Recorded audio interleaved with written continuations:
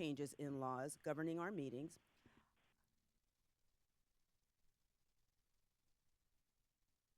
To confirm the following. Would you confirm that you are present? President Darling Hammond? Yes, I am present. Would you confirm that there is no other adult in the room from where you are participating remotely? That is correct. I confirm it. Thank you, President Darling Hammond. Member McQuillan, can you hear me?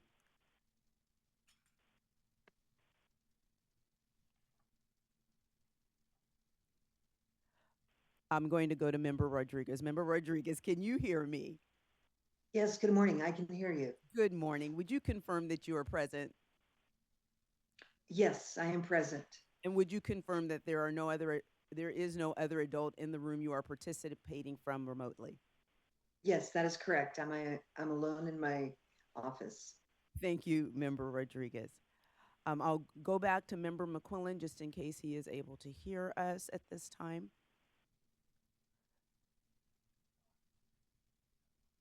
Okay. I will go back to those questions when Member McQuillan is available for us. So seeing that all board members are now present, I hereby call the January 2026 meeting of the State Board of Education to order at 8:39 a.m. I'd like to commence by saluting the flag. Member Orozco Gonzalez, will you please lead us in the Pledge of Allegiance?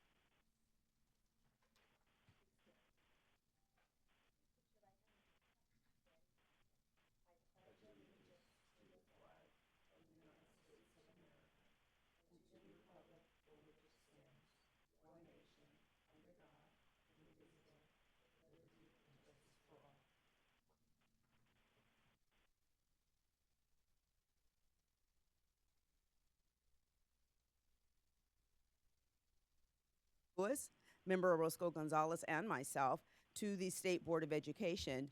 And I'd like to move forward by ceremonially swearing in Member Orozco Gonzalez. Would you please join me here?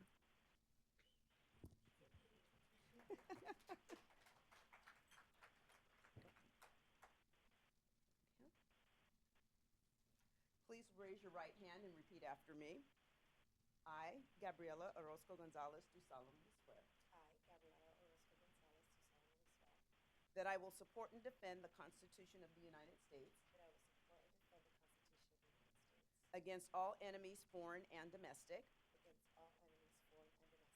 that I will bear true faith and allegiance to the Constitution of the United States and the Constitution of the State of California, that I take this obligation freely without any mental reservation or purpose of evasion,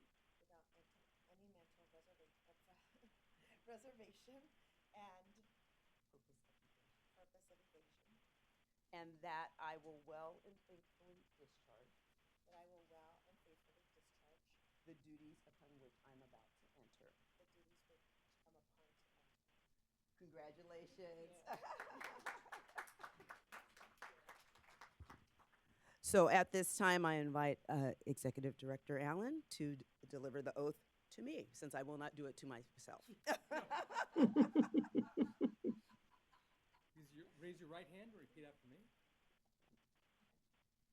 I state your name, do solemnly swear I, Cynthia Glover Woods, do solemnly swear that I will support and defend the Constitution of the United States that I will support and defend the Constitution of the United States against all enemies, foreign and domestic, against all enemies, foreign and domestic, that I will bear true faith and allegiance that I will bear true faith and allegiance to the Constitution of the United States and the Constitution of the State of California, to the Constitution of the United States and the Constitution of the State of California, that I take this obligation freely that I take this obligation freely without any mental reservation or purpose of evasion, without any mental reservation or purpose of evasion, and that I will well and faithfully and that I will well and faithfully discharge the duties upon which I am about to enter. discharge the duties upon which I'm about to enter.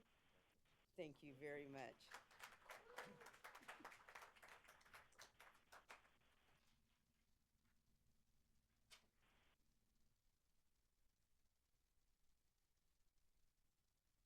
election of officers. We will hold an election for the position of president for 2026. The bylaws require that the state superintendent preside over the election of the president and such other business as the state board may direct. I'll turn the gavel over to State Superintendent Thurman. Good morning. Good morning. Thank you, Madam Vice President, Madam Chair, to the members of the board, and to those who are here and those who are following. In keeping with Article 4 of the State Board's bylaws, I'd like to call for nominations for the office of president. No member may nominate or second the nomination for themselves. 6 votes are necessary to elect an officer, and each officer elected shall serve for 1 year or until their successor is elected. I will now open the floor for nominations for the office of president. Are there nominations for the office of president? Member Glover Woods. I nominate President Darling Hammond. Thank you. Is there a second to the nomination? I second that. The motion has been made. The nomination has been made and seconded. Dr. Linda Darling Hammond has been nominated for the office of president. Are there any other nominations? Seeing none, we shall move forward. Is there any public comment on the nomination for Dr. Linda Darling Hammond to serve as president? There is no public comment in the room. Thank you. Can we have the line open if there is any public comment in the queue? There is no public comment in the queue. Thank you. There's no public comment in the room, and there's no public comment online. At this time, I would ask Mr. Allen if you would please call the roll. Member Yoshimoto Tauri. Yes. Member Rodriguez. Yes. Member Patillo Brownson. Yes. Member Roscoe Gonzalez. Yes. Member Olken. Yes.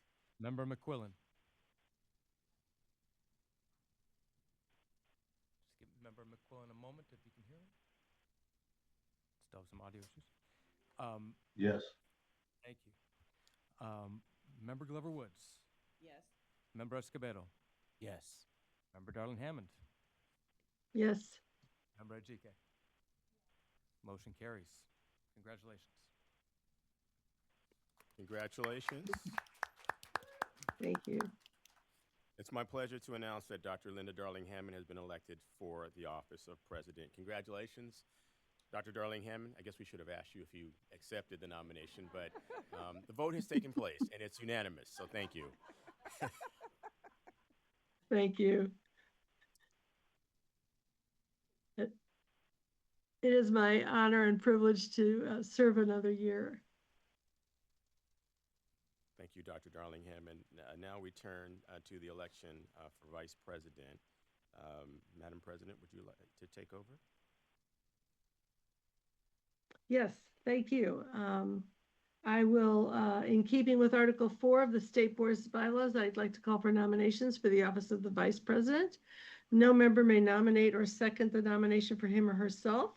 6 votes are necessary to elect an officer, and each officer elected shall serve for 1 year until his or her successor is elected. And I'll now open the floor for nominations for the office of Vice President.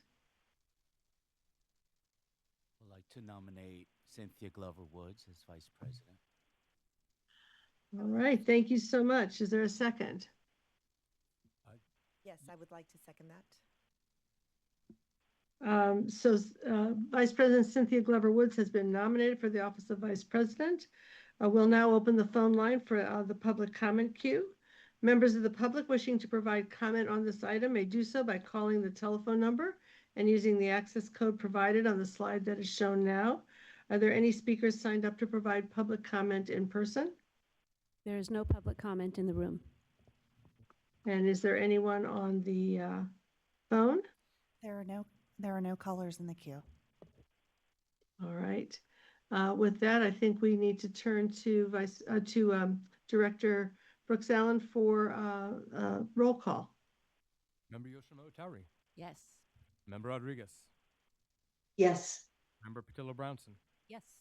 Member Roscoe Gonzalez. Yes. Member Olken. Yes. Member McQuillan. Yes.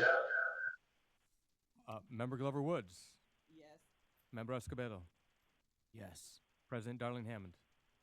Enthusiastically, yes. Member Ajike. Congratulations.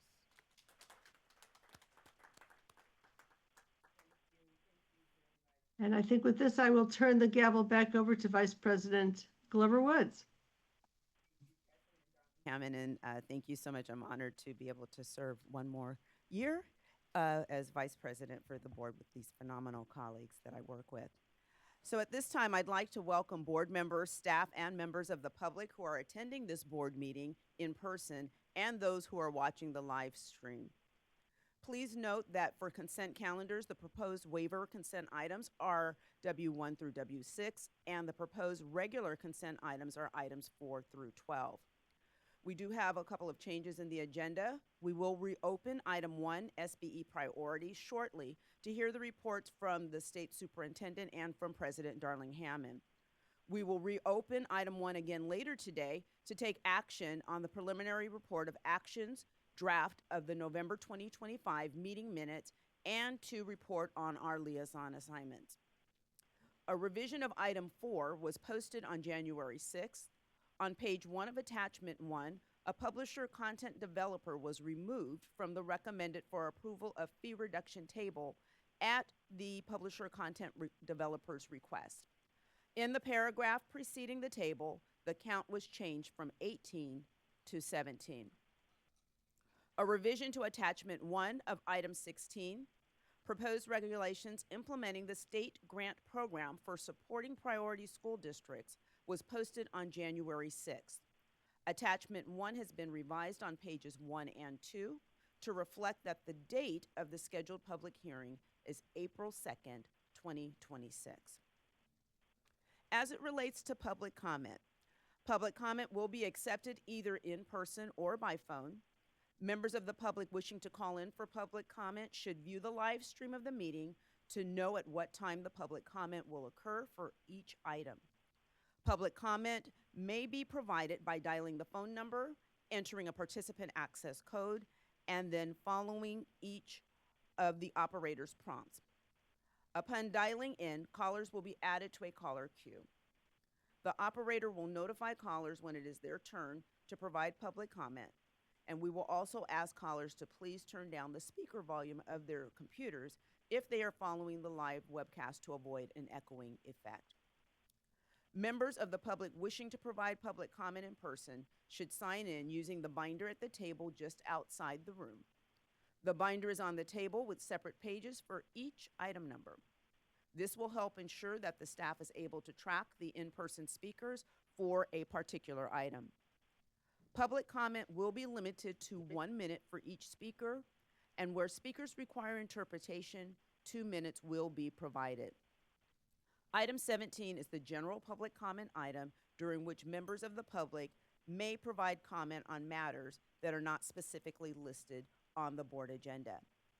Before we go back to the reopening of item 1, I would like to ask the required questions of Member McQuillan regarding his remote participation. Member McQuillan, can you hear me?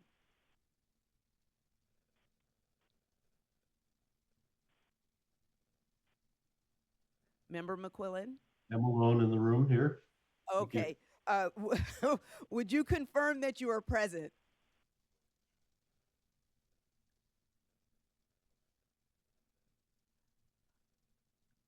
I believe you are. I see you.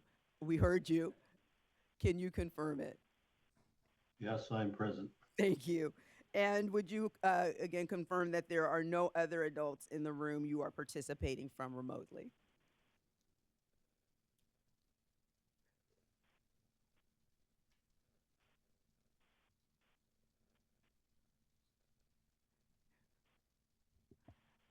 I'm not sure that you heard me, Member McQuillan. Are there any other adults in the room with I'm you? alone in the room here. Thank you. Thank you, Member McQuillan. Thank you so very much. So we will now reopen item 1 and turn it over to State Superintendent Thurman to provide his report. Thank you, Vice President Glover Woods, and thank you for convening the meeting. I want to just start by saying congratulations to the officers It has been an honor to serve with you these last 7 years, and looking forward to an 8th year with great opportunities to support student achievement. And as a point of personal privilege, I would like to also acknowledge how inspiring it is to serve with a president and vice president who are incredible and phenomenal leaders and African American women. In this time, it is an honor, and as a point of personal privilege, I just want to acknowledge my appreciation to be able to serve with you both. It's an honor to serve with this entire board, and I'm inspired by the things that you all bring forward for our youth. Later today, you will meet fantastic members of our California Senate Youth. You'll meet Cindy Chen and Gabrielle Listana, who will be representatives for our Senate Youth, and their alternates, Leanne Fan and Jerry Yang. I want to welcome back all of you from the holidays and hope that the new year is off to a good start for our students, for our educators, for our families, for all. The new year brings excitement as we witness the governor's proposed budget for 2026-27. While the state continues to struggle with revenue, what has been proposed for education again shows a deep commitment to our schools and prioritizing the resources for educating our kids. I'd note that this proposed budget would bring some $22 billion new dollars to K-12 education and to our community colleges. I also would acknowledge that this proposed budget has $1 billion proposed for extending and expanding the community schools grants, $2.8 billion for a grant to support school districts that they can use at their discretion, and $4.7 billion proposed to support expanded learning opportunities. I want to also acknowledge that we will continue to work on a number of proposals related to supporting student literacy. The budget proposes additional funds for special education and for literacy programs, including reading, coaching, specialist positions. As many of you know, we are launching at the Department of Education a 5-year plan to ensure that California students learn to read by 3rd grade. This plan will focus on making sure that there is additional dyslexia screening for our students, high-dose tutoring, family engagement programs to support families and their students and in multiple languages, and professional development for educators. In addition to that, we will be sponsoring legislation to make kindergarten a requirement in the state of California. We believe it's very important, as we talk about attaining literacy goals, that students arrive in 1st grade having had some exposure to school. This is not about drilling into students, but it is about giving them access to things that will help them. That we now have fully funded transitional kindergarten is a momentous opportunity to support our students. We want to build on that, and we hope that this year the legislature and the governor will see it that way as well and will approve our proposal, our bill, to provide kindergarten as a requirement for all California students. There are other pieces of legislation that you'll hear about, sponsored by myself and the Department of Education. AB 673, a bill that focuses on supporting homeless students. As many of you know, there are nearly 10,000 unaccompanied minor homeless youth in our state as students who continue to find a way to pursue their education. We want to provide them with subsidized housing and wraparound supports that help them as they move forward. You'll hear about our Pay It Forward bill to make it possible for more California students to attend the CSU or a UC without debt. That's AB 1241. We have 4 million Californians who are still struggling to manage debt from going to college. That represents over $150 billion in debt that we believe with the Pay It Forward bill that allows students to attend the university at almost no cost and then pay it back when they get a job, and that creates a pool of funds for other students. AB 1241 would study this issue, how to create a pay-it-forward system, and create a pilot for a pay-it-forward system. And we look forward to seeing that work move forward. We'll continue to share with you updates on legislation and other initiatives that we will be pursuing. I want to share with you a few upcoming dates for those who are interested. The department will be sponsoring the next Holocaust education training program in March. We call it Education to End Hate, and it is the second annual School Leadership to End Hate Institute. Registration is now open for those who would be interested in participating. We note that this training comes amid a time when we are seeing a rise nationwide in acts of anti-Semitism and racism and hate. And we believe that we can use education to help counter hate. And we hope that you will participate in this upcoming training and help us use education to keep young people from being co-opted by those who would promote fear and hate in our nation. I note that we continue our efforts to support our immigrant students, and just want to acknowledge that during this difficult time when we have seen American citizens and others murdered by ICE, we recognize the impacts that those have on our students and our families, promoting fear and making our students afraid to come to school. We will continue to work with our students and our districts so that they can feel that they can have a place to be safe, bless you, and to retain their education. I'm proud to say again that our sponsored legislation, AB 48 and AB 49, ensures that ICE has no place on our school campuses unless ICE has a specific judicial warrant for someone to be detained. We've worked with our schools to educate them on how they can say no to ICE and keep our students safe and keep them learning. We will continue to raise our voices in support for our California students. I want to acknowledge that since our last meeting in November, the California School Dashboard was released, and that data shows that California students continue to make progress on key indicators in every category: an increase in graduation rates, in college and career readiness, in A to G course requirements, and a reduction in our TK through 8th grade span in chronic absenteeism. We will continue to work on issues to reduce chronic absenteeism further, and just note that every indicator on the dashboard was rated yellow or green, signaling improvement across every single outcome. And with that, I want to say to the board members, thank you for your leadership. We look forward to a great year of continuing to push rigor for our students, providing them the mental health supports that they need, and providing them with a great pathway to learn about career opportunities for their future. And with that, I will submit to any questions for the members of the board. This concludes my report. Thank you, Superintendent. Questions for him. Thank you so much for that wonderful report.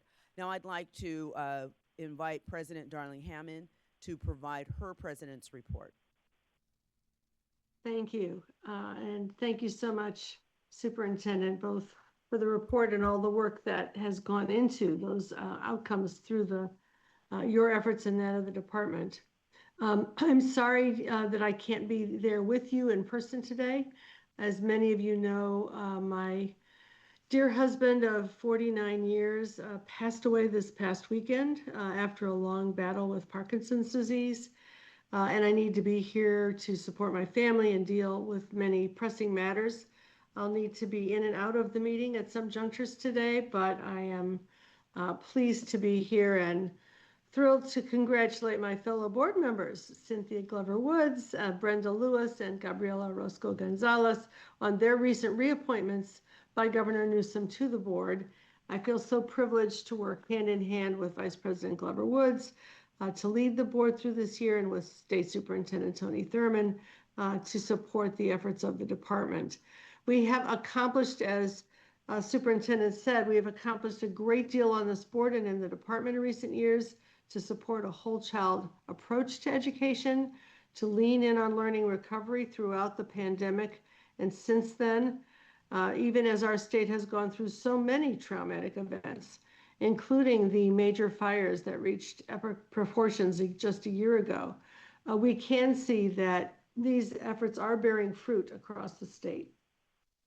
Later today, we will hear more of the details about the release of the dashboard, but as the state superintendent noted, our graduation rate has continued to make steady progress. It's now at nearly 88% at its highest level ever, and graduation rates continue to show accelerated progress for many student groups that are narrowing the long-standing gaps in graduation. College and career readiness is increasing. We'll look more at that topic in the meeting today about how we can acknowledge and understand more about what our students are encountering and mastering in terms of both career preparedness and college preparedness, and hopefully civic preparedness as well. The rate of chronic absenteeism has continued to improve at a faster pace than most other states in the country. We are well under the national average in terms of chronic absenteeism, while we continue to have a lot of work to do. And that work occurs in the context of climate events that are continuing to increase in number and severity, and illness surges. Both of those things, of course, affect students' abilities to get to school and to be in school. And we both need to continue to make it possible for students to be educated remotely where that's necessary, and to bring students into the school, as we have seen more and more possible through the work of community schools and others that have been deepening connections to families. Academic achievement improved in ELA, math, and science, as you know, for all student groups and all grade levels, with Black and Latino students showing greater than average gains. So in short, we are supporting more students to come to school, be prepared for college and careers, graduate in greater numbers, and make stronger gains. There's still much work to do. It will be critically important to continue the forward-thinking initiatives and investments that have been made in recent years, so they'll continue to pay dividends in the coming years. As State Superintendent noted, the governor's proposed budget for 2026-27 continues to grow the base of LCFF support for schools. We would reach, with this budget, a record-breaking $27,400 per student, putting California above the national average in spending. Now, of course, with our high cost of living, each dollar goes less far than in many other states, but we were at the bottom of the rankings in school spending just 15 years ago. So we are continuing to make progress there. We will fully fund universal TK for the second full year of full implementation, and continue to reduce class sizes to improve the quality of education for our youngest learners. We continue to propose investments in our school meals program, our before and after learning programs, which would become universal at every elementary school in the state. There's also the significant investment of over $500 million to increase rates for special education. We continue in this budget to invest in our educator workforce through educator residencies, which are proving to be incredibly successful in both diversifying the teacher workforce and the counselor workforce, to bring more people in, to do that with high rates of effectiveness of those programs and high rates of retention for the teachers who enter the profession that way, as well as the pupil services personnel. So that will continue to grow, a very successful part of our teacher education and educator preparation infrastructure. The budget provides significant one-time discretionary funding for flexibility locally to adjust local priorities.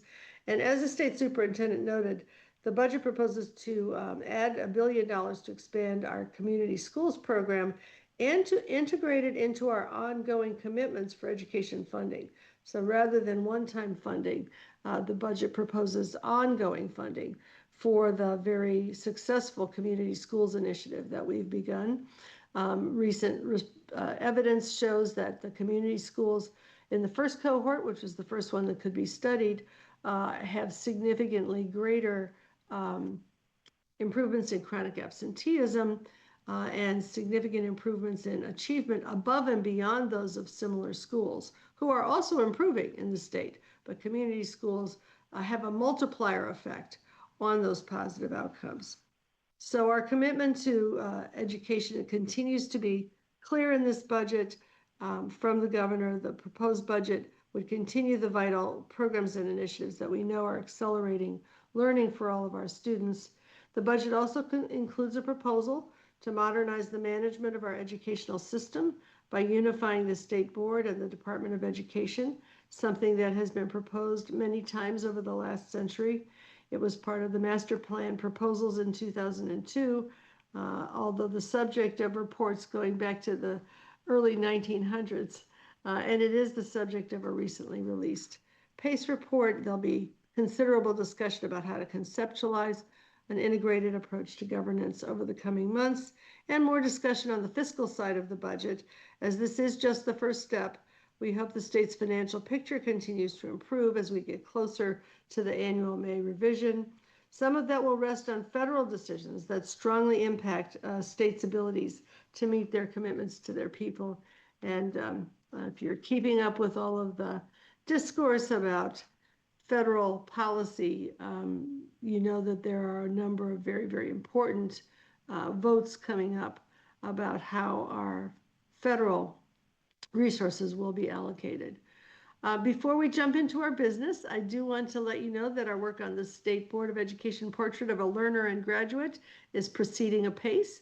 The State Board staff, in collaboration with those of the CCEE, the California Collaborative for Educational Excellence, is working to get feedback from the field through listening sessions and a survey.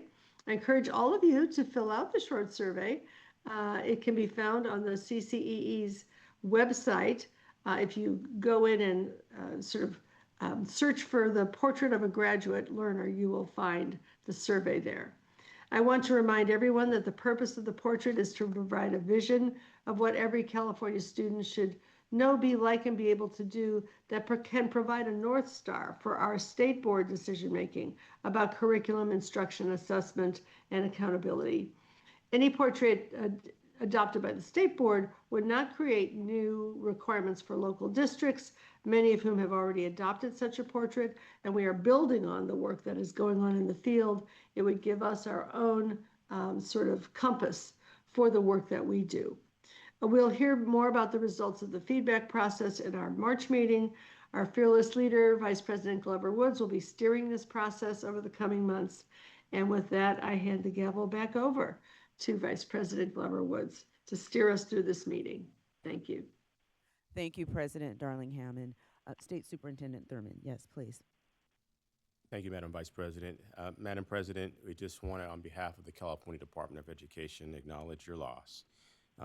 You have our condolences and our prayers and our love, and just know that for you and your family that we're saddened, but also grateful for all that you and your family have contributed to the state of California.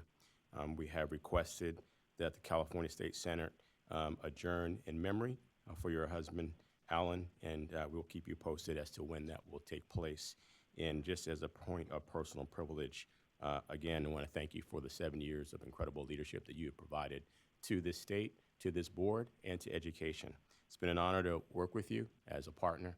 Thank you for championing so many important initiatives like community schools and what we do in literacy, what we do in recruitment and retention of our educators. I just want to thank you for bilingual education, all the things that you've championed. Thanks for being America's greatest educational researcher. I know this because I've copied all of your work and put it in all of my legislation. And even in this difficult time, just want to appreciate you and let you know that we send our love and our prayers to you and your family at your time of loss. Thank you so much. It has been especially wonderful to be able to be doing this work with you, with the shared values and the incredible energy that you have brought to getting our state moving forward in education. So I appreciate that. I appreciate the kind thoughts. Many people have expressed their support for my family, and I greatly, greatly appreciate that. Thank you. And President Darling Hammond, I also echo on behalf of the board, we definitely miss having you here at the dais, and do know that our prayers are with you and your family at this time. Alan was a phenomenal man. Anyone to read and learn of him knows that it was just a life well lived of public service. And just know our thoughts and prayers are with you. We're so appreciative of you just gracing us with your presence during this time. And do understand when you do need to pop off and on. But just know you are missed here, and our love, thoughts, and prayers go out to you and the Darling Hammond family at this time. Thank you so much. So we will move forward to item number 2. And so item 2 is the update on the implementation of the integrated local, state, federal accountability and continuous improvement system. And the board will engage in a study session on the college career indicator.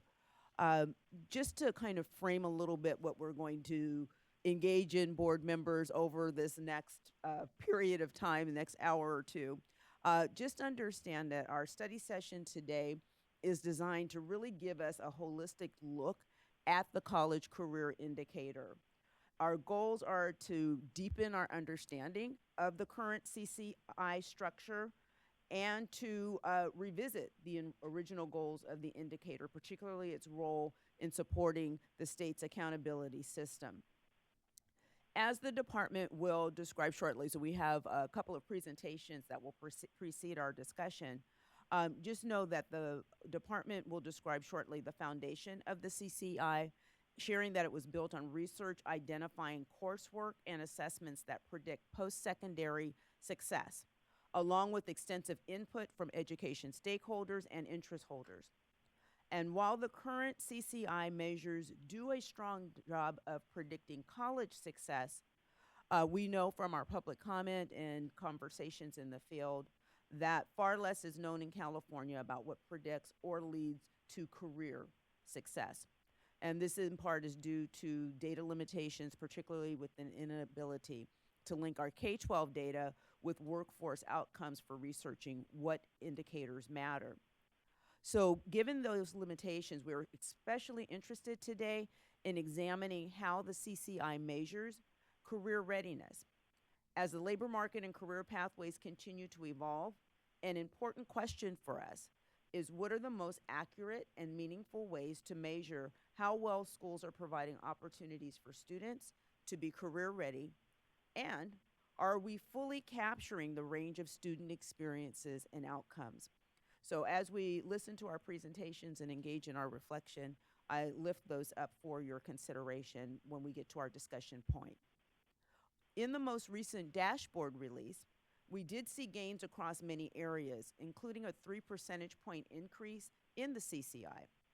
At the same time, only 52% of students statewide are identified as prepared under that indicator.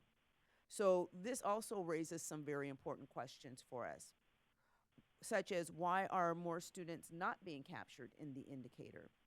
Are the accomplishments of our students not being currently reflected?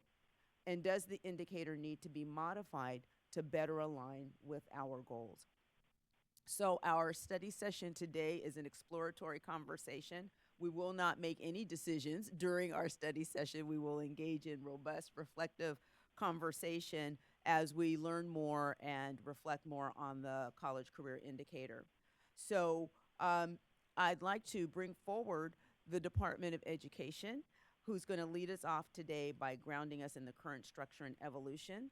I invite Cindy Kazanis and Kim Mundek from the CDE, our partners, to provide an overview of the CCI, or historical context, and all other important information related to this indicator. Good morning, Cindy. So great to see you. Please begin when you are ready. Good morning, Vice President Glover Woods, Cindy Kazanis with the California Department of Education. It's nice to see you as well. To begin this conversation, the College Career Indicator is very different than any other indicator. When we were talking about this study session, it doesn't act like suspension, where there's not really a lot of noise and things that you can add to suspension. You're either suspended or you're not suspended. For the College Career Indicator, it has become something that we have explored 35 different components to put in this indicator. So hopefully you had a chance to look at the attachments, especially attachment 1, which talks about really the history. And some of this history predates yourself, Member Glover Woods, President Darlene Hammond's time on the board, as to what a College Career Indicator would mean for California. And you'll hear later from our colleagues with the Comprehensive Center about how their other states have approached this. And when I think about the College Career Indicator and the work that has gone into this, we have presented over the course of the last 10 years, 28 items, memos, and we've actually already had a study session on this. We had a study session back in 2019. So this has been an indicator that has been, I think, difficult to land because it keeps growing, because we're trying to keep shifting the needs of the indicator to meet all types of students. Students enrolled in our juvenile court systems, students enrolled in charter schools, students who are severely cognitively disabled, so our 1% of our population. And this indicator still has opportunities to grow, and we have presented those opportunities to you in the form of career measures over the last 4 years. And so one of the things we hope we can get out of this session to achieve is how to land those indicators. How do you want them to show up on the dashboard? There is something within the department. This is bigger than me. I actually have our director of the College Career Transition Division, Mindy Parsons, here today, because she is partnering with us, and this is a big space, of course, for high schools. The other person that has been very helpful in this space is Monique McWayne. She oversees, of course, our Professional Learning Support Division and the State Seal of Civic Engagement, which President Darlene Hammond has really rallied behind. The other person that we couldn't do any of this work without is Liberty Van Natten. And you very rarely get to see Liberty, but Liberty is in charge of the Education Data Management Division. Everything with the College Career Indicator starts at the student level. If I don't have access to student level data, we cannot put it into this indicator because it wouldn't be valid or reliable, and that is a standard that you have established for accountability. So with that, in terms of what we are hoping, again, to get out of today is, first, in case, again, we want to make sure that everybody's on the same page in terms of prior state board actions, prior to many of you, again, being on this board. Talk a little bit about the overview of the CCI composition, how LEAs and schools have demonstrated they're prepared. Some of these data you will see through this year. There are other pieces of data we're going to bring to you later on. We're going to bring to you in March, and if necessary, in May, to help, again, for you to land those measures around the career pieces. That's that second to last bullet, additional career measures. And then we'll briefly give you an overview to help set the tone for your conversation around performance since 2017. So looking historically at this measure and the gap that we had during COVID, especially because this measure is heavily dependent on our Smarter Balance assessments, which of course were not offered during one of the years, or offered and not taken by all students. So in terms of sort of what it is, the College Career Indicator does exist as a state indicator for our high schools. It was adopted, again, a decade ago, and we first published it with performance levels in 2018. So it was really the last metric to be adopted by the board as we were developing that new accountability system a decade ago. The purpose of the indicator is to see how well schools and local educational agencies prepare students. I'm going to repeat that again. So it's schools and local educational agencies. We're not looking to see if a student, this is not about students themselves, it's how the schools are supporting those students to get access to certain programs, to get access to opportunities within each cohort. So we're looking at students who are in the graduating cohort. That's who is measured. It's not the 9th graders, it's not the 10th graders, it's the graduating, supposedly graduating seniors. And if you don't graduate, then you're not, you don't even pass prepared, so, or have an opportunity to demonstrate prepared. So it also captures, for those schools, especially an alternative school setting, this much higher standard to get across, because first we have to see the student graduated with a high school, graduated from high school. We are also looking through each of these measures how, we're reviewing it from two different sides. We're viewing it from an assessment side, so we've tried to make this presentation a little bit more user-friendly. So we have assessments, and then we have course completion. And that is, again, dependent on the collection of the data. So for our assessment results, our testing contractor, of course, provides us access to the Smarter Balance results. For course completion, we are picking that up from our student level data system, which we are dependent on local educational agencies to give us accurate and current information about their students. In terms of further assessment results, we are dependent on, for example, on the ASVAB for schools to report that. We are unable to get that from the federal government. There is not access to that piece of data. We also have data sharing agreements free of cost to us from the College Board for advanced placement, and then International Baccalaureate. So in terms of the development and intended purpose, this is a slide that I know this one and the one forward we used back in 2019 during the study session. So I'm just historically reflecting on what that purpose was back then. If the board is looking to expand the purpose, like, this would be a great opportunity to have that conversation as well. But really, what was intended from the original design was looking at a complete picture beyond graduation rates of how well LEAs and high schools are preparing students for success after college. We are looking to emphasize that a high school diploma represents a broad and rigorous course of study and prepares, again, students for success after high school. Also looking to make sure that high schools provide students access to that rigorous and broad course of study. And then finally, represents good policy and reflects the priority of California educators and stakeholder groups.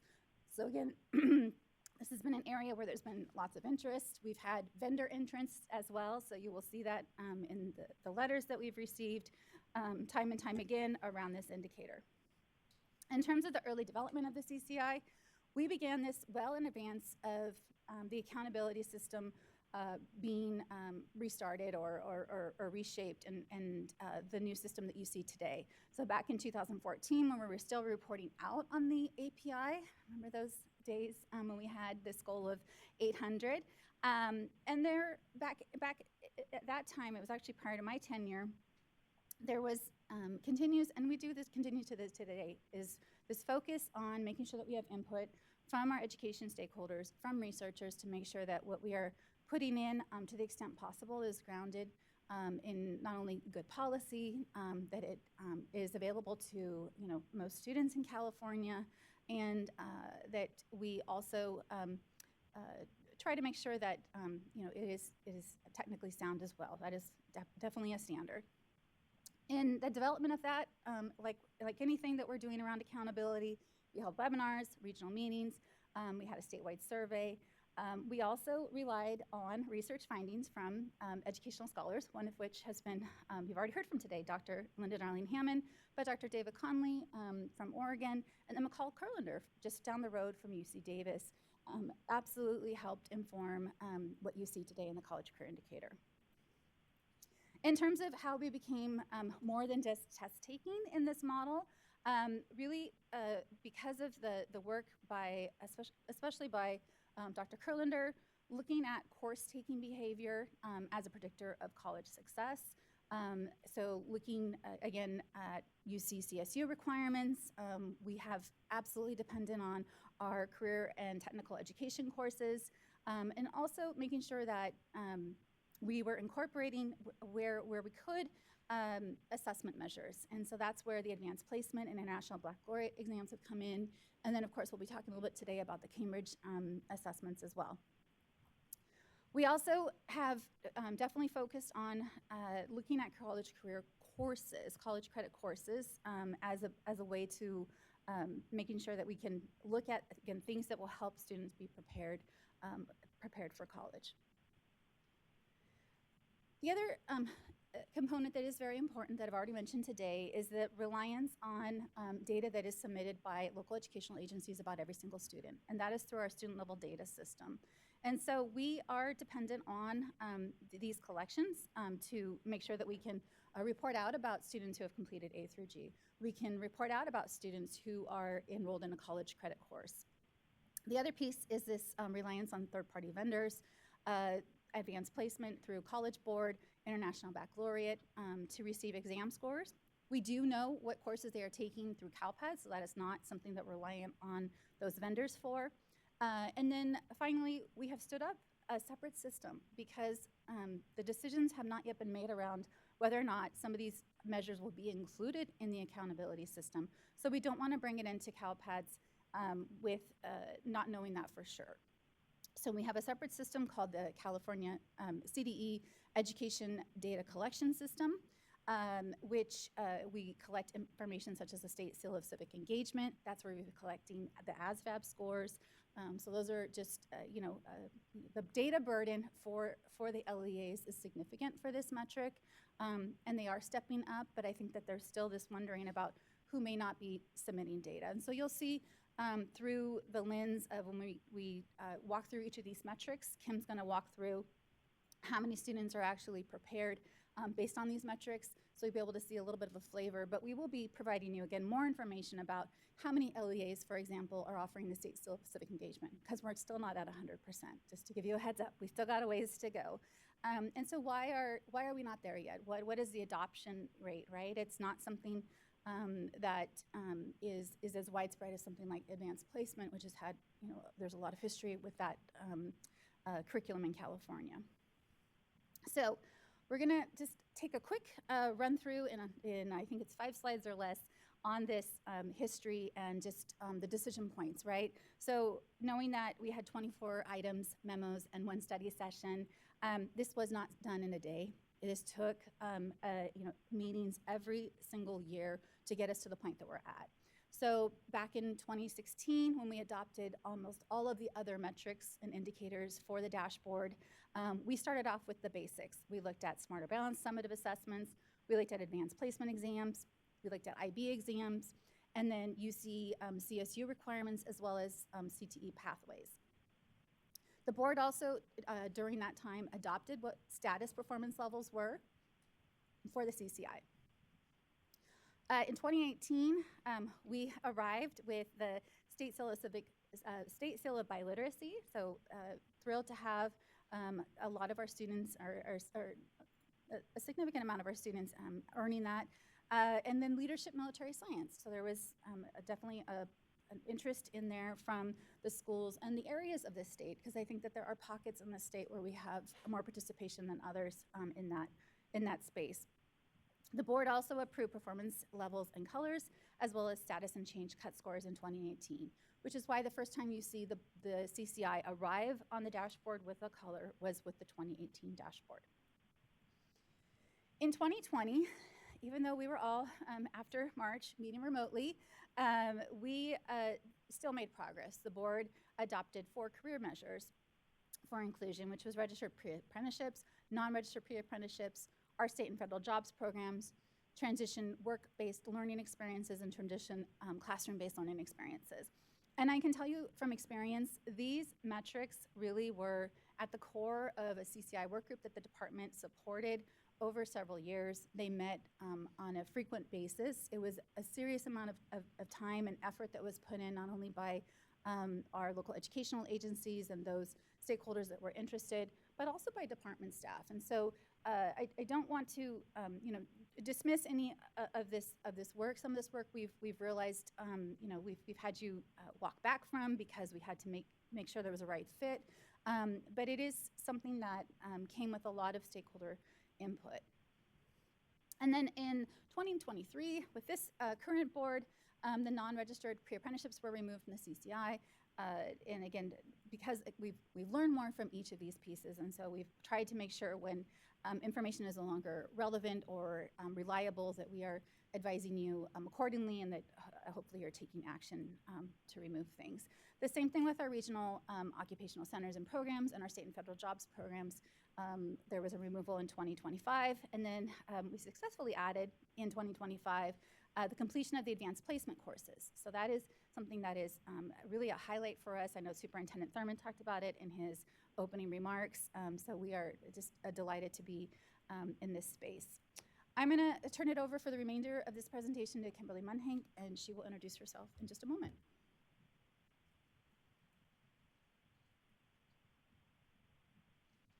Good morning, board members. Kimberly Muntank, Administrator of the Accountability Development and Policy Analysis Unit. I am here to demystify the CCI, and I hope that I do a good job with this today. That is my charge, and I'm hoping that we look at things in a way that helps us communicate clearer and easier around it, and how the pieces that we feel are missing, right, where they go in and how we can add them, and as Cindy referred to, how we can assist identifying what schools and LEAs are doing across the state, right, and add those to the CCI to additionally measure, things that we are not currently measuring in our current system. So to ground us all, I want to first off start by clarifying what we do measure, the data points that we gather within the College Career Indicator. And the first, most important one is the number of students that are prepared. And what we mean by that is that an LEA or school has prepared a high school graduate, right, for college or career per the measures that the board has adopted. We also gather additional information and report out on that on an annual basis. And the confusing level that comes through is approaching prepared. And the original CCI and most of the measures adopted prior to 2019 included an approaching prepared level, which was a signal to LEAs and schools, right, that nothing was done, right? Something was done, but it wasn't enough to get to the prepared level. So we wanted to acknowledge, right, work happening and being done, right? And then also providing a signal that perhaps there is just a little bit more to go with the next cohort, right? So you're building upon blocks to move forward. We have not adopted approaching prepared measures with anything since 2020. So we haven't continued that trajectory moving forward. So those signaling device isn't there with our newest and most modern measures. So I just want to, when you look through those, you'll be like, why do we have some of the, some are approaching and some don't? It was simply a device of the first iterations of the CCI, and moving forward, we since approaching wasn't meaning anything, we centered our 28 items, right, on the meat of things for prepared and providing that within accountability. And additionally, we do report out on those students who are not prepared. And that is either, again, through a student who either did not graduate or did not meet any of the measures available, either through prepared or approaching prepared.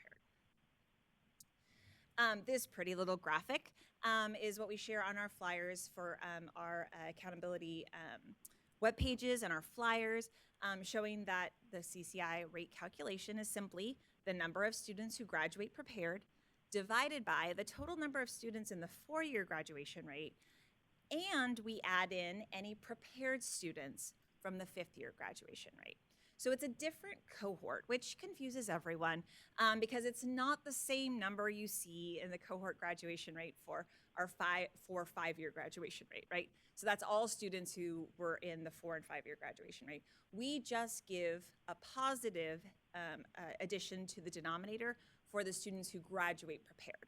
So we do not punish schools by adding in all of those additional fifth-rate students in the graduation rate. So it's similar to the CCI denominator, or to the graduation rate denominator, but is not the same.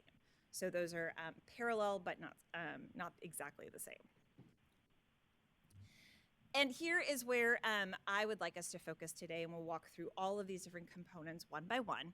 But the adopted CCI measures, as Cindy described, are a series of measures, either through measuring assessment results from students, measuring course taking by students as reported to the CDE, or a combination of assessment and course taking measures.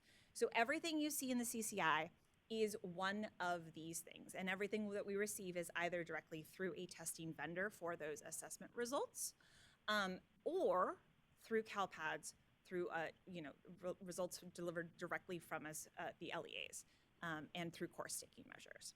So we'll walk through the results of 2024-25 cohort for each one of these and walk through the elements. And at the end of these, if you have any questions, we'll save those and I can go back and we can explain anything. So our first one, obviously, our Smarter Balanced Summative Assessments. And a score of a level 3 or 4 on both ELA and math will earn prepared for an LEA or school.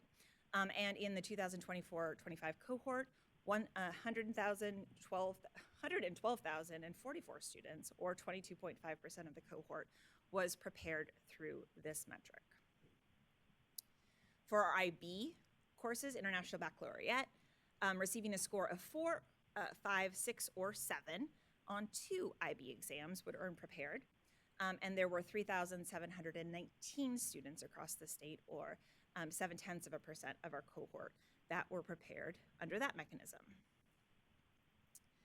For our courses, for college credit courses, so students who complete 2 courses where college credits are awarded with a C- or better, as reported in CalPADS, we had 59,977 students in the cohort, or 12%, receive prepared through that mechanism. Registered pre-apprenticeship for prepared. That is just simply completing that registered pre-apprenticeship through our career measures and metrics. 2,460 students, or 0.5% of our cohort, completed that measure. Transition classroom and work-based learning experiences. This measure is limited to students who receive the alternative pathway diploma, and that is completing at least 100 hours of work experience, as well as the equivalent of 4 semesters of courses of college or career exploration, prepared to design a student with an IEP for employment or independent learning, and 23 students completed that in the 2024-25 cohort. For our advanced placement, or AP, which is a combination, thanks to your motions and action last year, of both assessments and courses, that metric looks like either completing 2 AP courses, receiving a score of 3, 4, or 5 on 2 AP exams, or completing a course and getting a score of 3, 4, or 5 on 1 AP exam. And last year we had 142,431, or 28.6% of our cohort complete the measures that way. Our most robust measure by far, and our assessment and course combination, is our MET UC CSU requirements. And we say plus here because it's not just meeting our A through G and completing that course sequence. It is also, as you see, a requirement to do something else. So there's assessments as well. So if you meet all of your A through G course requirements, or as we refer to them, UC-CSU, for clarity's sake for everyone, right? You also need to do one of the following. Either score a level 3 or 4 in one subject area for ELA and math, and score a level 2, 3, or 4 in the other area. A semester, quarter, 2 quarters, or 2 trimesters of a course of where college credits are awarded. So one single college credit course with a C- or better. A single AP course. A score of 3, 4, or 5 on an AP exam, a score of 4, 5, or 6, or 7 on an IB exam, or completing a CTE pathway with a C- or better. Any of those additional components, as well as completing your A through G coursework, will result in prepared, and 42.6% of our cohort was prepared through the CCI in that manner. For our state seal of biliteracy, this includes including the state seal, as well as having a score of level 3, 4, or 4 on the ELA and Smarter Balance. So you also need to receive that score on your test in your junior year as well. So 12.4% of the cohort, or 61,639,000 students received that and received prepared through that mechanism. And then career technical education pathways plus, meaning that you completed a CTE pathway with a C- or better throughout that pathway, as well as scoring a level 3 or 4 in one subject area of ELA or math, and a score of 2, 3, or 4 in the other area, or a semester, 2 quarters, or 2 trimesters of a course where college credits are awarded. And 68,288 students, or 13.7% of our cohort, completed the CCI that way.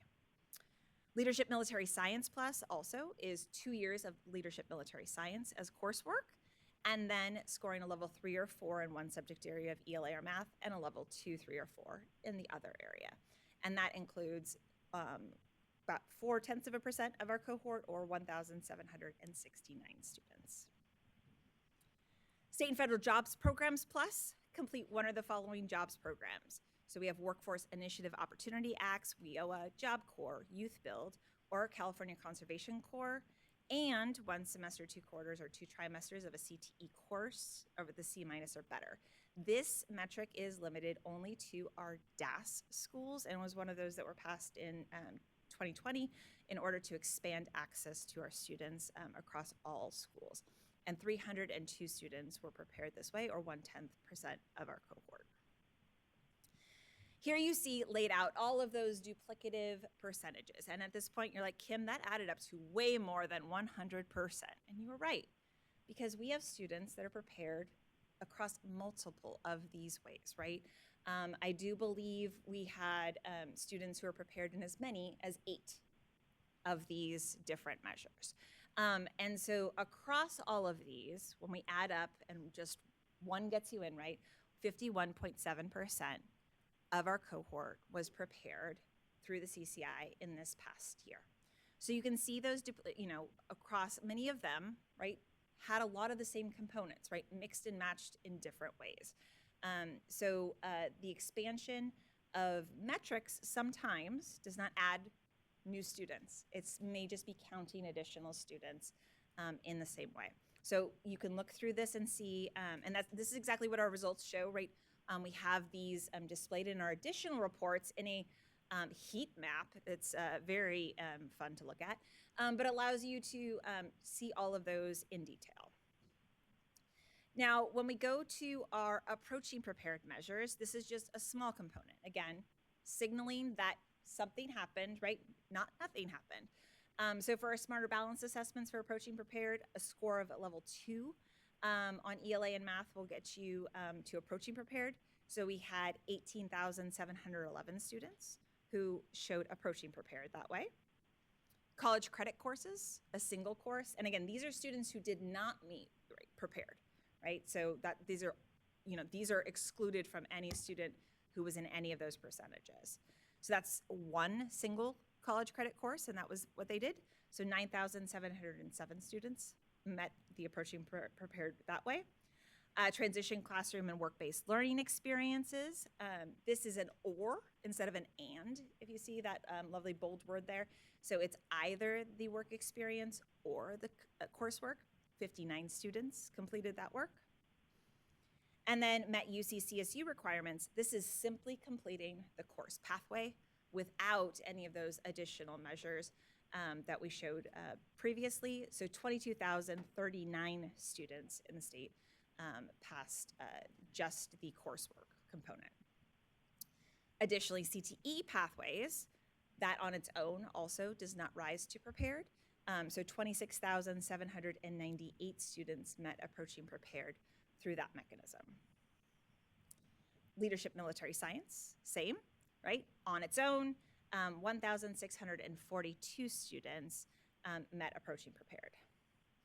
And state and federal job programs, again, on its own, 196 students met that. So altogether, 14.3% of students met approaching prepared in addition to our 51.7%, which leaves 33.9% of our cohort last year that either did not graduate or did not complete any of the measures that I have mentioned across all of those components. So even the minimum components of approaching prepared. So we have 33.9% of students who in any of those metrics have not been shown to be prepared by their LEA or their schools at this time. So that's what we're here to talk about, right? When we're talking about expanding, is thinking about those students and thinking about who are we not reaching, or what are we not seeing? Is there something we're not measuring and that's why they're not showing up, or somewhere we're not reaching and they're not showing up. So that brings us to these additional measures that we've been working on for 6 years. And the first of those measures, near and dear to President Darling Hammond's heart, is the seal of civic engagement. And that is a seal conferred by the State Superintendent of Public Instruction through criteria adopted by the State Board of Education to students in grades 11 and 12, right, who demonstrate excellence in civics education and participation, as well as understanding the United States Constitution, California Constitution, and a democratic system of government. In 2024-25, we had 19,893 students who earned a state seal. There are more students who got seals or requested seals, but in our student level data collection, we only have 19,000. So we're off right now by about 3,000 students of who schools have asked for seals from, but we, in receiving that data, only have 19,000. But we have 2 years of data, so that's a great place to start. For our career measures and courses that we're talking about, internships. So this is a work-based learning activity which allows students to apply classroom learning in a workplace setting. The instructor and partner work together to ensure student safety and success and monitor student progress. They practice Fair Labor Standards Act when coordinating these internship programs. And most importantly, as we talked about first, right, these are LEAs and schools offering courses to students. The internship opportunity is tied to an instructor, course, and or a CTE program. It's supervised by an industry expert, and it can be paid or unpaid. So in 2024-25, we had 19,124 students who completed an internship as reported to the state. We've also been completing data for the last 5 years on student-led enterprises. So this is the development of an operation of a revenue-generated business operating outside of the classroom. But student-led enterprise can occur across all of the industry sectors and can also occur in non-CTE programs. It's tied to a course where students develop a business or marketing plan. It's operated and managed by students, and it's revenue generating, for-profit or nonprofit. And last year we had 8,554 students completing a student-led enterprise. And then for simulated work-based learning, these are students that gain career experience while at school through an emulated workplace environment that is aligned to classroom curriculum. So it's tied to a course and an instructor, tied to workplace experience within a school environment in conjunction with a business or industry, and involves work-related and or technical skill development. And this one, I will tell you, is the most asked question. Everyone's like, what is a simulated work-based learning? So I have my expert, Mindy Parsons, to tell you exactly the conversations she's had with districts across the state to what they are doing as simulated work-based learning. Thank you. Again, Mindy Parsons, Division Director for the Career and College Transition Division. I'm very excited. When I knew that they were going to be presenting on this, I wanted to come and crash their presentation. So thank you so much, because I'm very excited about CCI and glad that we are talking about it today. So I do want to point out that high-quality CTE programs include work-based learning. So that's, career exploration, internships, connecting with employers, things like that. But simulated work-based learning is a little bit different in that classrooms LEAs are trying to replicate the workplace environment into the classroom. So you see a lot of that with our health sciences pathways, like certified nurse assistant, medical assisting. You walk into a classroom, you'll see those hospital beds, hospital equipment. You may also see simulated work-based learning within our culinary arts. A lot of the classrooms and kitchens have been retrofitted, so they have state-of-the-art equipment, because again, we want our students to be able to access this equipment as if they were in the real world into a job in that pathway. You also may see this in automotive, where you'll walk into a classroom and students are actually doing oil changes. You'll see engine hoists and students actually performing as if they were working for an auto body shop. So those are a couple examples of what's been happening in regards to simulated work-based learning. But again, all high-quality CTE programs offer work-based learning, and this is just another opportunity. If they can't go out and do that, we are simulating that into the classroom, and so we're replicating that workplace environment into the classroom. Hopefully that was helpful. Thank you. Thank you so much, Mindy. It's so nice to have program experts right there at the call, right? Phone a friend. And so then the other component that we've been gathering information about for the last 5 years is our Armed Services Vocational Aptitude Battery Assessments. And this is the military entrance exam that's given to determine enlistment eligibility and job training eligibility. It's administered to students in grades 10 through 12 in schools that offer this non-mandatory exam. And the score is based on word knowledge, paragraph comprehension, arithmetic reasoning, and mathematics knowledge. And last year we had 4,229 students in the cohort with LEAs that submitted scores on their behalf.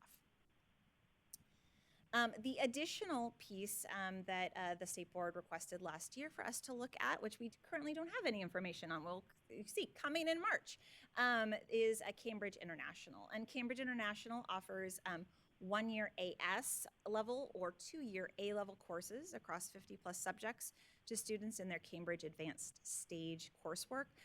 Assessments are taken at the completion of those courses.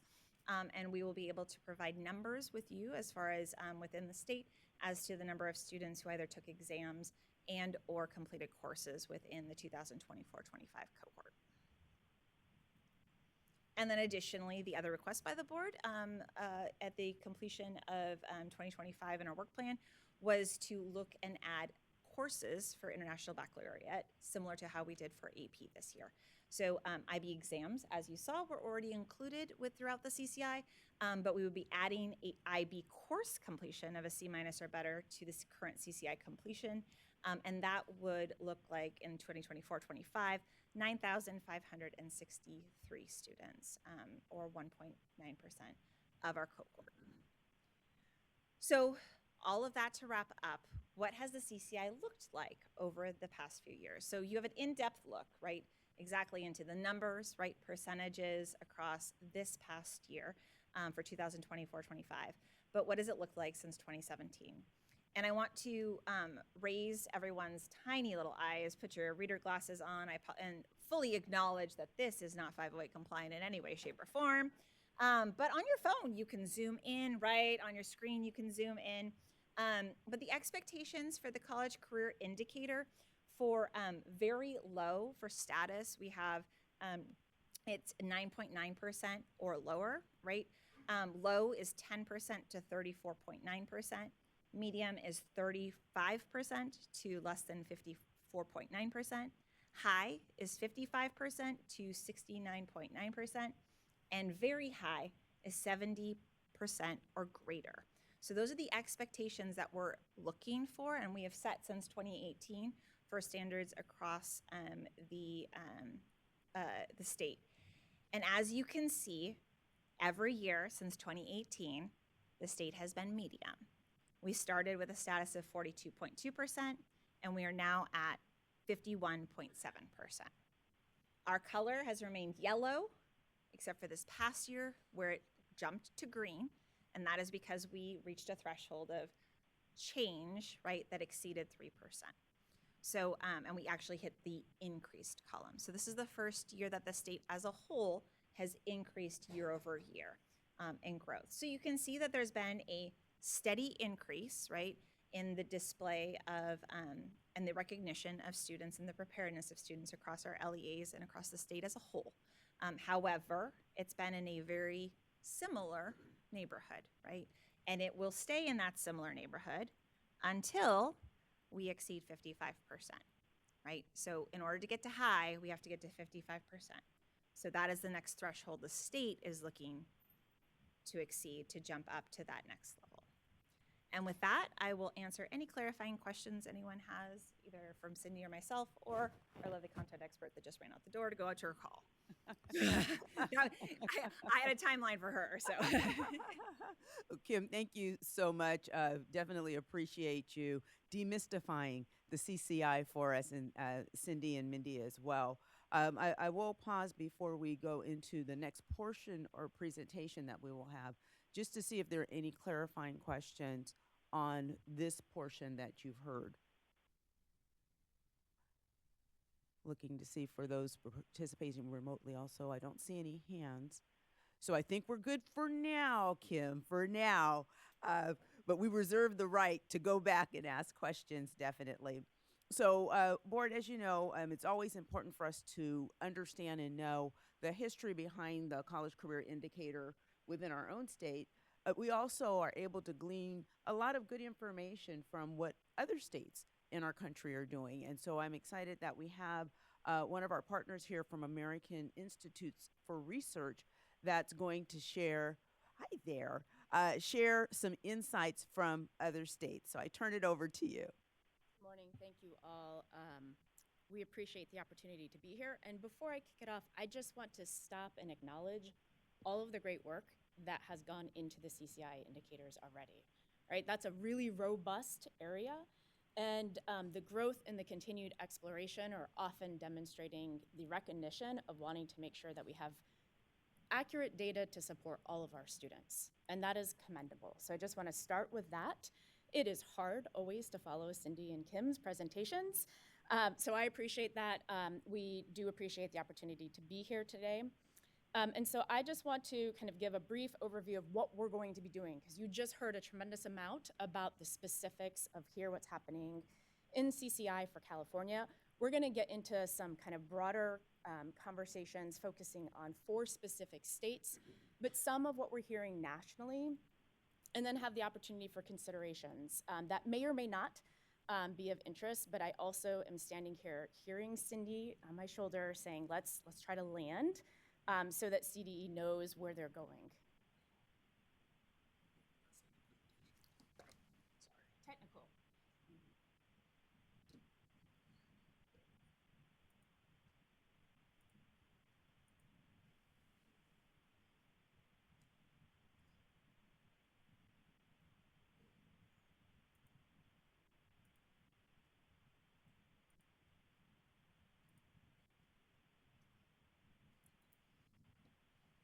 And it's always great when it's not me that's causing the technical aspects of it, but we all know that technology does its own thing.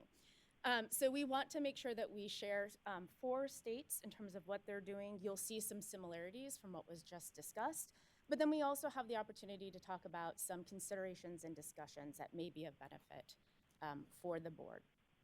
So I just want to ground, we heard a lot about what's happening here in the state, and so what my colleague and I are going to be talking about is more of what we're seeing across this country and other states. We will be talking about both college and career readiness indicators, but we're really going to be focusing on that career readiness aspect. That was what we were asked to really focus in on, and that's really where we're going to be giving a lot of examples. And that we were also charged in really recognizing that all of what we're trying to do and share in the information is still based on what's happening in school. If we're thinking about career readiness, that's often beyond K-12, but we're trying to think about what can be measured in schools to be able to get us there. We also are always going to stand and acknowledge there's a very real concern about burdening districts with additional data and data collection, and sometimes that's easy, sometimes that's not, and just that's the reality that we also are aware of that kind of tension, and that helped us frame some of our remarks today as well. And then we also know that states are often collecting data that are not part of the accountability system. We're going to be focusing much more on the accountability systems in these other states, but we do know that there are other data that are getting collected that just aren't part of those accountability systems. And we heard loud and clear an interest in learning about how other states are measuring college and career readiness. And so the 4 states, just to preview them, are Massachusetts, New York, Pennsylvania, and Virginia, that we're going to be giving some highlights of. Not going into great depth on each of them, But before I do that, we wanted to share just a slide that discusses the most common career readiness indicators that are used across the states, because we thought that was just an important way of grounding the conversation that we're going to start today. So on the left of the screen is dual enrollment success. And so 32 states are using that as part of their accountability system. 26 states are doing attainment of an industry recognized credential. 21 states are doing achievement on an academic career readiness assessment. And then 21 states are also doing CTE completion. 16 states are doing experiential or work-based learning as part of their accountability system. Not on the slide, but something that we heard an interest in hearing a little bit more. 8 states are doing military enlistment as part of their accountability system as well for college and career readiness indicators. With that, I'm going to hand it over to my colleague Chrissy, who's going to go more into depth on the 4 states we're highlighting. Thank you, Jenny, and good morning. I'm happy to be here. So as Jenny mentioned, we are focusing on these 4 states. I will not read all of their definitions of college and career readiness, but you'll see a lot of similarities across the definitions, referring to both entry into college as well as preparation for the workforce, some references to responsible citizens, and also some training for the military, especially in Virginia, where there is a lot of military bases where that may be a more common pathway.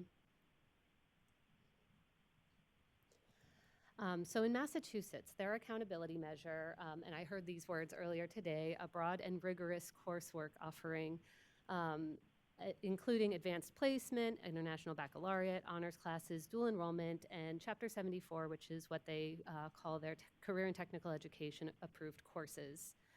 This is the simplest of the 4 states. It's really just taking evidence that they have taken at least one of these courses, and that is in their measure. However, I will let you know that if you look on their website into their reports, they do report on a lot of other outcomes, such as enrollment in college after high school, graduation rates, participation in other types of programs like their early college high schools. So there are a lot of other college and career readiness measures that are not included in the accountability measure.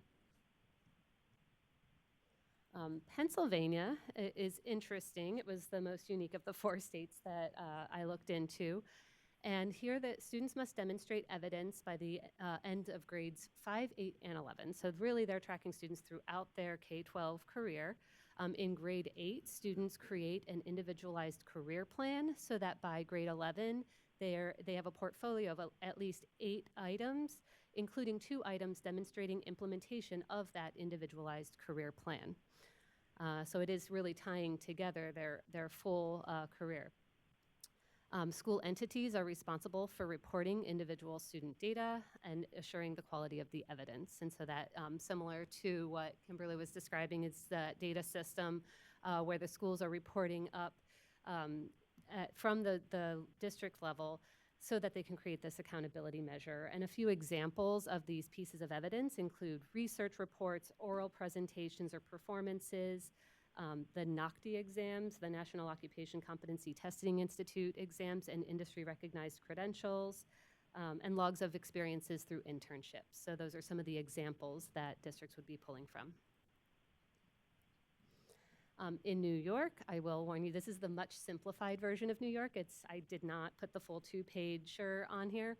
But it's a weighted system so that there is higher priority given to more rigor, such as the CTE endorsement, or getting an exam score of 3 or 4 on AP or IB exams respectively, whereas a lower weight of 1.5 is given for AP or IB course taking. So that's very similar to the did you demonstrate readiness, or are you approaching? There are other levels that go down. I will mention that those NOCTI exams appeared again under the weight of 1.5. So there are different levels of whether you get the full CTE endorsement, which involves a 3-part assessment and workforce readiness and a 4+1 CTE course sequence, as opposed to maybe not meeting the endorsement, but accomplishing that the industry recognized certification through the NOCTI assessment. Virginia also has a weighted system. Again, this is the simplified version. But here, students can actually accumulate points across the enrollment, employment, and enlistment outcomes with, like, for example, a 1.25 weight associated with earning an associate degree during high school, as well as CTE completers who both earn an state-approved, industry-recognized credential in a high-demand field and complete high-quality work-based learning experience. I wanted to read that word for word because if they get the state-approved, industry-recognized credential, but it's not in a high-demand field, it's given a lower weight.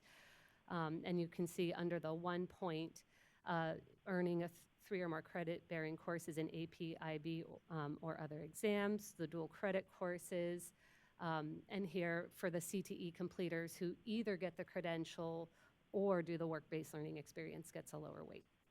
So different tiers of readiness. So in key takeaways, although we saw that those definitions across states were very similar, the accountability measures were very different across these states. States often combine college and career readiness indicators into a single measure, not really giving priority to one over the other. States often on their websites and report cards report on student outcomes outside of or in addition to those accountability measures. And some states have schools and districts determine the readiness. So as we saw in Pennsylvania, it's really up to the districts to determine whether or not students have demonstrated readiness. And I apologize, on the previous slide, I should have mentioned Virginia is one of those states that does have the ASVAB test scores with different cut points on that test in terms of the different tiers of readiness. Okay, and with that, I'm going to hand it back to my colleague, Jen. Thanks, Chrissy. So as we think about those 4 states and those examples, as we were looking through things, we wanted to just highlight some common barriers that will probably not surprise anybody here. But when we're thinking about meeting college readiness, I've done a lot of work in high schools, and I feel like the first barrier that always comes up is a commitment to the class schedule and how that really frames so many other things. And so making sure that there's allowing time for technical courses, other opportunities, career readiness aspects, like that takes obviously time, but so much of high schools is really anchored around what the schedule allows. So we've heard that a lot as one of the barriers. Credentialed teachers and teacher shortages, not only for multiple advanced placement classes and dual enrollment, but also those internship based and related classes, that work-based learning aspect as well that was discussed as well. We know that those can be, having access to credentialed teachers is a potential barrier. Some of these indicators that we were talking about require multiple semesters of engagement. So if students realize later on in their high school experience that they want to shift to something else, that can be a potential challenge. I'm not saying it shouldn't happen. I'm just saying that that is a potential challenge that we've heard.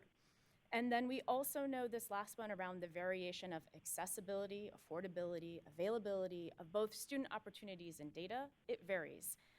And one of the things that I think is really great about what Kimberly presented in terms of trying to come up with different opportunities reflecting the regional diversity within California so that it is equal in terms of what students have access to regardless of where they are in the state. We know that's important. In thinking about potential next steps, this was something that we were asked to put together. I'm gonna start with the third one. After listening to the prior conversation too, one of the things that might be really interesting outside of accountability is to think about having a broader coalition to help define career readiness that would include the California Workforce Development Board, and also being clear about where CTE and Perkins falls into that. And then with that kind of common understanding, then be able to take that definition and figure out who's responsible for what aspects of it. Having that common goal becomes helpful in terms of what we're then measuring towards. So that is something that is a potential idea for consideration. We also know, we heard earlier today that the portrait of a graduate work is happening and ongoing. There might be information from those listening sessions and the survey that get into what career readiness aspects might already be included that need to be bolstered. There's a connection point there. Some of the states that we highlighted do have portrait of a graduate connections in their career and college readiness indicators, some don't. And so that could be something that gets revisited when we have more information from the outcome of the work that's happening currently around portrait of a graduate and learner. That could also include talking with with schools and districts and other key organizations that are already engaged in this. This work has been done. This work has already, it continues to evolve based off of the needs in the field. And so recognizing that those conversations, at least around the portrait, are happening right now. One of the things we think is really important is to think about how to braid these things rather than thinking about them as silos. And so really making sure that that braided opportunity happens as you all have more information. And then we also recognize that there is a tension between appropriate measures in terms of accountability and also just collecting additional data that might be helpful. And what is part of accountability and what isn't is a continuous tension that I feel like we have heard, and just acknowledging that and trying to figure that out. So those were some potential kind of things for considering and next steps for you all, and we can take some questions if anybody has any. Thank you. Thank you. Thank you so much, Jenny, and also Chrissy, for sharing, again, what's happening in other states around our country. I just want to see if we have any clarifying questions from the board before we go into our liaison comments and then into public comment. Any clarifying questions at this time? I know you guys are chomping at the bit to just dive right into the discussion. And before we go to public comment, I do want to turn it back over to President Darling Hammond to provide some framing comments for us as we get ready to engage in the discussion. President Darling Hammond. Thank you. And thanks to Cindy and Kim and our colleagues from AIR for those very helpful presentations. This is complex, as we can all see, as we understand the components. I have several thoughts about how we may want to be thinking about this. First of all, it's a great thing that we have a college and career ready index. I think the board has also indicated its interest in getting to a college career and civic ready index. And so the seal of civic engagement and how it might communicate the importance of students being prepared in that way is one of the things that we want to be thinking about, along with career and college being much more integrated there. We're at a moment in the state where we're really trying to think in a more holistic way, and where in our schools we're undoing the old idea that you're early on slated to go to college or slated to go to work after high school, and that those should be two separate sort of vocational tracks. And so this index is also a place where those kinds of aspirations need to be supported, and we'll need to be thinking about that.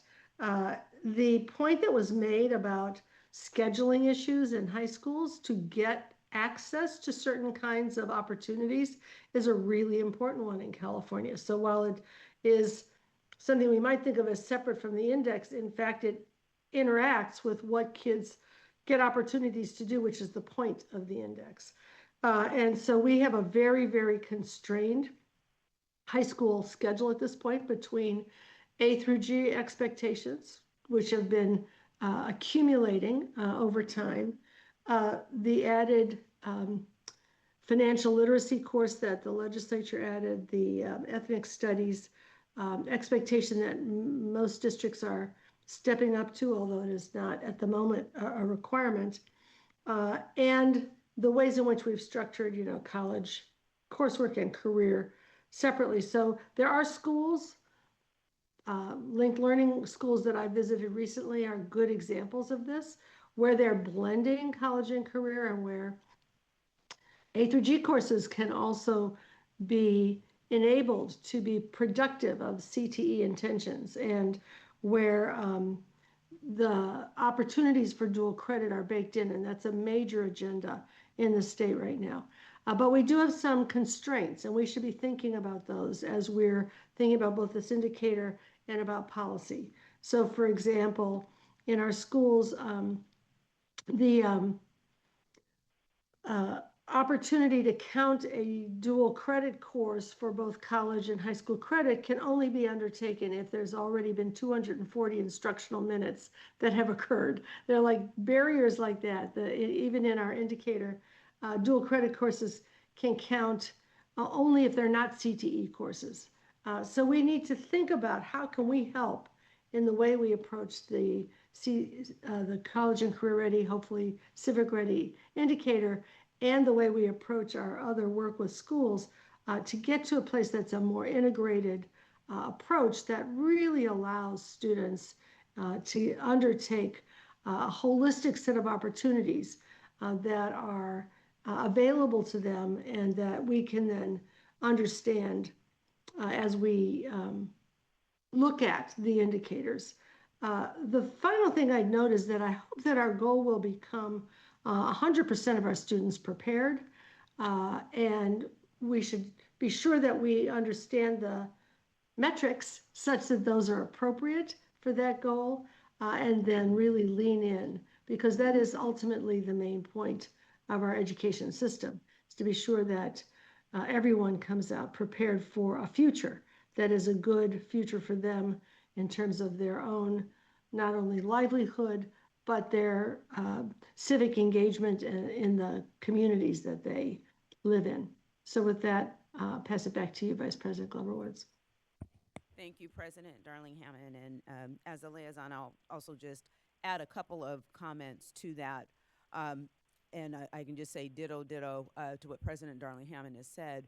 I also encourage us as a board to, again, anchor back into this idea of the braiding, how all of these really work hand in hand. We're not talking about distinct pockets or pots of activities or measures for students. We're really looking at, again, how do we ensure that this indicator reflects the braiding that is indeed necessary. A lot of times we use the term college career as if one is distinct from the other. And I think really, if we even look at our intended outcome, the goal is post-secondary readiness for post-secondary life for our students. So that is inclusive, whether it is a direct career path directly out of high school, or whether that career path goes through a college or university before they get to a career. That is one of the aspects. And then, of course, the civic engagement as well, how our young people are able to be adults to engage effectively in our government system. So again, I just lift up for our consideration in our conversation that lens. And even though we have been having conversations about, we have a lot of college measures in this particular indicator and we need more career measures, let's try not to think about it as two different tracks that students would be put on, but more so how these can actually help to inform each other. One other piece I just want to underscore from President Darling Hammond's comments is how we can utilize the indicator and the measures and whatever decisions we make outside of today, that it encourages our LEAs and our campuses to really provide a rigorous, broad course of study for its students. In some instances, there are a lot of barriers, as has been articulated. How can we, in our conversation and policy, help to remove those barriers, especially when we think about high school redesign and really looking at how high school can be a lot more relevant for students in this 21st century and all of the things we know will need to happen for them outside of high school. So I just kind of lift that up for our consideration. We're going to engage in conversation directly after public comment. So at this time, we're going to open the phone line for the public comment queue. Thank you for putting that slide up. Just as a reminder, members of the public wishing to provide comment on this item may do so by calling the telephone number and using the access code provided on the slide that you see before you.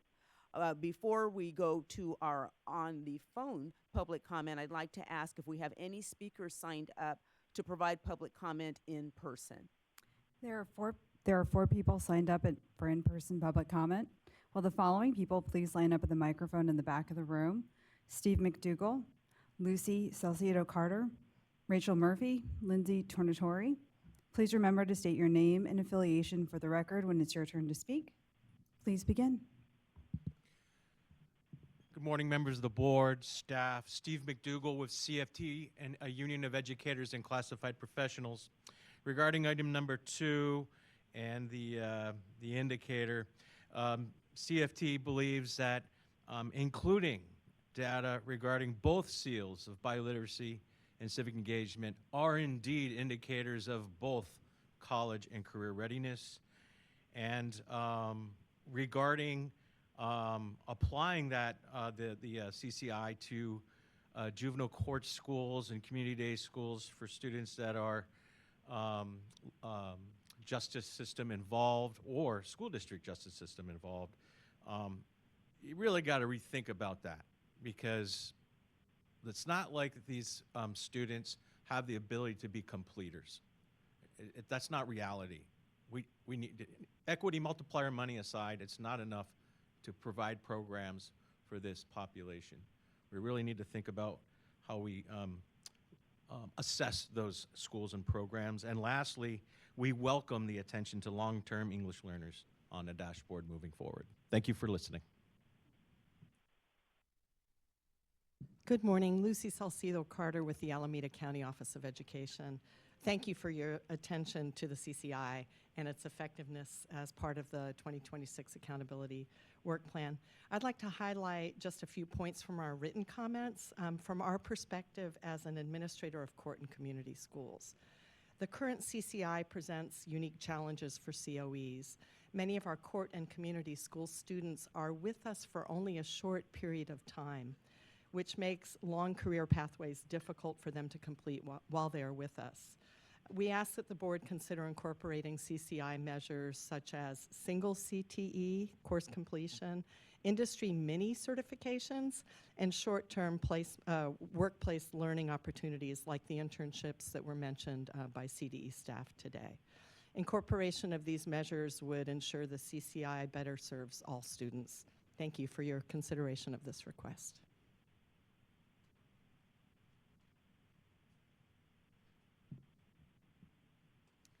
Good morning, Rachel Murphy with Public Advocates and the LCFF Equity Coalition. We appreciate the board engaging in this study session and would like to highlight a few recommendations from our letter. First, similar to Vice President Glover-Wood's comments, the indicator should measure student preparedness for both college and career and not one or the other. At a minimum, it should separately report on the number and percentage of students who met the college readiness requirements, the number and percentage who met the career readiness requirements, and the number and percentage who met requirements in both categories. Second, schools and districts must not foreclose either college or career pathways prematurely. Students and families should have sufficient information about the trade-offs and trajectories of these different tracks in order to make the most informed decisions while students are still in high school. Finally, we recommend strengthening the measures used to assess student readiness. For example, the college readiness measure of earning a C- in college-level coursework doesn't suggest a strong grasp of the material studied, and we'd recommend raising this requirement to a higher grade. These changes can help accomplish the state's goal for all students to have equal opportunities to succeed in either college or a career after high school graduation. Thank you. Good morning, Lindsay Tornatore on behalf of the California County Superintendents. Thank you, Cindy and Kim, for demystifying the CCI. As we continue in our clarified understanding, we know we will stay in close communication and partnership with you. In our letter, we lifted up challenges our county offices are experiencing in supporting our students enrolled in juvenile court and community school programs to meet the criteria of the CCI, specifically the CTE pathways. After listening to today's presentation, I want to clarify our two concerns that may or may not belong in this discussion, which our students in JCCS are making great progress in CTE while enrolled in their county office. However, their ability to complete a full pathway is inequitable, not due to lack of ability, but because of systemic logistics, and any progress that might be made is most likely not included in the COE CCI because of the use of the 4- and 5-year cohort as the denominator, as opposed to the 1-year cohort, which is the most meaningful metric for our county office programs. Thank you.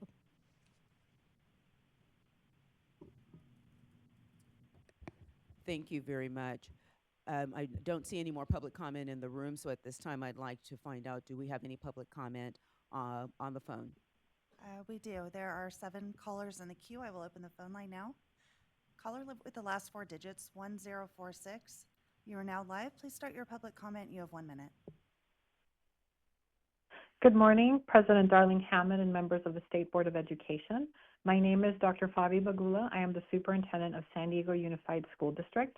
Thank you for your leadership and consideration of the College and Career Indicator. The CCI indicator plays a critical role in California's accountability system, offering statewide comparable measure of how well high schools prepare students for life after graduation.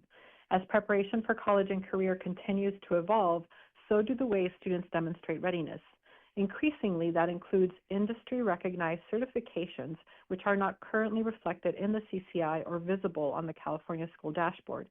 In 2025 alone, the San Diego Unified students earned certifications such as CPR and First Aid, OSHA 10, Visual Communications, Electronics Manufacturing, EMT, App Development, and many more.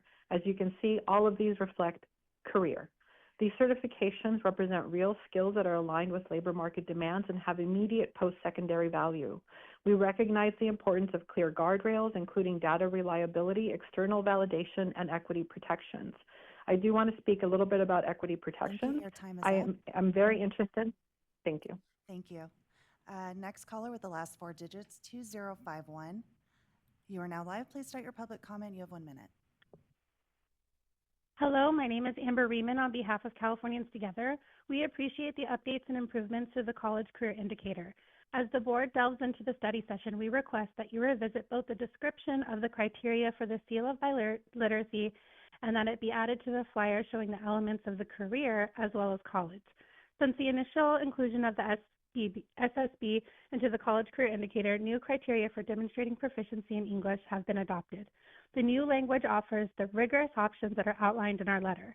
We also request that the language in these measures of college readiness be updated to just say, receive the SSB and delete and a score of level 3 or higher in ELA on the Smarter Bounce summative assessment. Additionally, we request the attainment of the SSB included in the measures for career readiness as the demand for biliterate employees continues to grow across the sectors. Thank you for your consideration. Thank you. Next caller with the last four digits, 8256. You are now live. Please start your public comment. You have 1 minute. Hi, this is Robert Mannering from Children Now. I wanted to start off by giving my condolences to Dr. Darlene Hammond. In terms of the College and Career Readiness Indicator, the research is clear from Linked Learning, AIR, and many others that both college and career is the gold standard we're searching for. So I echo our equity colleagues as suggesting that we should report, similar to how we report approaching prepared, on the percent college, the percent career, and the percent both. In addition, we'd like to recognize that the state has made a massive investment in the Cradle to Career data system that provides a lot of wonderful information, and we believe there's an opportunity to connect the data from the CCI with that college to Cradle to Career data system, including attendance and graduation, earnings after graduation, so that we could really validate the CCI and connect the CCI indicators to actually being college and or career prepared data. Thanks so much. Thank you. Next caller with the last four digits, 8937. You are now live. Please start your public comment. You have 1 minute. Good morning. This is Cristina Salazar with the Riverside Superintendent of Schools. We greatly appreciate the background and history of CCI, and we look forward to landing the various topics that fall under this umbrella. We would like to align our comments with those of the Alameda County and the County Superintendent. In a letter, we focus on what we call at-promise youth, and these are our students who are at our county-operated juvenile and court community schools who have a different path than most students. So at our COE, we include a one-year cohort in our LCAPs because it's more meaningful and better represents this population of students. As we move forward with these conversations, we should consider their unique needs, and we look forward to this conversation. Thank you. Thank you. Next caller with the last four digits, 0493. You are now live. Please start your public comment. You have 1 minute. Good evening. Good morning. This is Shelley Spiegel-Coleman from Californians Together. And I just want to reinforce the comments that Amber from our organization made. I want to explain a little bit the additional options that we have for receiving the seal of biliteracy in terms of English proficiency are advanced placement, IB assessments, SAT results, and those are, some of our students qualify in those three areas. So if we only say receiving the seal with the at met standards or above on our CASP assessments, students who really receive the seal through the other options would not be counted, and the schools would not, and the districts would not be credited for their achievement of the seal of biliteracy. And these new options came about through recent legislation over the last year, and so we think we need to update it here so that we can get a full picture of all the students who are receiving the seal of biliteracy. We appreciate Thank you. Your its time is up. inclusion in the CCI, and we're grateful for all your work. Thank you. Thank you. Next caller with the last four digits, 3004. You are now live. Please start your public comment. You have 1 minute. Good morning. This is Carlos Machado with California School Board Association. CSBA urges the board to consider how the college and career indicator can be better a guide targeting well-resourced strategies to close persistent readiness gaps. We appreciate President Darling Hammond's comments about the need for a holistic view. Students deserve a coherent statewide approach that strengthens and supports the work already happening in districts and counties' offices of education. In thinking about the constraints President Darling Hammond referenced, we ask the board to consider the unique barriers faced by students in county court and county community schools, which are noted in our letter. Their time in these programs is transitional, which means that they may not complete a CTE pathway or other programs the CCI measures. As a result, their true potential is undercounted, and the efforts of educators working hard to re-engage them are obscured. When accountability measures don't account for these structural challenges, they are unintentionally penalizing LEAs serving the highest need students. It is important to recognize these barriers as you consider future measures, design, and accountability consequences. The CCI highlights critical readiness gaps. Thank you, caller. Next caller with the last four digits, 0952. You are now live. Please start your public comment. You have 1 minute. Hi, my name is Jonathan Lucas. I currently have two students currently at the Tahoe Truckee Unified School District, one graduating also last year. We moved our family to North Tahoe in 2019, and after youth sports restarted post-pandemic, my daughter, who's currently an eighth grader, found her... Could you please call back during general public comment? We are currently taking a public comment for item 2 only. Thank you. That concludes public comment for item number 2. Thank you. Thank you very much. At this time, I would like to open up for board discussion on this particular item. And board members, just to lift up a couple of guiding questions as we go into our discussion, and a reminder that we are having dialogue, if you will. We are not making any specific decisions. However, it will be helpful in our conversation if there are certain things that we would like to look into a little deeper, questions that have been raised that we'd like to have more information about or more data about. This would be an appropriate time to be able to lift that up for our colleagues at the department. And just a couple of guiding questions. One being, again, remembering the goals and the principles of the CCI. And I point you to the intended purpose slide that Cindy shared with us at the very beginning of the presentation. And also, what kind of things should we keep in mind as we consider adding measures to the CCI? What considerations should we contemplate in that space? And should there be additional measures included in the CCI? And what additional information might we need to make decisions around that, and including that additional measures as a consideration as we think about accountability items? So just a couple of pieces, but you guys, let's go wherever it is that we want to go. We have about 20 minutes or so for the discussion, so I open it up. Is there anyone who would like to start? Okay, I'm going to start with Member Orozco Gonzalez, and also checking for those of you who are participating remotely, just raise your hand or your Zoom hand, and I'll be sure to get to you as well. Yes, Member Orozco Gonzalez. I really appreciate this presentation and how it walked us through the history of the evolution of the college and career indicator. It just reminded me of the original intent of the CCI, and to see how over time additional measures and pathways have been layered in it. One thing that really stood out to me strongly that the CCI relies on sustained participation over time, multi-year course sequences, pathway completion, and long-term access to programs like CTE or college credit. For many students, that structure makes sense, but for others, especially those with high mobility, highly mobile, or interrupted educational experiences, readiness doesn't always show up neatly through time-based completion. So in those cases, the indicator can end up reflecting opportunity gaps rather than actual growth or effort. So I think this is where today's study session is especially valuable. It gives us space to think about how progress, participation, and skill development might be better understood across different student pathways without lowering expectations or losing rigor.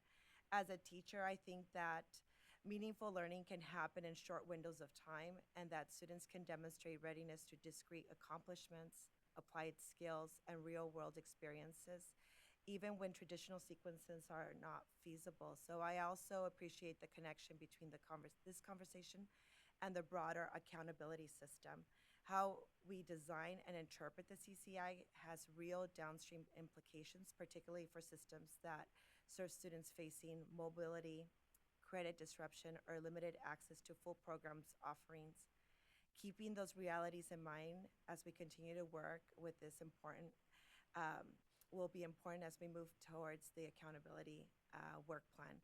So overall, I just think this presentation has a strong foundation for continued discussion. It reinforces the importance of clarity, purpose, and equity, which is, I think, the heart of the future direction of the CCI. So I really appreciate the work that we're doing today. Thank you, Member Orozco Gonzalez. Member Rodriguez, I see you have your hand up in the remote space of our meeting. Thank you so much, Vice Chair Glover Woods. And I'm sorry that I'm not with you in person. I got food poisoning yesterday, had the effects, and I was unable to travel. But I'm here today and making the best of it. So I want to thank you all in our AIR colleagues for the presentation and reminding us of the purpose, which brings me into purpose, right? As a high school teacher for over 25 years, I have seen the effects of work-based simulations in programs like mock trial, programs like, the Truth and Reconciliation hearings, or civic engagement at different levels, and also with our CTE pathways, and having students replicate, whether it's in like a robotics program or something of that nature, and them becoming the people who are mentoring them, whether it's the attorneys or the engineers. And specifically with civic engagement, I've seen students who come to us, in the high school setting, we have students that come into us feeling disempowered, sometimes hopeless for things that are beyond their control and our control, with the best efforts of the elementary schools to prepare them. Sometimes there are instances where, it could be a learning difference isn't caught in time, or things that are happening at home.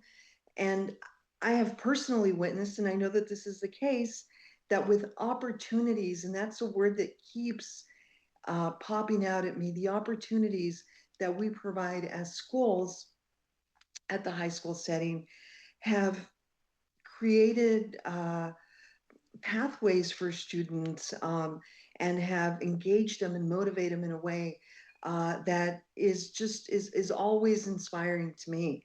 I have seen students who have felt so disempowered by the system, but they join mock trial, at either my pressure or the pressure of friends. And now, a few of them have graduated from UCLA Law School or other law schools. And so I think that sometimes in the high school setting, whether it's admin or teachers, we feel discouraged in a traditional environment about how we're going to engage students, how we're going to bring them on. And for us as a state board to encourage civic engagement and help our students who do feel powerless and like they have no control in their lives find their voice would be a tremendous opportunity. So thank you. Thank you, Member Rodriguez. Member Olken, and then Member Escobedo. Thank you. I also want to echo the thanks for the presentations this morning. It was really great to see all the work that's happened over time and the thoughtfulness of the approach, and also to take on how much work it must be to put together this indicator. And then seeing what's going on in other states was also super helpful. So thank you. So huge applause and appreciation. And my comments, just as I'm thinking about this indicator, to me, what I think is most important about this indicator is it gets at what is really the purpose of school, which is to help young people grow up in a way that they're ready and excited about what comes next for them. And of course, that looks different for every young person because it has a lot to do with what they love, what they're good at, how they can make money doing those things, how they can impact the world doing those things. And so, well, first of all, that's why I love this indicator. I feel like we are on the right track in lots of ways in terms of trying to measure how well schools are giving students opportunity to figure all that out. So that's exciting. I think the conversation about what happens for students who are, whether they're highly mobile or they're in a school setting, they move a lot. That's the same as being mobile, but they're in a non-traditional school setting. Thinking about, they strike me in those schools, educators are working really hard to help students reconnect with or connect with what they care about, what they love, and how they can be productive in the future. And so figuring out ways we can measure that more effectively makes sense to me. So I'm sort of resonating with those comments that I heard. I'm also thinking about how much sort of college knowledge and career knowledge themselves, like how do you get into college? Why do you go to college? What are the types of careers out there? Do they require a 4-year degree or not? And how does this impact your quality of life? And all those questions where you're learning generally about college and career, those strike me, and so that students can figure out what they love, those strike me as important parts of this measure. And that might be where students, you can do that in less than 3 years, like a 3-year CTE program. You could, that might be thinking about how we're measuring schools who are taking on the challenge of helping kids learn those knowledge bases. That might be a way we could sort of better capture the work in the field. Okay, I think that's enough for now, but thank you.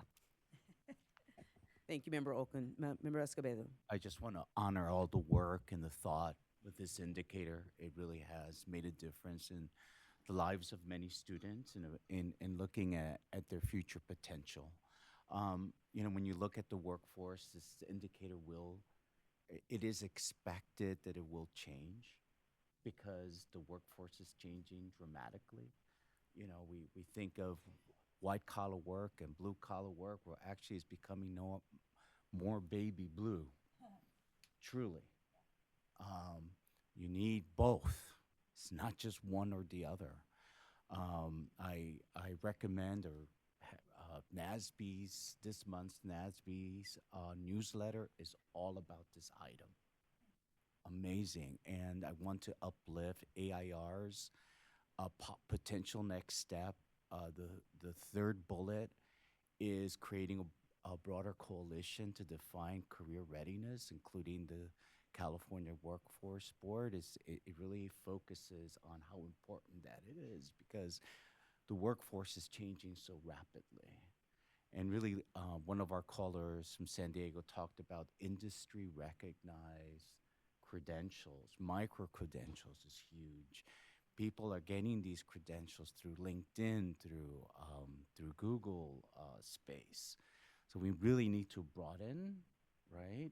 What are those workforce needs? And I just want to uplift AIR's potential next steps, and hopefully that can be some future indicators that we look at. Thank you. Thank you. Hi, thank As you. I just point, I'm sorry. No, I understood completely. Thank you very much. And thank you again. I'll reiterate my colleagues' appreciation for all the work that's gone into this indicator. I just have a comment about, in particular, our students in alternative settings, our court and community schools. And sometimes we saw some comments also about small and rural settings. And I just hope that as we progress in this indicator and we are able to expand our understanding and our coherence, that we're able to seek the input of those that are working closely with our students that are in those settings. Because I think about this CCI indicator a little differently than a lot of our dashboard accountability measures that have a certain bar to reach. As a mother, I think about this, as also as a leader, I think about this indicator more as, are our schools and districts, how well are we doing preparing students for multiple access points, which could be very different. But to Member Olkin's point, there are a variety of pathways that we take each in our own lives, and we may end up in the same place, but have started in a very different place. So I think if anything today, I'm really leaving this conversation with the importance of ensuring that we've got the right measures to measure this, how we're doing on the CCI. And I just had a question for the AIR team. I know there's always attention and how many options we have in the CCI and how difficult it is to collect the data from an LEA perspective and the burden that we put on our LEA colleagues. So I just wondered if there were any promising practices in your scan of the other four states that both provided a wide accessible option to demonstrate CCI readiness or civic readiness, as well as easing the burden on districts to provide that data. So I don't know if that's a CDE question or an AIR question. I'm happy to start that conversation. Cindy Kazanis with the California Department of Education again. One of the things to note, like I look at Massachusetts, they don't report on their cohort until a year after. So what's included in, maybe included in their accountability system would be the class of 2024. And what you've asked us to do is to report on the kids that graduated the year that they graduated, and to now identify or do our DA eligibility as of October 15th for this year. So we are really one of the first states in the nation that is reporting on all this data within a very short window of time. So just keep that in mind as, there is absolutely all these opportunities, but when you talk about a burden, that's where the burden starts. We've asked districts to give us data now for the first time in July. July 31st is the last day they can provide us data, with the exception of cohort, which is August 15th. And and being from one of the largest district in the state, we always use that as our bellwether. Can Los Angeles Unified do this? Then we can encourage the rest of them. And they've all they've all come to the table, and it's a huge burden for those local educational agencies, but it's what a joy that we can actually talk about students who graduated and do identify the most need based on those students that are currently or just finished up at that school, as opposed to waiting a year later to talk about those performance metrics. Thank you, Cindy. Chrissy, do I see you coming forward as well? Yes, thank you for that question. So in terms of the data collection, we did not have a chance to speak with other representatives from other states to talk about the logistics involved. I will say that in terms of I mentioned the NOCTI assessments, that was just another example of those test scores come from an external provider, an external credentialing service, and so that would not be a requirement on districts. That is another import of data. I would be interested on the ASVAB, especially since it is included in like the Virginia measure. I intend to reach out and find out how they are able to get such an inclusive measure. I am curious though, I really appreciated the conversation of the fact that students could earn up to 8 of the indicators. And if districts recognize, like maybe in the San Diego area, where there may be more ASVAB test taking, maybe that is a priority for them because they know that more students may be pursuing that pathway. And for districts to be able to prioritize things that they would like to, that they recognize are more common among their students, and maybe not blanketing all districts must report on ASVAB, but having it as a potential in areas where that is a way that students who are currently not being identified as prepared would be identified as prepared. Thank you. That is very helpful. And Member McQuillan, we're going to go to your comment in just a moment, but I want to underscore that particular piece because when I think of the college career indicator, and I'm going to kind of go back to something Linda said in her framing comments about really 100% of students should be prepared for college career, for post-secondary readiness and success. So as we look at this particular indicator, right, which is very different, as many have mentioned, than some of the others, there may be multiple ways that an LEA is able to show that they have students prepared as it relates to this. And I think one of our responsibilities is to look at how do we allow for LEAs to report in those areas, those multiple ways, not lowering the bar. And I'll make a comment after Member McQuillan on that particular piece, but not lowering the bar, but also recognizing there are a variety of different ways that students can show preparedness, and LEAs can show that they are preparing for students for life beyond their high schools. So Member McQuillan, let me go over to you. Thank you for that letting me do that little commercial interruption there. Okay. Can you hear me okay? Yes, sir. Okay, had some sound problems. Well, thank you, and thank you for allowing me to participate remotely like this today. I appreciate this item on the advisory committee for the California Joint Pathways Workforce Committee. We've discussed a lot of indicators also and data, and we know students who have a plan, who have a career or college plan, they do better. They do better in terms of school attendance. Their graduation rates are better, and their test scores are better when they have a plan.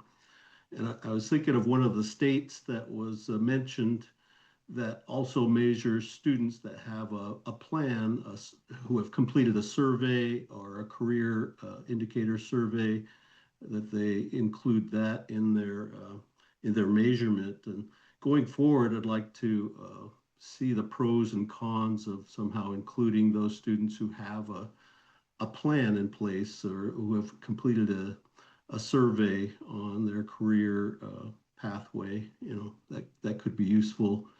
And thank you. Thank you much. Thank you, Member McQuillan. Member Patella-Brownson, and then Member Ajike.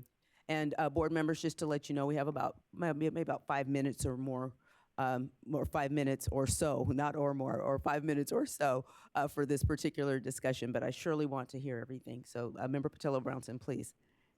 That means I will talk fast. Do not feel that you need to. Go right ahead.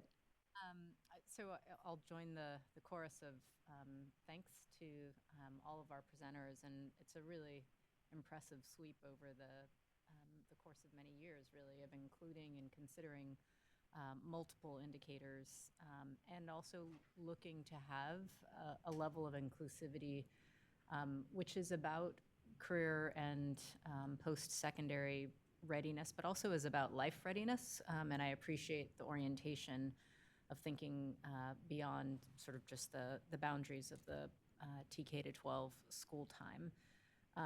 I also really think it's important and quite valuable that we are including, and just want to underscore the importance of civic readiness as part of what it means to be prepared for life after school. and inclusion of the seal of civics within that. Two things that I just wanted to flag, particularly from the cross-state comparison, that I just think are quite intriguing and ones to sort of track as we move forward in this process. I believe it was Pennsylvania that had the three-step process, almost of like a portfolio of encouraging 5th, 8th, and 12th graders to reflect on what their potential post-secondary pathways might be.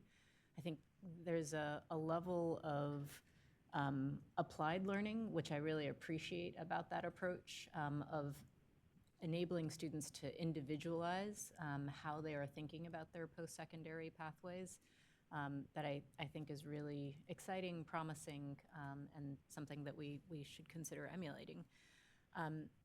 The other item that I thought was quite interesting was a weighting structure around courses taken, be they AP courses, IB courses, versus particular scores received, I think, in the AP context. Within the context of our 5 minutes remaining, I'll just say I think it would be helpful in future conversations to have some sort of pushing on that concept to understand what are the purposes behind that, what are the trade-offs and implications. Obviously, I think the thing that I had in the back of my mind as you were describing that is the parallel literature around how oftentimes it's not what college students get into, but the sort of highest level college that they applied to that often is a predictor of sort of post-secondary life success. And so I think that course-taking piece could be very important, and I think understanding a little bit more about the trade-offs and implications of that weighting system could be really helpful for informing how we shape the system in the future. Thank you, Member Ejike. And then we'll go to President Darling Hammond.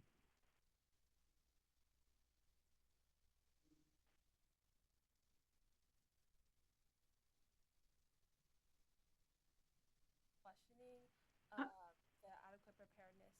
Oh, it's not on. Is it on? Now you're red. You're good. Okay, sorry. Okay. Yeah, I just wanted to.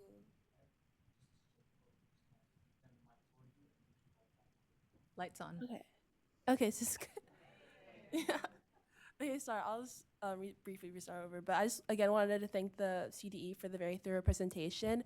And I also wanted to briefly, I know there was a public comment that briefly questioned the adequate preparedness of the grade requirement of like the C-, which I could see potentially being changed as, according to College Board, the college equivalent to an AP exam of score of a 3 would be at minimum of a C, so I could see there being some potential benefits to upping that just a little bit.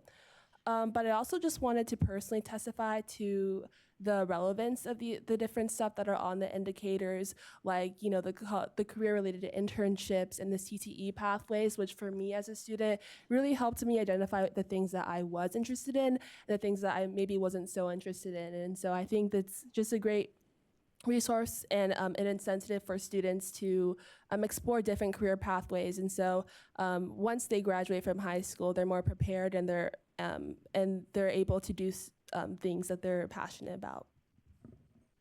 Thank you, Member Ejike. President Darling Hammond. Thank you. What a good discussion. I did just want to underscore the utility of us examining further the ways in which court schools, schools that are seeing students for short periods of time, alternative schools may need some ways to measure readiness and contributions toward readiness that are distinctive. So I did want to just underscore that as an area of examination for us. To the point that several have made about the Pennsylvania portfolios, which are, I think, a lovely way to have students sort of examine their interests and, you know, collect some evidence about what they care about and may be interested in, so on. There could be some value to that. I do think we have to be cautious a little bit about not assuming that students know in 8th grade or 5th grade what they will do when they grow up, and getting them on a track that is sometimes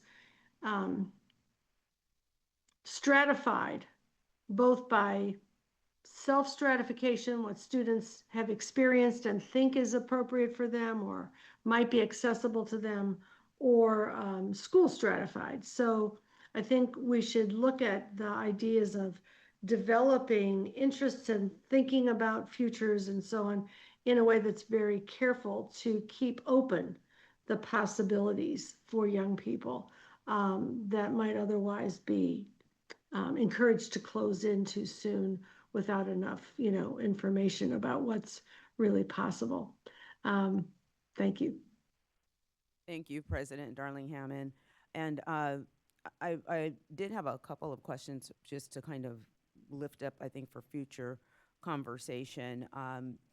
One was in relation to, again, thinking about the challenge and the barrier for our court and community schools. I kind of go back to the intended purpose, bullet 1, and it says, provide a more complete picture beyond graduation rates of how well LEAs and high schools are preparing students for success after high school. So if that LEA or a high school has certain structural barriers, such as we know is the case for our court and community schools, how might we be able to capture that?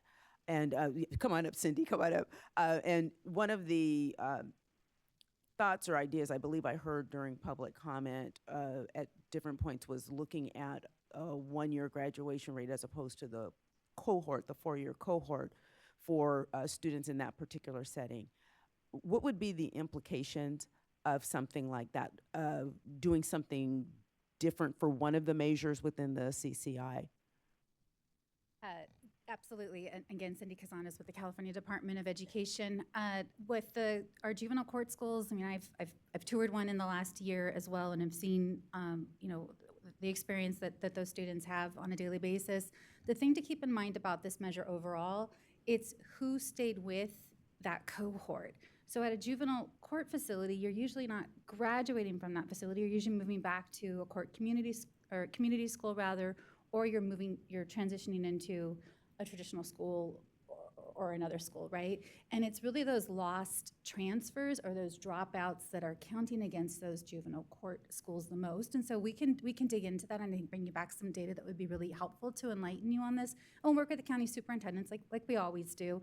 But to your point, the first thing that I would that comes to mind is that we have a requirement under federal law, under the Every Student Succeeds Act, to treat our students the same and our schools the same. And we ran into this very issue when we tried to have an alternate measure for our DAS schools, and we had actually put forward a waiver and went through the waiver process. It was a very extensive process with the federal government. So I think we would need to explore that again. And now that we have AIR on board, I mean, I think that's something that I know we've talked with Chief Deputy Superintendent Roberson about, is how do we engage, on a national perspective, what is doable. The federal government has said that they're open to waivers, but I don't know that they're really open to these kinds of waivers.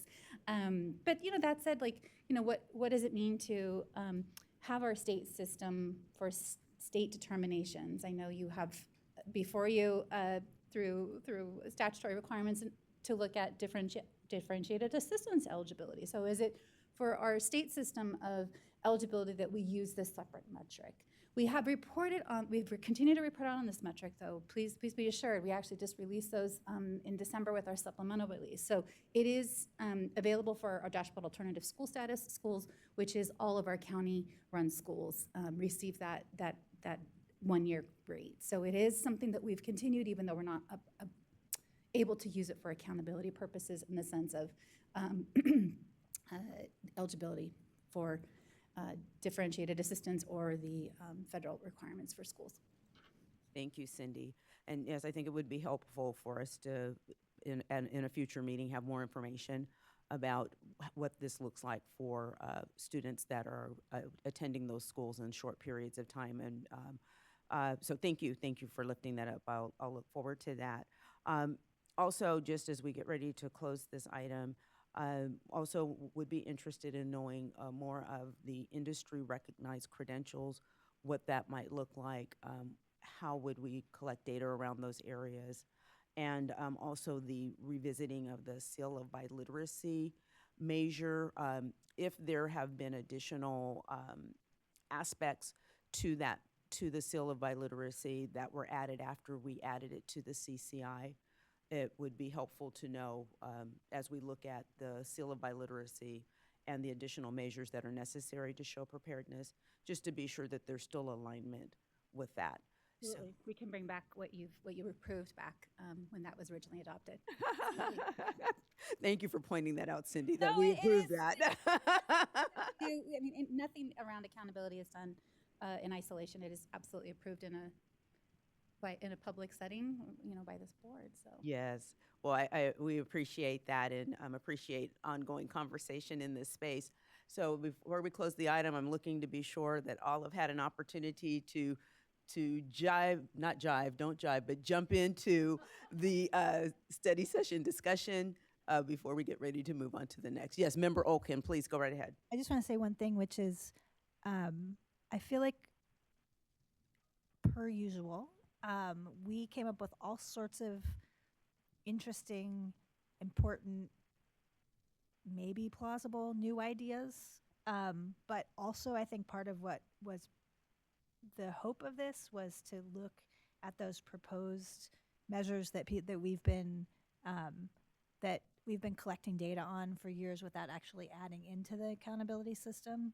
And so I just wanted to say that at least what I heard in the discussion was several people raised up the state seal of civic engagement as something that feels like it fits, and I would concur. I certainly heard Member Ajike, I said your name right? Yes. Talk about internships as something that has made a difference, and I'm just looking through the list. We had a speaker the student-led enterprises. I think we got some further clarification on about where those exist and what they entail. Anyway, I don't need to go through all of them, but that was part of the hope of this. That's the landing the plane part. I just wanted to raise that back up as well. Thank you, Member Olkin. Thank you for raising that up. And I know as we go into future meetings and future items on this, we will need to make some decisions to really give guidance to the department on what things they should continue to collect data on and what things might not be necessary to do. So thank you so much for raising that point up and not letting that go get lost in our conversation. So at this time, we will conclude item 2, and thank you to everyone who provided public comment as well as all board members for participating in this discussion.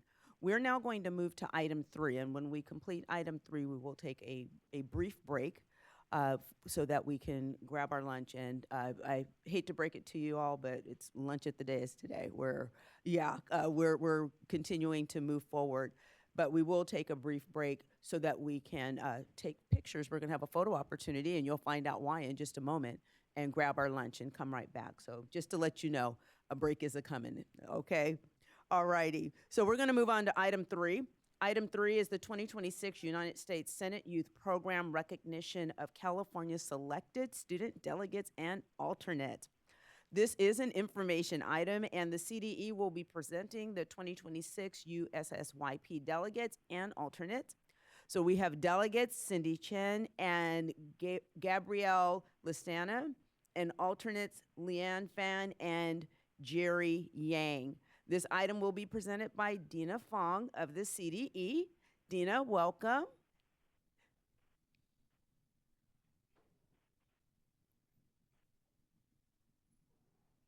And you may begin. I think we need to have your microphone turned on. Thank you. Alex. Good morning.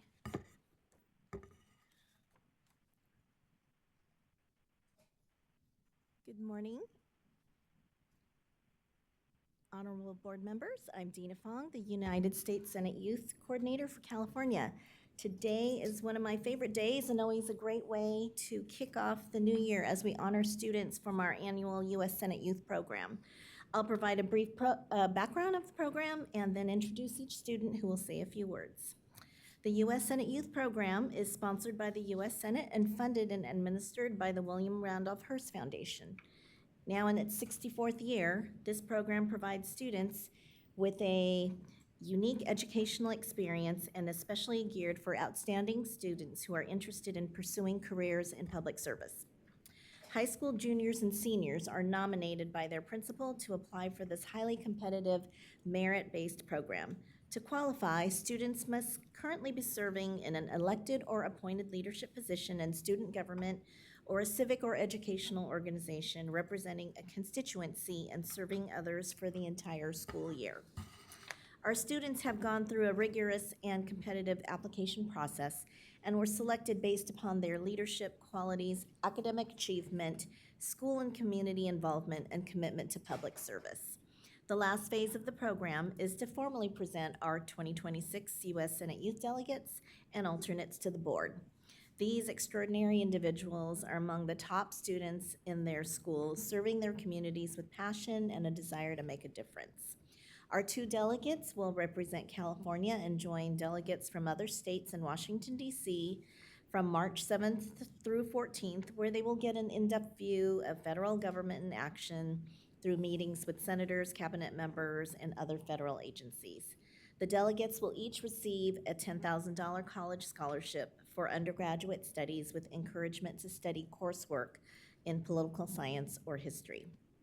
Now it's time to meet our students. So please come forward when I call your name. Cindy Chen is our first delegate. Cindy? Our first delegate is Cindy Chen, a senior at Walnut High School in Walnut in Los Angeles County. Whoops. From her letter of recommendation, she has been described as someone who leads with a unique mix of grace and determination. She does not seek power, she reshapes it to include others. She is the essence of public service and is fearless, empathetic, and transformative. Cindy serves as the district representative to the Superintendent Student Advisory Council for Los Angeles County Office of Education, representing over 14,000 students in her district and helping to shape policy decisions that impact more than 1.3 million students across the county. She is the founder and CEO of Ignite Her, the first organization dedicated to rhetorical feminism, empowering young women to reclaim their power and lead. A United Nations recognized and partnered organization, Ignite Her has established over 100 chapters across 66 countries and mobilized 50,000 girls worldwide. She serves as the Global United Nations Ambassador for Gender Equality, representing the U.S. and the UN Foundation in peace dialogues, youth diplomacy forums, and global policy discussions. She's also the founder and executive director of the Evergreen Debate Institute, a national nonprofit expanding debate access for underserved youth and providing coaching to over 200 students. She is a National and Speech Debate Association Academic All-American, an honor awarded to the top 1% of debate competitors nationwide, and the first student at her school to qualify for nationals. She plans to study public policy and gender and sexuality studies in college with the long-term aspiration of serving as a California legislator and one day a United States Senator and Supreme Court Justice. Congratulations, Cindy. I'll turn it over to you to say a few words. Okay, thank you so much, and good morning to honorable board members. So, just to start, before I received my notification for Senate Youth, my parents told each other there was no way I would get selected. Not because they were doubting me, but because they were doubting the system. Because I'm an immigrant and I'm not a citizen. So that moment when I was able to prove them wrong, and with all the support of all of you, was able to prove them wrong, encapsulates what public service means to me. Public service, for me, is all about hope. It's about empowering people, especially young women, people of color, non-citizens like myself, and other marginalized communities to heal from their trauma, to be able to reclaim their voice and recognize that they're not too small, too different, or too disenfranchised to matter. It's about equality and creating opportunities where none existed before. And it is about the communities that raised me and being able to give back to them with care. It is about feeling proud in my identity as an immigrant, and it's about feeling proud in my identity as a woman and as a person of color. I hope to be able to dedicate my life to public service because I want to be able to undo these injustices within a role in elected office and global leadership.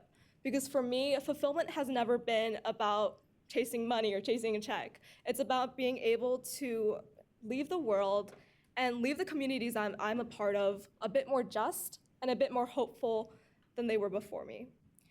So for all of you guys, thank you guys so much for giving me the opportunity to be heard, for giving me this platform to be able to influence so many more people and to be able to begin this journey. Thank you.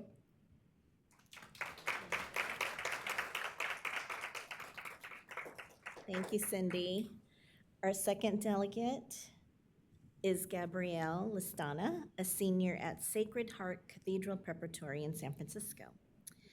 She's been described as a force for thoughtful change, rooted in lived experience, driven by a desire for equity, and equipped with the intellect and resilience to make a global impact.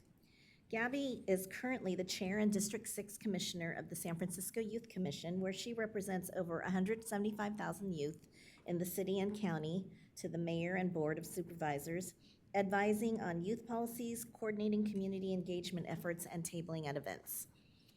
A District 6 commissioner since she was only 12 years old and now serving on her 6th consecutive term, Gabby has a deep commitment to addressing educational inequities and systemic barriers impacting San Francisco youth. She has published policy recommendations and numerous resolutions leading to free public transportation for youth, $4.2 million toward immigrant legal aid, and extended library hours. She is co-founder of Young Leaders in Climate Action, which seeks to close climate education gaps through workshops and events reaching 5,000 youth, and has developed middle school curricula and secured funding through writing grant proposals.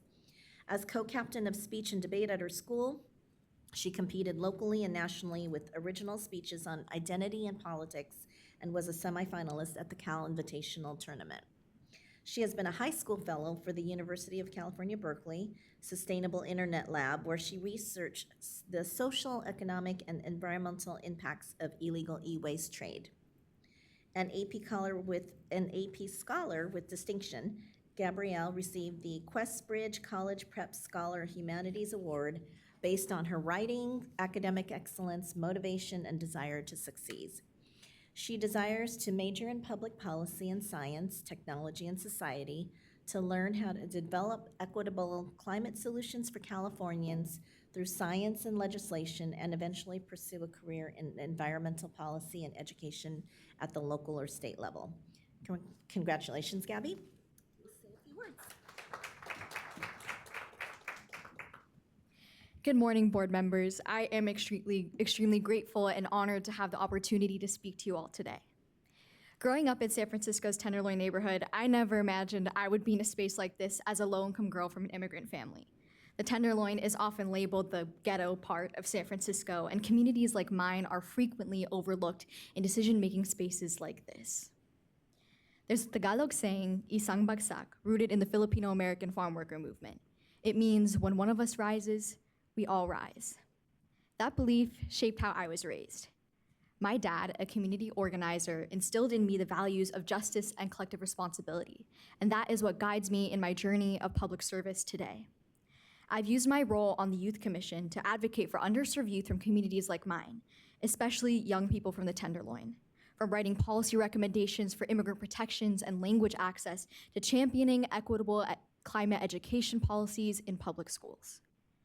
In the future, I am planning to major in political science and environmental studies, as I hope to pursue a career in the intersection of environmental and education policy, giving back not only to the systems that shaped me, but the communities that shaped me in California as well. Thank you so much once again, and I am extremely honored to be California's second United States Senate Youth Delegate.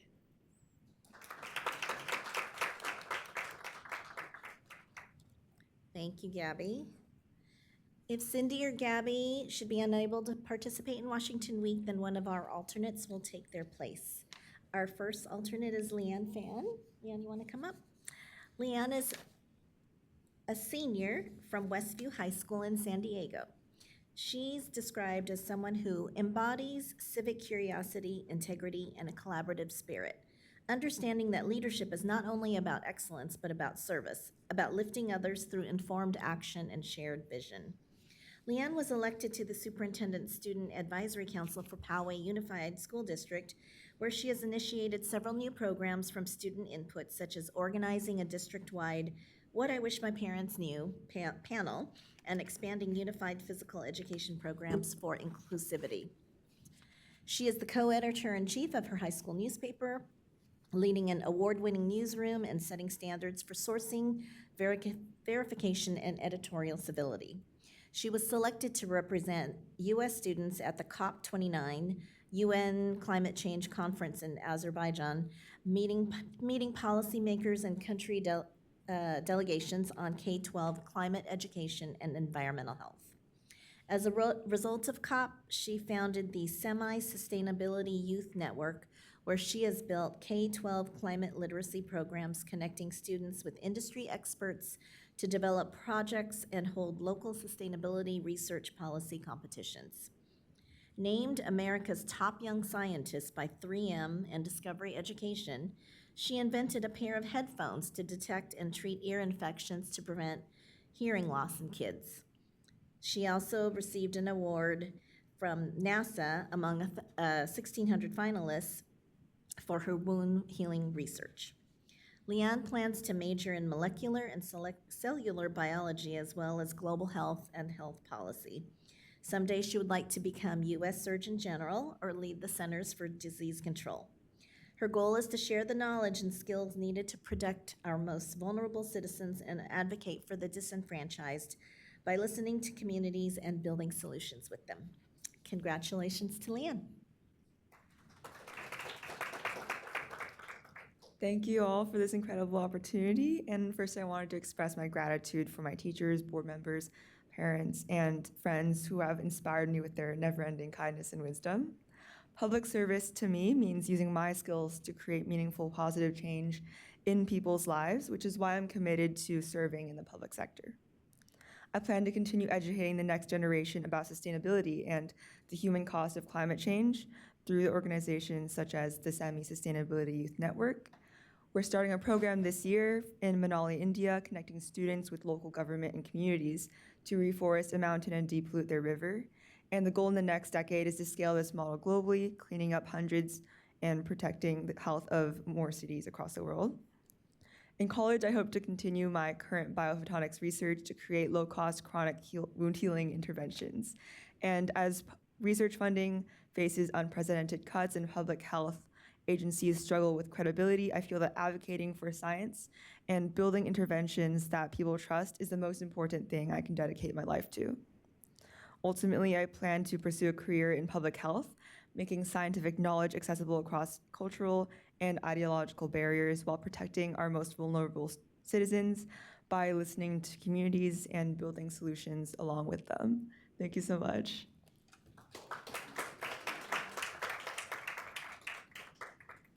Thank you, Leanne. Our second alternate is Jerry Yang. Jerry, you want to come forward? Jerry is a senior at North Hollywood Senior High School in North Hollywood, LA County.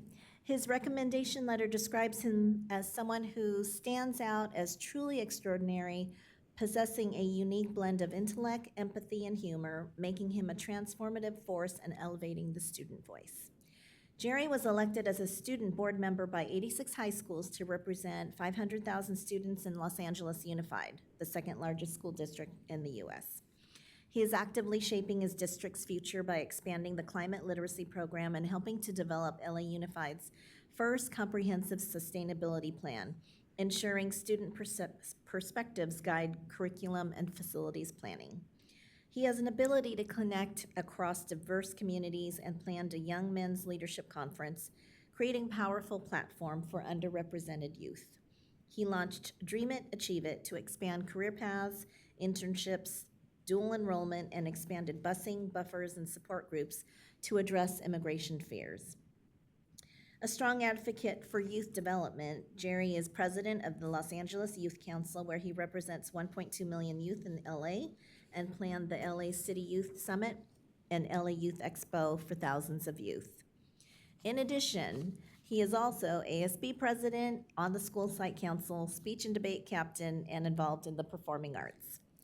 His awards include a top 5 ranking in the nation with the National Speech and Debate Association and Coca-Cola Scholars semifinalists, top 1.15% out of 107,000. He plans to study public policy and environmental science to understand how to build institutions that redress historic environmental justice issues and erase socioeconomic barriers.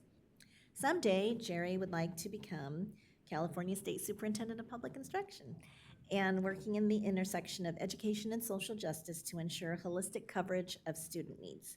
Congratulations to Jerry. Good afternoon, California State Board of Education. Good morning, California State Board of Education. First of all, I'd like to thank the California Department of Education for running the USSYP process and this opportunity to speak before all of you.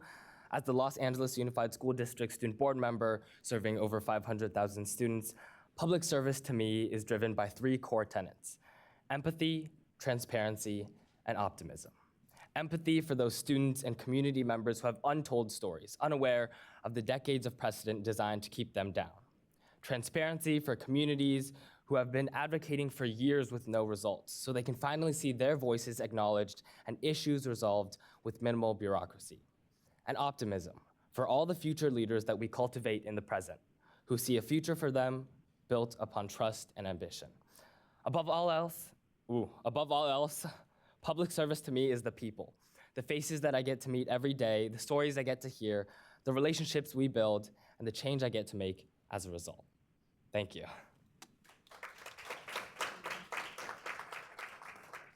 Thank you to all our students. Aren't they impressive?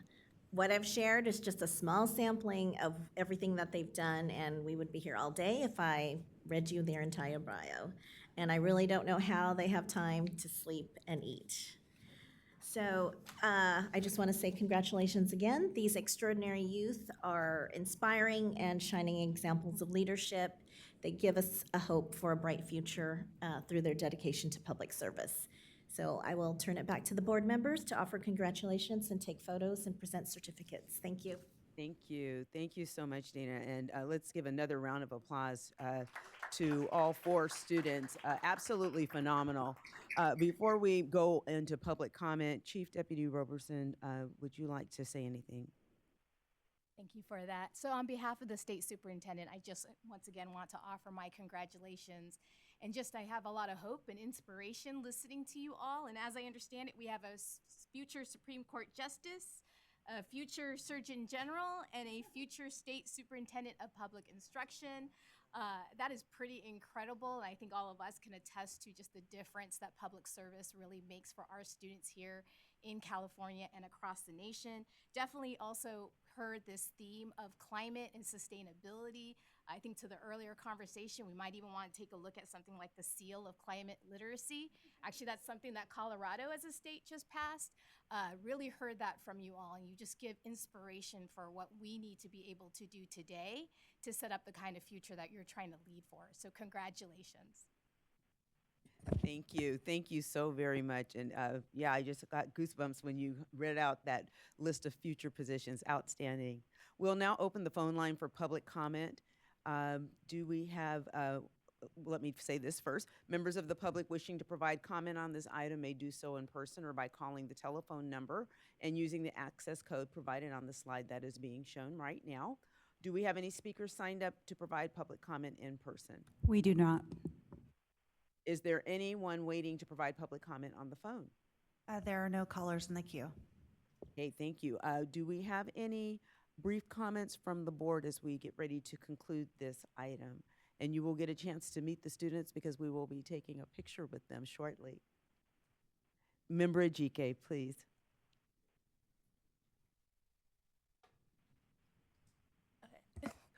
A humongous congratulations to the delegates and the alternates. You guys deserve it so much, and your resumes were just staggering.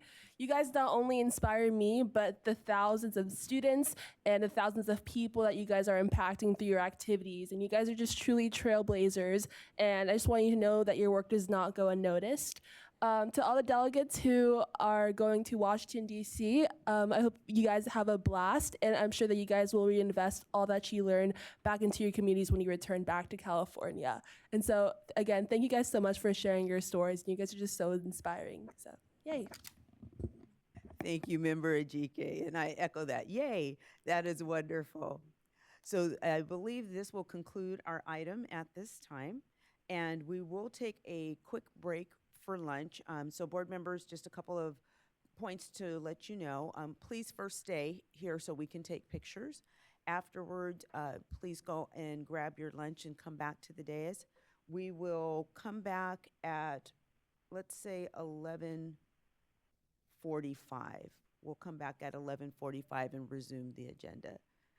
Thank you very much, and enjoy the break.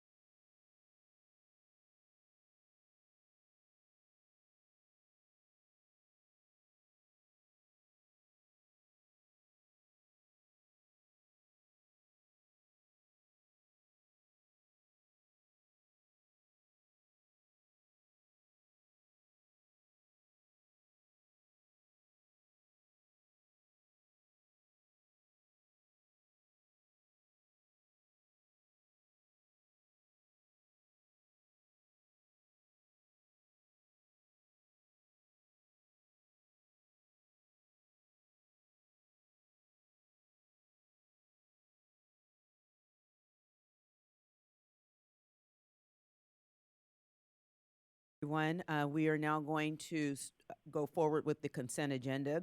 I'd like to reconvene the board and take up the regular consent items, items 4 through 12. We will now open the phone line for the queue for public comment on consent items 4 through 12. Members of the public wishing to provide comment on consent items 4 through 12 may do so in person or by calling the telephone number and using the access code provided on the slide that is shown now. Are there any speakers signed up to provide public comment in person?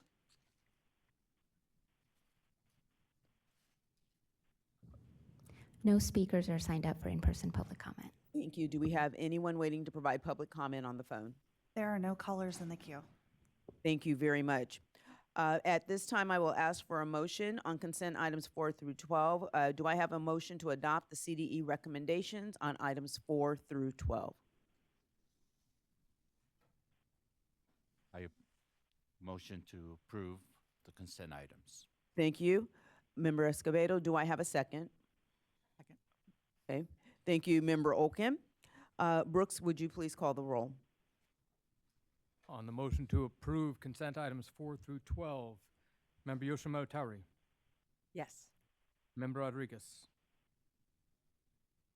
Yes. Member Patillo Brownson, Yes. Member Roscoe Gonzalez, Yes. Member Olkin, Yes. Member McQuillan, Yes. Vice President Glover Woods, Yes. Member Escobedo, Yes. President Darling Hammond, Member Ajike. The motion carries. Thank you very much. We'll now move to item 13. Item 13 is the update on the implementation of integrated local, state, and federal accountability and continuous improvement system, the review of the 2025 California School Dashboard and the 2024-25 data release, and approval of the 2026 Accountability Work Plan. The CDE recommendation is that the State Board of Education provide guidance and approve the 2026 Accountability Work Plan. This item will be presented by Cindy Kazanis of the CDE. Welcome back, Cindy. Please begin.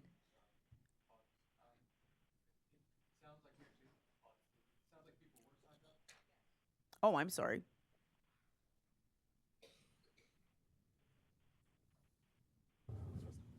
Apologies, there were speakers signed up in the room for consent calendar items 5 and 12.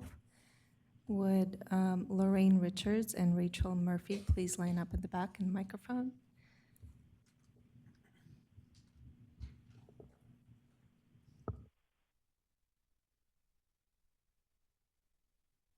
Good afternoon. Thank you for calling us back up. Rachel Murphy with Public Advocates and the LCFF Equity Coalition wanted to provide comments on item 12. We request that the board take this item off the consent calendar in order to enable a deeper discussion of concerns surrounding CSI plans. Under the Every Student Succeeds Act, the board must approve school site improvement plans for CSI schools who represent the highest need school sites in the state and have not received the necessary attention and oversight from their LEAs.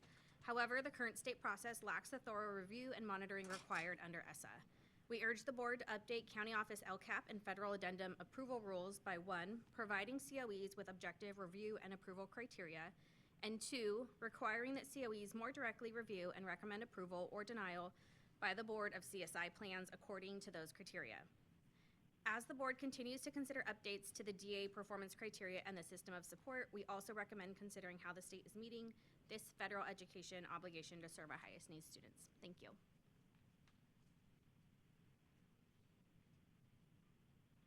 Do we have any more public comment in the room? This concludes public comment in the room. We do have some callers that popped up in the queue. I'm not sure if it's for the consent, but I will open the phone line. Yes, thank you. Caller with the last 4 digits, 4369. You are now live. Please start your public comment. This is public comment for regular consent items 4 through 12.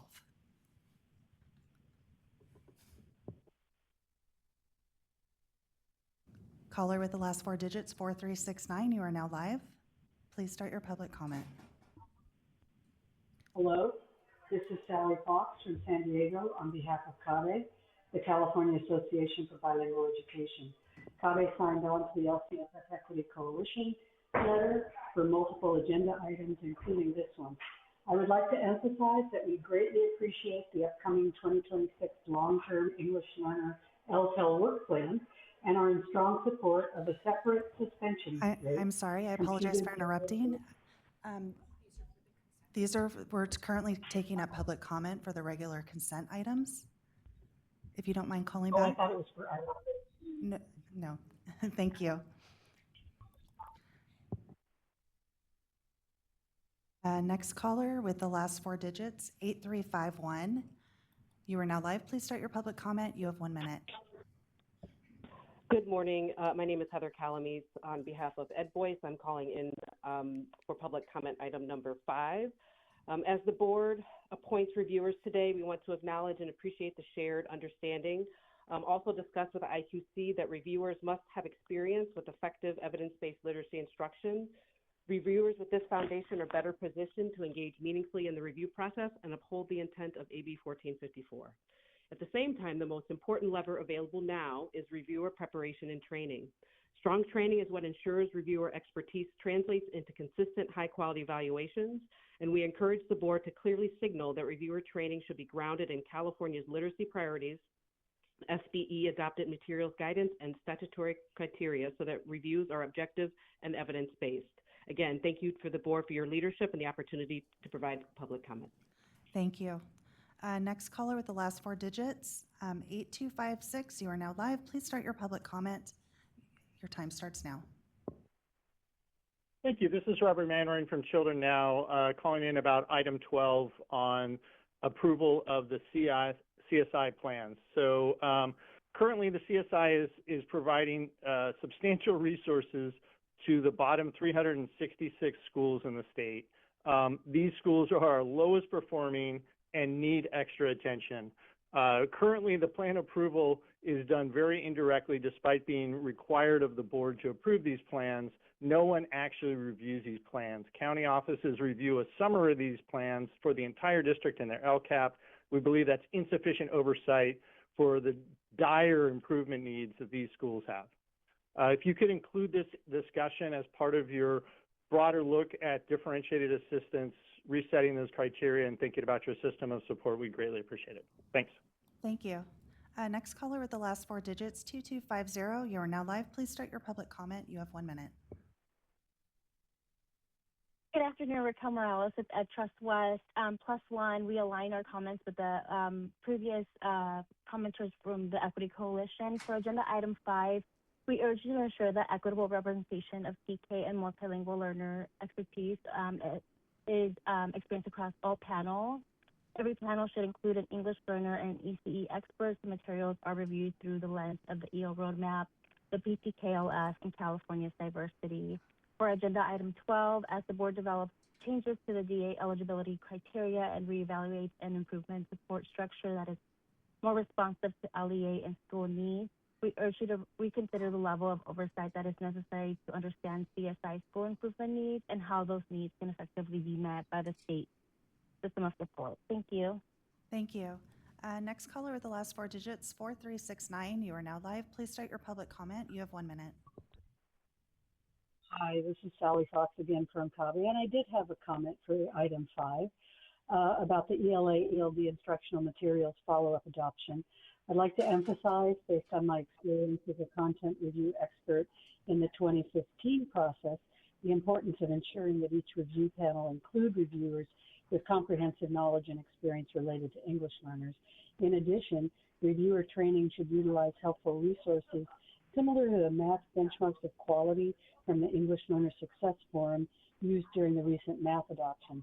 And yes, they have ELA and Spanish language arts versions. Finally, districts need clear, detailed guidance to feel confident that newly adopted materials meet the needs of all their diverse student populations. Thank you. Thank you. Next caller with the last four digits, 2051. You are now live. Please start your public comment. You have 1 minute. Hello, my name is Amber Riemann on behalf of Californians Together, speaking to item number 5.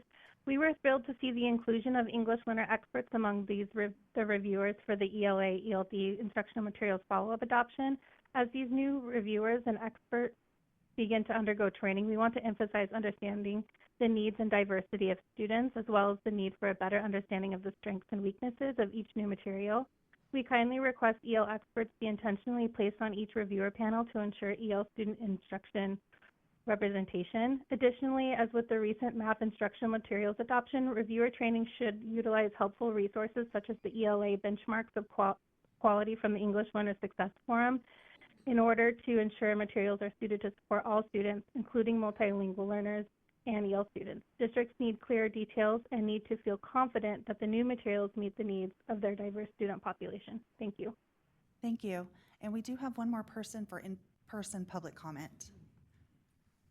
Hello, apologize for the confusion on in-person public comment on consent, but my name is Lorraine Richards. I'm a classroom teacher representing California Teachers Association. CTA has significant concerns with the proposed list of reviewers for the ELA, ELD instructional materials follow-up adoption and believes that the list is not in compliance with the California state regulations. California Code of Regulations, Title V, Section 9512 states a majority of instructional material reviewers at the time of appointment shall be teachers who teach students in kindergarten or grades 1 through 12.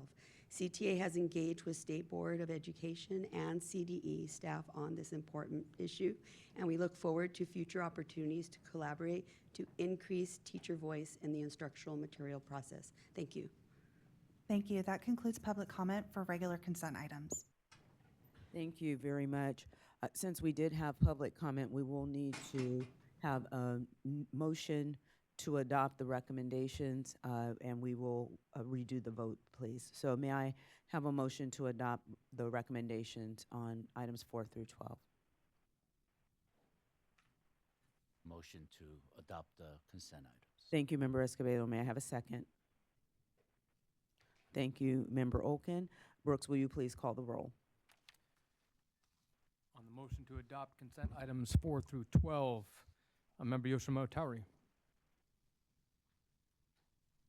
Yes. Member Rodriguez. Yes. Member Patillo Brownson. Yes. Member Orozco Gonzalez. Yes. Member Olken. Yes. Member McQuillan. Aye. Vice President Glover Woods. Yes. Member Escobedo. Yes.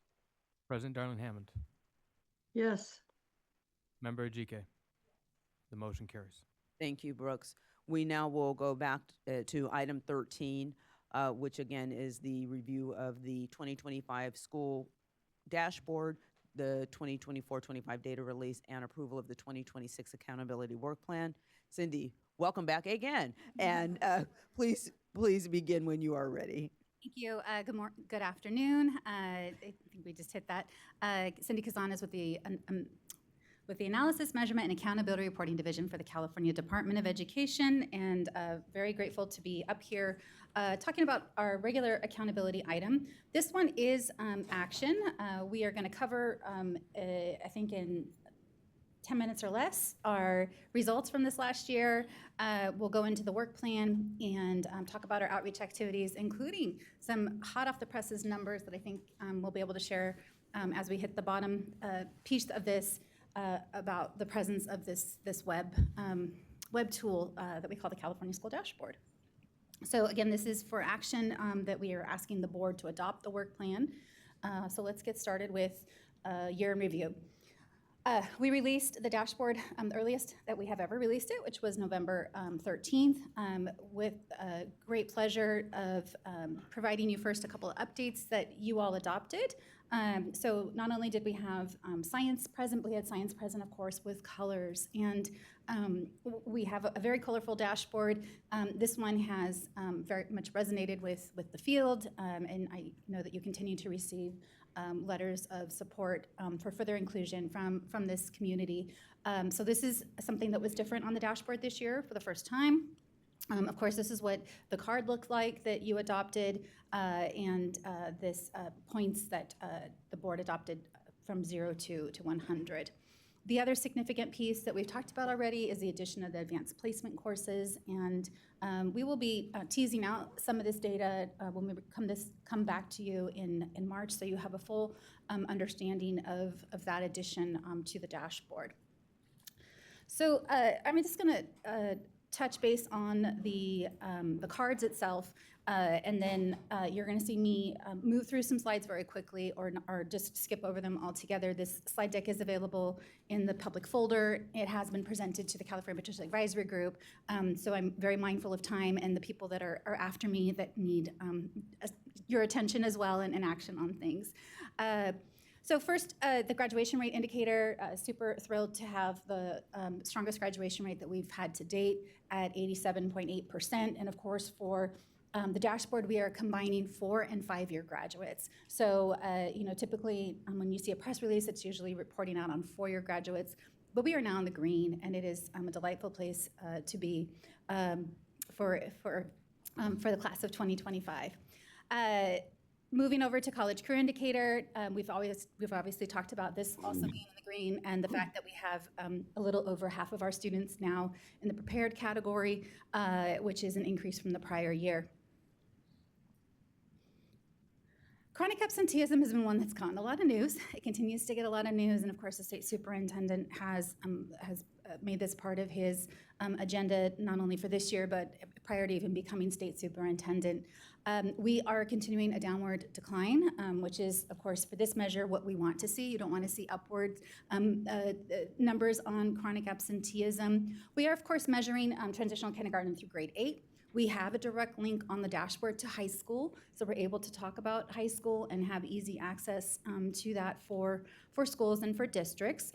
As a whole, we are still a little bit above pre-pandemic levels at 17.1%, which continues to have us be in the yellow.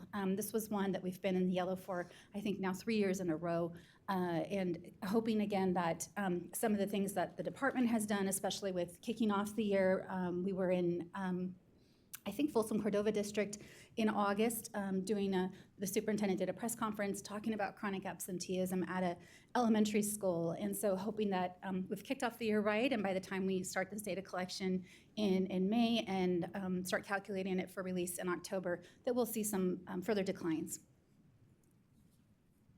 Moving over to suspension rate, this is another one that we want to see low numbers. We do not want to see high suspension rates. And as a state, we have now gone under the threshold of 3%, so we're at 2.9%. And of course, the dashboard is something that, for this, we look at our full complement of grades. So this is the one indicator where we have the ability to look at not only our transitional kindergartners, who hopefully are not being suspended, to our high school students. And for suspension rate, this is another one where DataQuest provides such a wealth of data.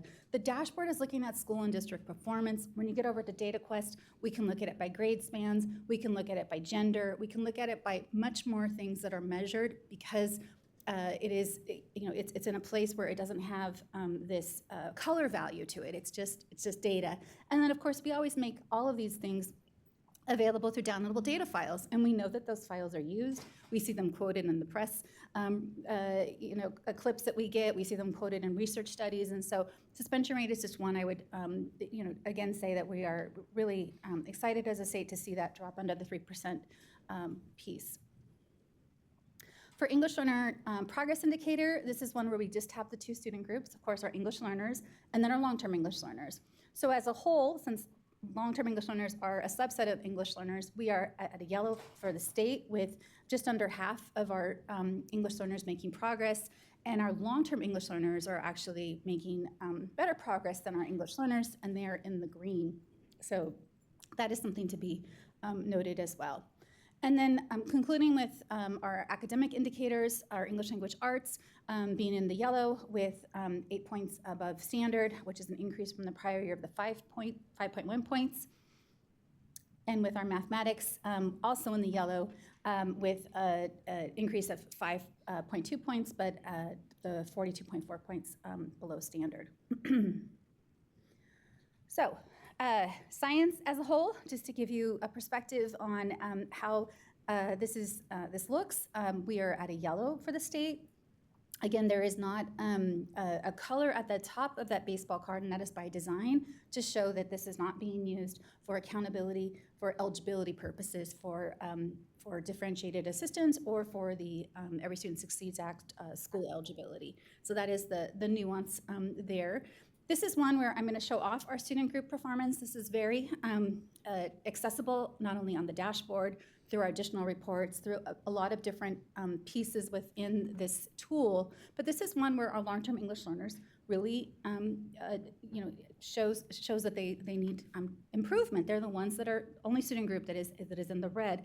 And keep in mind that science is only offered 5th grade, 7th grade, and then of course once in high school. And so our long-term English learners are typically only going to take it as, excuse me, I think I have my days wrong. It's not 7th, it's 8th grade, and the ones in high school, because you shouldn't be, hopefully you're not a long-term English learner by 5th grade unless you were, retained or something, because of the definition of being, at least 7 years as an English learner. So just, again, something to think about, the nuances to each of these indicators, how they apply based on what has been adopted as the methodology and what the data that is available. Okay, so as a summary, we are a mix of yellows and greens, and of course we talked about science being for informational purposes. The other thing that has been put out since this was put together was our growth information. So I'd encourage you to get on the dashboard, look at your local high school, look at your district, look at your neighborhood schools to see what is on there and what we've been able to add since we released the actual dashboard. In terms of our differentiated assistance, not only our criteria, but those that are eligible, you know the criteria because you've adopted it. You may have to re-adopt something at some point this year, but we will move quickly through this criteria and to this multi-year look. So in terms of the criteria, of course, county offices of education and districts have the same eligibility criteria, so we lump that information together. So we are on a downward trend, again, from our high point in 2022 of 617 down to 418 districts and counties eligible for differentiated assistance. And what does this mean in terms of who is able to maybe exit or no longer eligible? 164 made gains that they are no longer eligible, but we did have an entry of 69 new county offices and districts.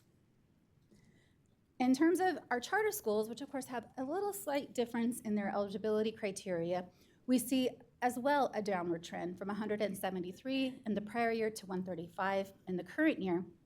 And in terms of looking at who's no longer eligible, 94 were no longer eligible, and we had an entry of 67 charter schools. So again, making gains in the right direction. We also started to tease out, and I know this isn't in the memorandum that we provided you back in November on the 13th, is how many districts are now eligible for geographic lead agency support, and that is 78 districts. And that support is provided by county offices of education. Our direct technical assistance criteria is one where we start to see the CCEE, come into this space to provide the assistance. And while there's a slight decrease for county offices and districts from 67 to 64, we do see this dramatic rise in eligibility for our charter schools from 11 to 39. So just, again, wanted to make that known. It is in the memorandum that we provided you. We also, know that there's a backdrop of this legislation that requires the board to update the performance criteria no later than July 15th. And while that's not part of your agenda today, we would be remiss if we didn't mention that that will obviously potentially impact determinations for this year. So we look forward to your conversations as to where this heads. In December, we released the Every Student Succeeds Act school eligibility determination. And this is something that we do in collaboration with our Title I division, and they're fantastic in providing support and resources, as is the same division that provides that support and resources for differentiated assistance. So there's a team of staff that support this outside of my division, and just want to recognize them, and right now they're under the leadership of Erica Torres. So for federal support eligibility, of course we have a bunch of acronyms, so let me just explain. Comprehensive Support and Improvement, CSI, Additional Targeted Support and Improvement, ATSI, and then what is relevant for this year is Targeted Support and Improvement. The thing to keep in mind about CSI is there is funding available to schools to support improvement. So We are in this multi-year identification cycle, and we are in year 3. So year 3 means that schools can exit CSI or ATSI. They can also become eligible for TSI, so that's something to keep in mind. We'll start a new cycle in 2026 and look forward to conversations with you around that. So in terms of the actual numbers, we saw a significant amount of schools exit our low performing category, which is of course our Title I schools who are not meeting the criteria. And then for low graduation rate, just a slight number at 19. That's of course our schools that are under the 68% graduation rate. And for ATSI, we had 366, so over half of the schools met the ability to exit that designation. In terms of the overall look and looking at those that are now eligible for TSI, that did increase. We doubled the amount of schools that were eligible for TSI. So a school may exit, for example, out of low performing CSI, and they may immediately be eligible for TSI. So just that's how this criteria works. It can be confusing with all of the acronyms. But overall, as a state, really the line to keep in mind is this no status. So just above the total school line, we have gone from really highs of 52 rather in 2024-25. And again, we want to see that number increase. That's a number we want to see increase because they have no status. Now we're at 8,877 schools. So, overwhelming majority of our schools are no longer eligible under the federal criteria. All right, so I'm happy to take a quick pause for questions.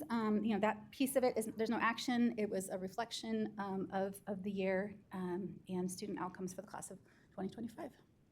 Thank you, Cindy. Are there any questions for Cindy on the data that we just had a chance to see? Okay, hearing none. Cindy, please continue. Right, so we're going to switch over to the 2026 Accountability Work Plan. This is our chance to touch base with you ahead of beginning work. Some of this work, although, is a continuation from 2025, as you've already heard today, and making sure that we're on the right track. So we know that there was a lot of correspondence on the work plan. I think there's a lot of excitement around it and trying to land some things that we haven't yet been able to. So with that in mind, I am not going to list these individually, but we have about 10 items that we're going to cover. Kim's going to join me in just a moment, but let me get started with our principles. And the dashboard principles are something that the board adopted in 2022. They do serve as an anchor for decisions, future decisions around the dashboard to help guide your work. Some of those things are, for example, the accountability system doesn't have a summative rating. There is no way to get to, I don't know, purple or goldenrod. I mean, are they right? Like, what are we achieving as a summative, but which is unusual for other states, and I know that AAR is very aware of this. We also do not weight our indicators, so that is a value that you've adopted through the principles that you've put forward. Other states do weight indicators. They may have a student group that represents an oversized proportion of the actual students, and we treat our student groups all the same. So I'm just looking at Kim to see where are we changing now? We're changing now, excuse me. All right. We have an intricate little dance. Kimberly Muntank, Administrator of the Accountability Development and Policy Analysis Unit. It's just so you don't get bored, right? We just switch back, right? Keep your eyes up. So we're starting off with growth. The consideration in this year's work plan is for English language arts and mathematics growth to be considered as state indicators, starting with the 2026 dashboard. Now, full indicator status refers to adding the indicator to state and or federal support determination criteria. That's what we're talking about with this action. So this work aligns with the following dashboard principles: reporting opportunity and performance gaps among student groups through the equity report, valuing each indicator equally, valuing high performance and growth equally, reflecting technical quality through measures that are valid and reliable and is subject to continuous revision and improvement. I will briefly walk us back through, again, this long timeline of growth and where we started, again, with talking about growth as we talked about redoing our accountability system in 2016. And that's when the work began concurrently between CDE, the State Board of Education, along with our testing vendor, the Educational Testing Service, ETS, to develop this student growth model based on our brand new assessments back in those days, right? The California Assessment of Student Performance and Progress, CASP. And I will remind everyone, this is only applicable to the CASP assessments, and specifically Smarter Balanced. We do not include the alternative assessments within the growth scores. In July of 2018, we paused adoption because we noticed technical issues within the growth measures that had been adopted across the country by other states. I can help uplift that those states are realizing those technical issues and revisiting their growth models as present as this year, since it has been well known and documented by our friends in ETS around those issues. But in 2021, ETS came up with a technical solution to allow us to present a model that solved the instability issues by adding an additional third year of test scores. And with the adoption of that by the State Board in May of 2021, we were able to predict and be able to release test scores with following the administration of the 2023-24 CASP. So in January of 2025, we updated the 2024 dashboard with growth score data for the purposes of assisting you in setting performance standards for growth. That release was also supported with an additional web page on the CDE's website to explain with resources on the student level growth model, as well as frequently asked questions, which gets updates all the time as soon as new questions pop up from the field. And then we came back to you last May, and you approved the growth performance categories. So taking those growth scores, right, and as we have done with all of our indicators, right, indicating specifically what we saw as the lowest performance and what we saw as the highest performance for growth, and setting those growth performance categories and labels. You also agreed to what would be displayed on the dashboard and the visual representation of growth for the 2025 dashboard, which was different than in 2024. And then in December, we were able to release the English language arts and growth performance levels, and that was reflective of scores from LEAs and schools from 2022-23, 23-24, and 2024-25. And it was available not only on the dashboard, but the highly requested downloadable data file. So all of that information is posted on our website and available for everyone, for all LEAs, schools, and student groups. So this year, the task ahead, we see as follows. Obviously speaking about it today, then speaking again with a CPAG in March. That's a special CPAG meeting that we've decided to hold in order to preempt all of the decisions that you may have in May and or July. So we will discuss it there and then bring it back to you in May to consider full indicator status for ELA growth and math growth. And then at the July meeting, you would incorporate any of those decisions that were made into revised criteria for state assistance determinations. I will pause if there are any clarifying questions around growth.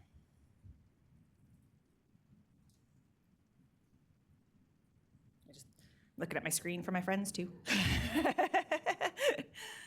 I miss seeing them, their eyes, right? All right. With that, we'll move on to science indicator, and it's going to look very familiar as well because we are also going to be considering science for full indicator status on the 2026 dashboard in the same way. This work plan is represented by principles 5, 8, and 11, so similar to our growth measures.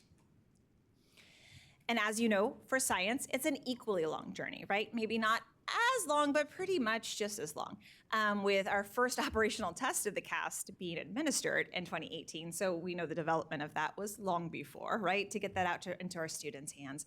And then proceeding with working through a timeline to add that to the dashboard, which began at the March 2020 meeting for the State Board of Education. In 2022, we provided an update on the feasibility of this given the constraints of our COVID era testing. and the revised blueprints that the state board had adopted with regards to the science test and how we wanted to incorporate that on the dashboard. And then in September 2022, the board adopted our first outside linkage to anything on the dashboard. That was our first link. And it linked back directly to the CAST results on the CASP website so that folks, while there was no science indicator being displayed, folks could link directly to those results from the dashboard as a signal that science was being valued by the board. We did that again in December of 2022, obviously on that dashboard, as well as 2023.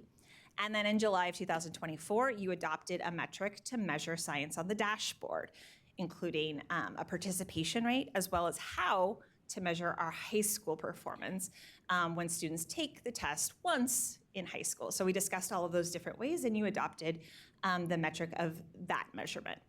And then in November of 2024, we debuted the science indicator with that beautiful little teal card, and which showed status and change for informational purposes only with no color displayed.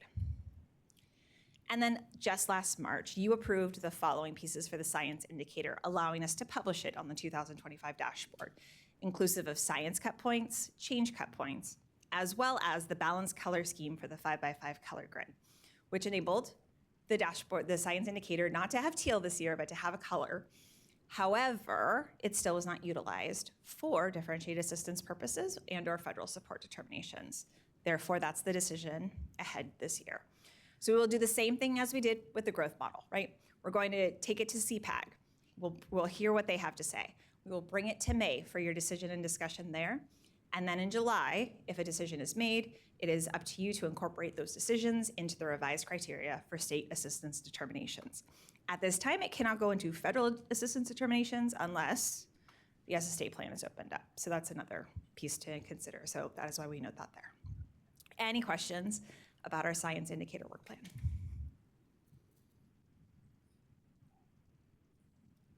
All right. Check for all the eyes. I'm glad they're there. I can see them. And then for college career indicator work plan, this one, there's a lot of things we just talked about. I just told you them, so we don't need to go through everything. We just held a study session in January 2026 for a holistic review on the CCI and heard your goals for the indicator, right? Took lots of notes on those and the future path for adding additional measures. And so if there's any comments additionally into the work plan directly of the months that we're bringing things to you, please be vocal and sharing those during your discussion today. Our plan is to provide an analysis for the International Baccalaureate courses to identify possible courses for inclusion into the CCI. Additionally, for Cambridge International, our plan is to consider options for adding both courses as well as exams as a measure to the CCI. For the scale of civic engagement, we will consider those options as well. And then for our new career measures, we will be evaluating those potential measures using the 5 years of data that we have presently as well, how we include all of the career measures available, internships, student-led enterprise, simulated work-based learning, as well as ASFAB. And then addition, you had indicated previously, right, to examine how other career measures such as apprenticeships may be addressed within the CCI and how to include those students with extensive support needs. We will add to those, obviously, the comments brought forth in the study session as well to address those needs during the year. The CCI work plan is reflective of Principle 2, reporting opportunity and performance gaps, reporting each indicator separately, valuing each indicator equally, reflecting technical quality through measures that are valid and reliable, and is subject to continuous revision and improvement. We know what the CCI is. We know how it was developed. We just walked through all of these, but for our friends who need to reflect on that, that's no worries. And we just held that study session. So we're going to look at you had adopted last year the successful completion of advanced placement courses within the CCI. So obviously this year we will add in course completion for International Baccalaureate or Cambridge International for your consideration as an additional measure. For the state seal, we will consider those options. Again, for the additional career measures, we will evaluate all of those. And this is when we will bring this work to you. So we are planning at the very next meeting to have you evaluate and consider for inclusion the state seal of civic engagement, as well as the additional career measures for the CCI. So that will be in March as a decision. Then we will bring additional information on those other coursework to CPAG, and then bring that information to you for decision and discussion in May, along with additional context and information that you've requested. So that is where we would be with the CCI work plan. Any clarifying questions I can help with on the work plan? Just wondering, since we already had a study session on it, and I would hope the work plan would include items that we brought up. Yes, so in May, per what we can explore for this year, right? We will most definitely be able to provide an update, right, on what's available and the requests that you've made at the May meeting. So that's when we can. I cannot promise that for March. I have fast fingers, but we need a lot of friends to come in to be able to assist us with answering all of the questions that have been brought up. So we would like to take some thoughtful work to bring that back. Anything else? All right, Cindy's back.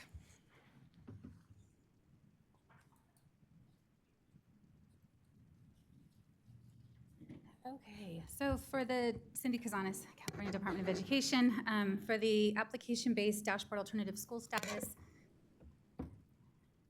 this is a limited number of schools that don't automatically qualify for the alternative school status under Education Code, which is where the bulk of our county and county-run schools exist. So one of the things that we had started working on in 2025 was trying to narrow the burden on, lessen the burden rather, on these application-based alternative school status or DAS schools.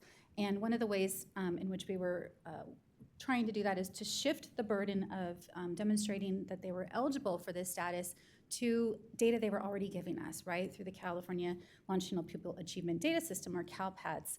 So the focus that is left for this group is, or rather for this criteria, is our credit deficient students, and trying to figure out a way we can, if we're not collecting the data, how can we make sure that we can provide, again, relief to the application-based, mainly charter schools.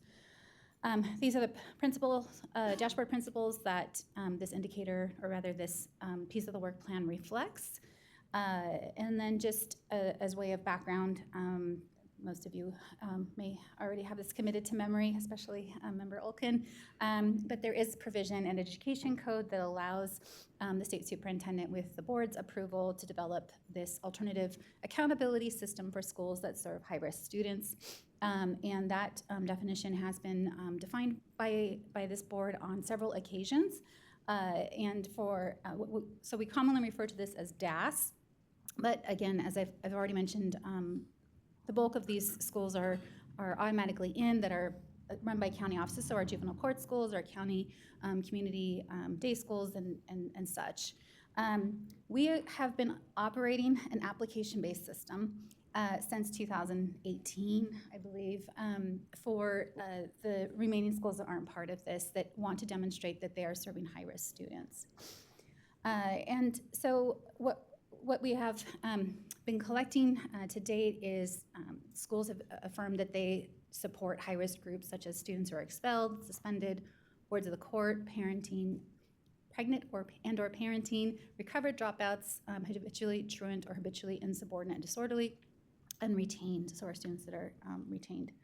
The board in 2017, so the prior board, adopted these metrics that we see on the screen for our DAS schools rather. And then in 2025, the criteria was updated. And I just want to note that my note in here, I was a friendly person said that's not exactly true. So wards of the court, yes, they are definitely served by our juvenile court schools, but once they exit that juvenile court setting, they may still be a ward of the court because it's defined as a student on formal probation. What I can tell you all is that we do not collect this information in CalPADS, and there is a great hesitation from the community that supports students who are wards of the court, who are justice involved or juvenile justice involved students, of even bringing that into a state system. And so one of the things that we are, again, trying to make sure that the measures that are included for the criteria are things that we can affirm. And that is why the board, we had recommended you take action on this back in July. We do know that these students typically, though, are falling into one of the other categories, right? And so we are able to capture them and provide credit to those schools for serving high-risk students. So our work plan for this year is to bring this back in March, to bring back the specifics around what this would mean for the credit deficient students. We've been having conversations with various stakeholders and those that represent, especially some of these charter schools, and so we'll continue that conversation, but we'll bring you back a formal proposal in March. I don't know if there's any clarifying questions. I'm happy to keep moving along. Member Glover-Woods.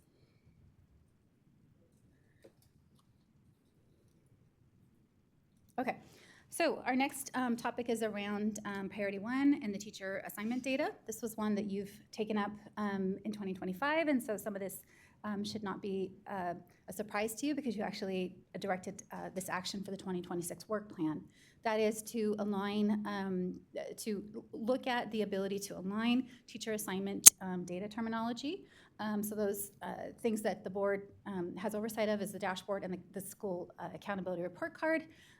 The teacher assignment monitoring outcomes report is something that is published on DataQuest, but there is interest in making sure that those terms are aligned and accessible to the public. There is also a move from the board staff to obtain additional interest holder feedback, and we have a couple of sessions scheduled for the end of the month to seek that information, including what's before you for action this year, which is intra-district comparison data, and then also really how the data, that now that there's information on every single school's dashboard, has been used, right? This information's been out now for nearly 2 months. How are schools and districts and interest holders using the data? So these are the metrics that the work plan pieces for the teacher data align with for our dashboard principles.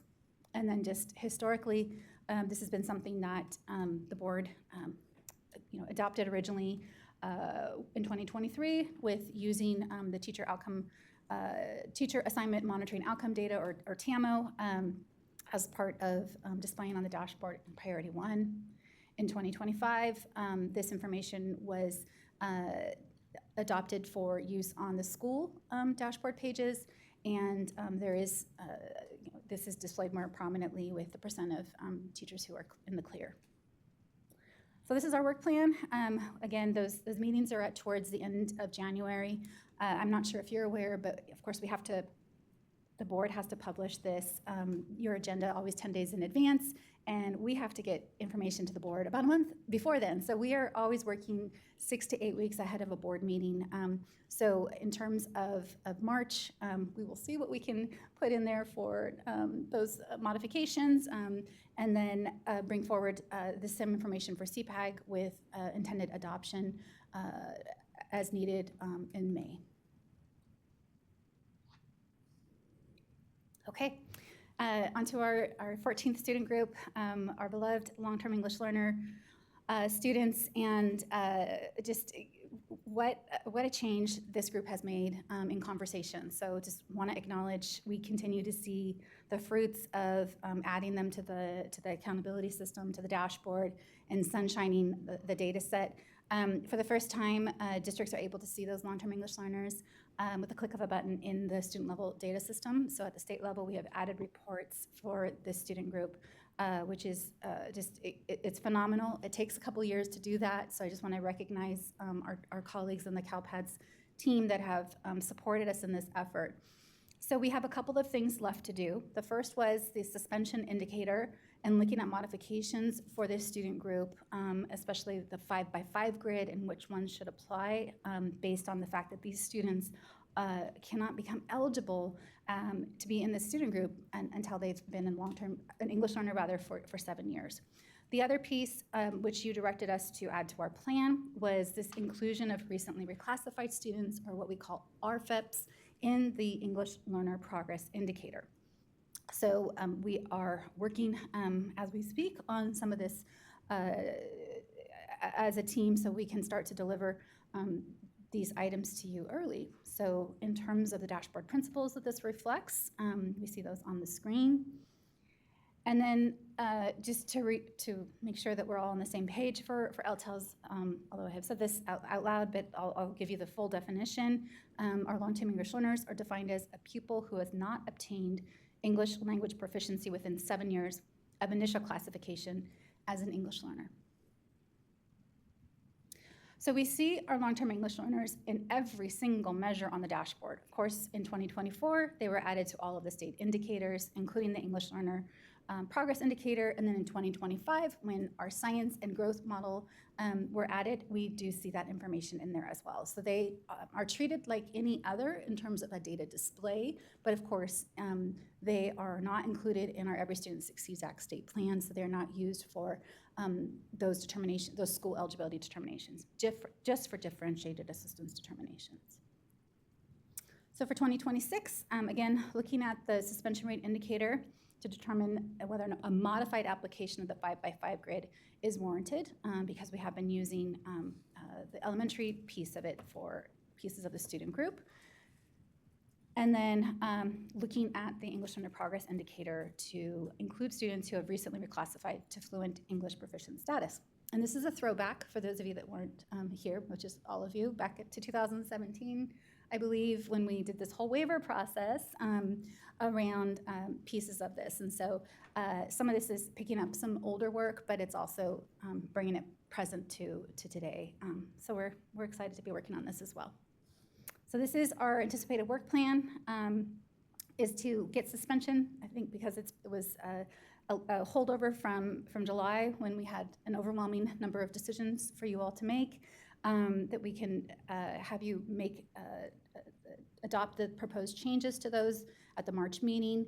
And then Kim's already mentioned that we've added a CPAG meeting, so we'll take that to them, the pieces around reclassification in late March with action from you all in May. So trying to land some of these things by May. All right, getting closer to the end. The participation rate for academic indicators in science, we see for this particular piece is exploring the removal of participation rate grace periods for academic indicators. This is something that we were starting to work on last year, and there was so many other competing priorities that we had to take a pause. So in terms of our dashboard priorities, or principles rather, we see those reflected on the screen. And in terms of participation rate rules, just to acquaint you to this, we, of course, assessments reports out on all students who have taken the test. When we start to look at these requirements in federal law about having every student group have at least 95% of students test, that's where those requirements come in, is through the accountability system. So if student groups, districts, or schools fall below that 95%, we do have to put a penalty in place for the absence of those scores until we reach 95%. So in 2018, when we were still getting used to computer-based testing, right, that was year 4. We started in 2013-14. There was a business rule, so that was something the department put in place to help local educational agencies not get wrapped up in the 95% piece when they had a student show up potentially during the testing window or without little notice.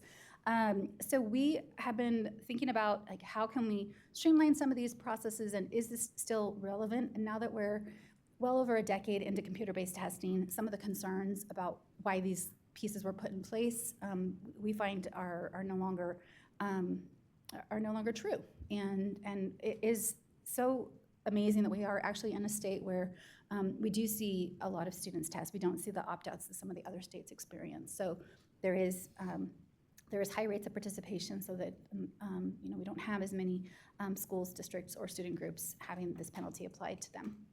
So we will bring this back. We'll give you an update in March around those proposed changes. Okay, so in moving forward on the next item around modification of academic indicator, the language that we use and information on the dashboard, we are responding to actually a concern from the accountability liaison. So this is not something that you all discussed in 2025, but this concern around the use of the word standard. And so there's been a request to add this to the work plan to modify language and information around academic indicators to address this concern. Specifically, as we were getting ready to release the dashboard, we responded to this concern from the liaisons, and we did update some of the language that was being used. Specifically, meeting grade level standards was updated to meeting proficiency standards, and standard met was updated to level 3 and proficient. And I think there was some misunderstanding that the work that had been done in the assessment space, because you saw Mao and others up here talking about that work, it didn't automatically translate into changes on the dashboard. So we are now trying to see if we can align some of the work that has been done on the student score reports and in the assessment space to have that reflected in the accountability system. In terms of what that looks like, we would bring forward explore requests in March, potentially having what we're capable of doing to make changes to in 2026. We bring that back for action in May, and that's our initial pieces around that. So I think I have just a couple more pieces, and then I'll turn it back over to you. Cindy, I just had a quick clarification question as it related to the participation rate. We're looking at considering whether to keep or eliminate the grace period, not the penalty, correct? That's correct. We can't. Okay, I just wanted to be sure that I understood that correctly. Thank you. If I said something that made you think differently, I apologize. Okay, so this is the one that for me is near and dear to my staff and my maybe my stress level is the fact that we are moving up the dashboard by a month. You know, this is not a surprise to us, of course. This is legislation that has been in place since 2023.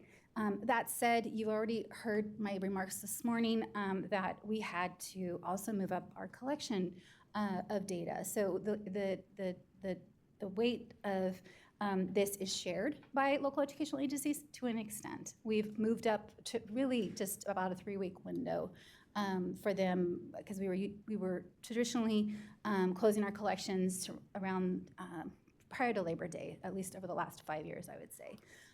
So we hope that the state will be free of any natural disasters come July 31. And no joking aside, we did keep our collection open last year as a result of the wildfires in Southern California, and we wanted to see everybody get across the finish line.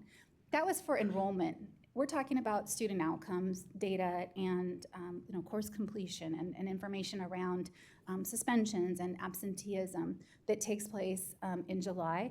A lot of schools have moved up, districts have moved up their windows. So we know, for example, that Los Angeles Unified, I think, is in early June. I think San Diego is the same time frame, if not end of May. So that is a change in not only closing the school year, but then starting the school year. We see folks starting the school year, in mid-July, definitely by the first or second week of August. And so having a collection still open from the prior year didn't also make sense. So we've made, this has resulted in, as I mentioned, a lot of changes on the collection side. We do believe that the October 15th date can be met, but I want to also just give you a preview of what that means. It means releasing the accountability, what we're calling the October 15th release. We'll be releasing the updated California School Dashboard tool, so that with all the state indicators, and also releasing the LCFF differentiated assistance files. So we always do the data files around our LEA eligibility. The supplemental items that will be released at a later date, and somebody's already asked me, I don't know what that date is. We need to get to October 15th, would be the dashboard additional reports, our growth data and those data files, our federal support determinations, our school accountability report card files, and that DAS 1-year graduation rate. Those are all pieces that are not made up in the differentiated assistance criteria. So that's the That's the thought behind that. It's also just, we want to make sure that anything we put out, I think just as you can all appreciate, has gone through the necessary rigor of quality control, that we've been able to check things. And so we are trudging ahead, that we will be ready for that well, whenever we release the rest of those data pieces, but October 15th is definitely the bright spot moving forward. And then finally, we're never dormant. I don't know if folks think that accountability, like we slack off, we take off the holidays. We were trying to put this agenda together and this item prior to taking Christmas and New Year's off. So just a glimpse of what we were working on in the fall as we were putting on the dashboard is we had a policy work group meeting. We had 6 in-person presentations. We had 12 virtual presentations, and all of those, hitting at almost 2,000 individuals. The day that we released the dashboard, 100,000, 200,000, we had 100,000 unique hits on the dashboard. So I'm sure that was the superintendent's press release along with President Darling Hammond, but then the governor weighed in on his own press release. And so there is a thirst for knowledge, and this is one of the authoritative sources. I don't ever see 100,000 hits on the same day on DataQuest, for example, and that's okay, right? It has different purposes, but I just want you to know the reach of your decisions is significant, and it is out there, and folks are using it, and folks are replicating it. They're creating their own dashboards. They're taking the data and they're making it useful to their own audiences because we make available our downloadable files. So that's sort of a treat to be imitated, but it's also, there's a responsibility there when we have to say, well, that's not our dashboard. That's somebody else's creation of a dashboard. So that's just as an aside. But Kim's team, and then of course Ryan Lamb's team, who does all the data processing, they're responding to hundreds, if not thousands of emails a year from not only districts, but parents, from concerned community members. And so just know that we take that role really seriously in offering not only technical assistance, but support for how to use this tool. So with that, I'm happy to turn it back to Member Glover Woods. Thank you so much, Cindy. And let me say, as we prepare for public comment, just the phenomenal work that you, Kim, and your team do. And each year, as that deadline has gotten pushed up, you guys have always just rose to the occasion and did what needed to be done. So just again, appreciate all that happens behind the scenes to make that data and make the information available, and then the outstanding way you reach out across the field. I think you guys know your team is held in very high regard by the board, but also throughout the state of California, and it's just due to the way that you work with everyone in your customer service and the quality that you produce. So thank you so much for doing that. As we continue to look at more things to do, thank you for hanging in with us, Cindy.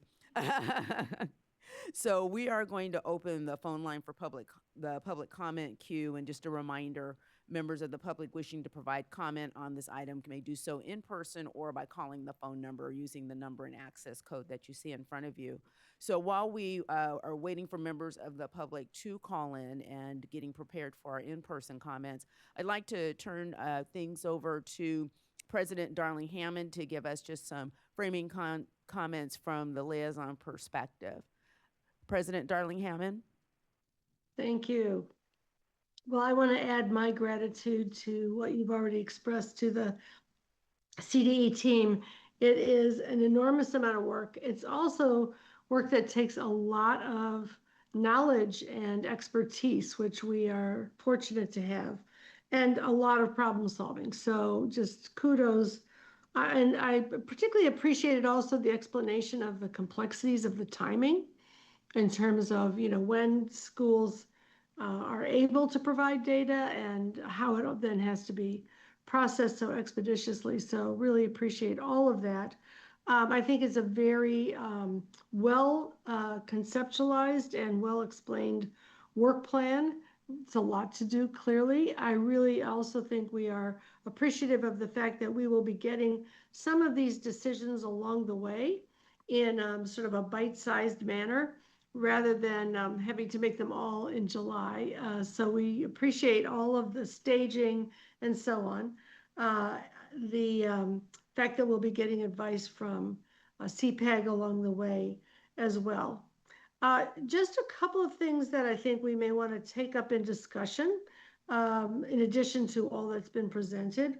One is just being sure the board thinks through what it means to be a full indicator. That terminology is used.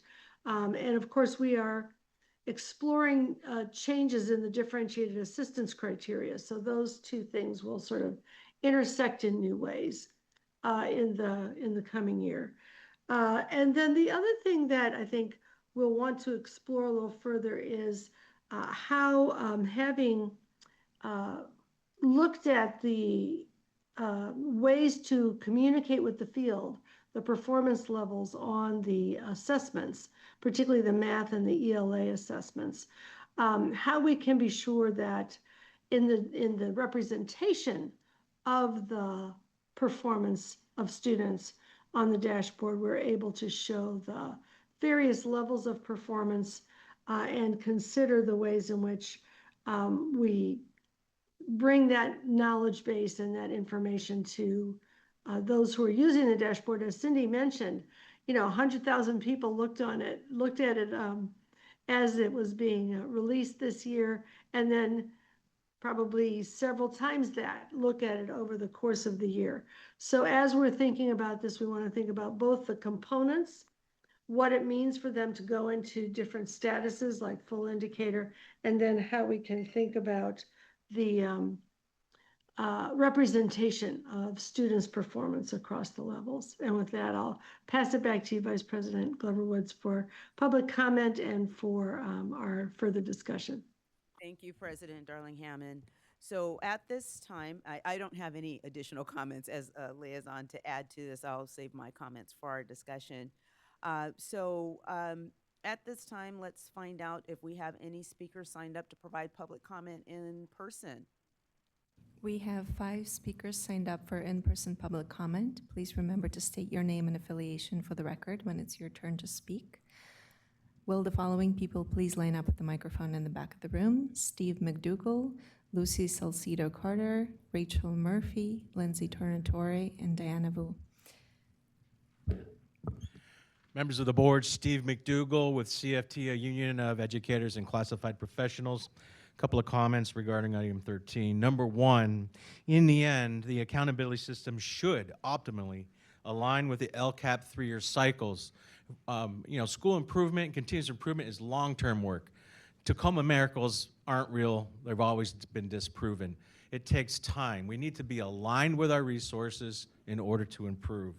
And secondly, when it comes to teacher monitoring, labeling folks as ineffective sounds evaluative, judgmental, when in fact they're working on credentials or trying to get their credentials because of a staffing shortage or some barriers in the way that are systemic. Not a good way to label folks. We need to narrow down and drill down on labeling folks. Think about being a parent. Wouldn't you be alarmed if you got notice that your child's teacher is been deemed ineffective? Thank you. Good afternoon. Lucy Salcido Carter with the Alameda County Office of Education. We appreciate the board and CDE staff for your work in developing the 2026 Accountability Work Plan and look forward to engaging on the activities it outlines.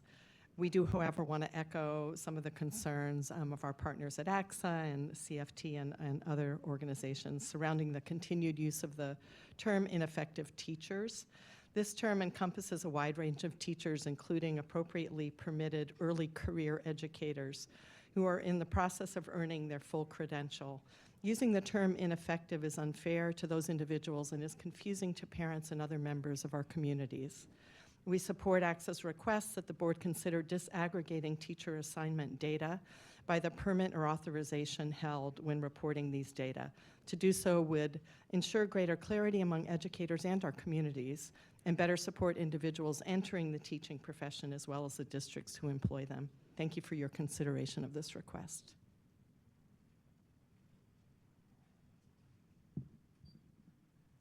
Good afternoon. Rachel Murphy with Public Advocates and the LCFF Equity Coalition. We'd like to address a few topics discussed under this item. First, for the Priority 1 indicator, we are very glad to see the board adopt school-level TAMO data for the school's main page of the 2025 dashboard as required under the Ed Code. We strongly support adding intra-district comparison data to the 2026 dashboard work plan to help identify gaps and disparities in fully prepared and properly assigned teachers, and we also look forward to the conversation on better aligning teacher quality terminology. Additionally, we continue to recommend that instead of simply noting whether a district's percentage of clear teachers is above or below the state average, the indicator should detail if the district is plus or minus 5%, well above or well below. We appreciate the department's work to release growth data on the 2025 dashboard. However, we reiterate the concerns raised in our letter about the misleading growth indicator and the confusing data displays. We urge the board to consider revisions to this indicator that reflect prior public discussions and analysis. Thank you. Good afternoon. Lindsay Tornatore on behalf of the California County Superintendents. We express broad support for the CD's proposed work plan. The inclusion of all items reflect a continued commitment to ensuring California's accountability system provides meaningful and actionable information, and we believe warrants careful and thoughtful discussion. While we support the discussion and deliberation of each item, we might or might not end up supporting the implementation of each item. As stated in our letter, our positions on the individual items in the work plan will be informed by the board's revisions to the differentiated assistance criteria. The ongoing DA revision process will play a central role in shaping how these items are implemented and how they essentially affect LEAs and students. And recognizing this connection is essential to supporting a coherent and well-aligned accountability system. Thank you. Good afternoon, State Board members. Diana Vu on behalf of the Association of California School Administrators. ACSA appreciates the work that the SBE and CD staff and board members have done on the continuous improvement of our accountability system. As this work continues, we ask the board to consider several things. First, ACSA believes California's accountability system should be aligned to the established 3-year LCAP cycle. Districts rely on the LCAP as their North Star, and changes outside the cycle weakens the continuity needed for meaningful progress. Second, we appreciate the alignment of terminology across all California's education and accountability platforms, which provides a clear understanding for everyone.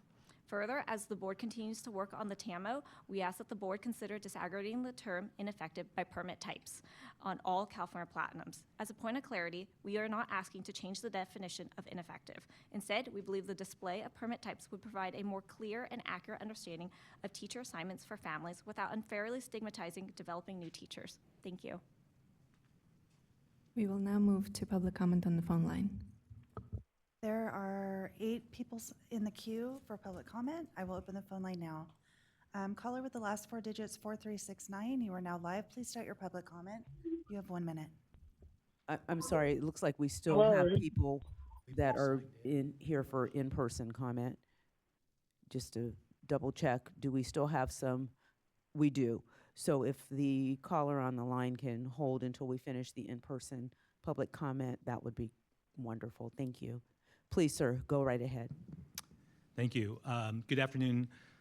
I'm Carlos Machado with the California School Board Association. CSBA urges the board to evaluate any accountability updates through the lens of a clear statewide operations and support plan. This has long been a priority, CSBA priority, and we're advancing proposals to better connect programs and remove barriers that hinder LEAs from closing achievement gaps.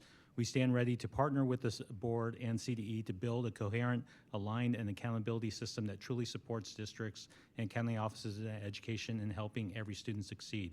We also appreciate the board's focus on long-term English language learners and the effort to strengthen English learner progress indicators. Adding LTELs to the dashboard brings needed visibility to the group facing persistent challenges. As governance teams work to close achievement gaps, we encourage a careful review of this indicator to ensure it accurately reflects disparities across student groups and drives meaningful improvements within the state system of support as the board reviews the criteria for differentiated assistance. Thank you. Good afternoon. Cassie Mancini here on behalf of the California School Employees Association. I wanted to align our comments regarding the teacher assignment data with ACSA and requesting that the board consider disaggregating teacher assignment data by permit type. CSEA represents classified employees participating in the very important classified school employee teacher credential program who may be encapsulated under the term ineffective. And it's important to us that LEAs aren't dissuaded from participating in educator training programs for fear that it could impact their report data.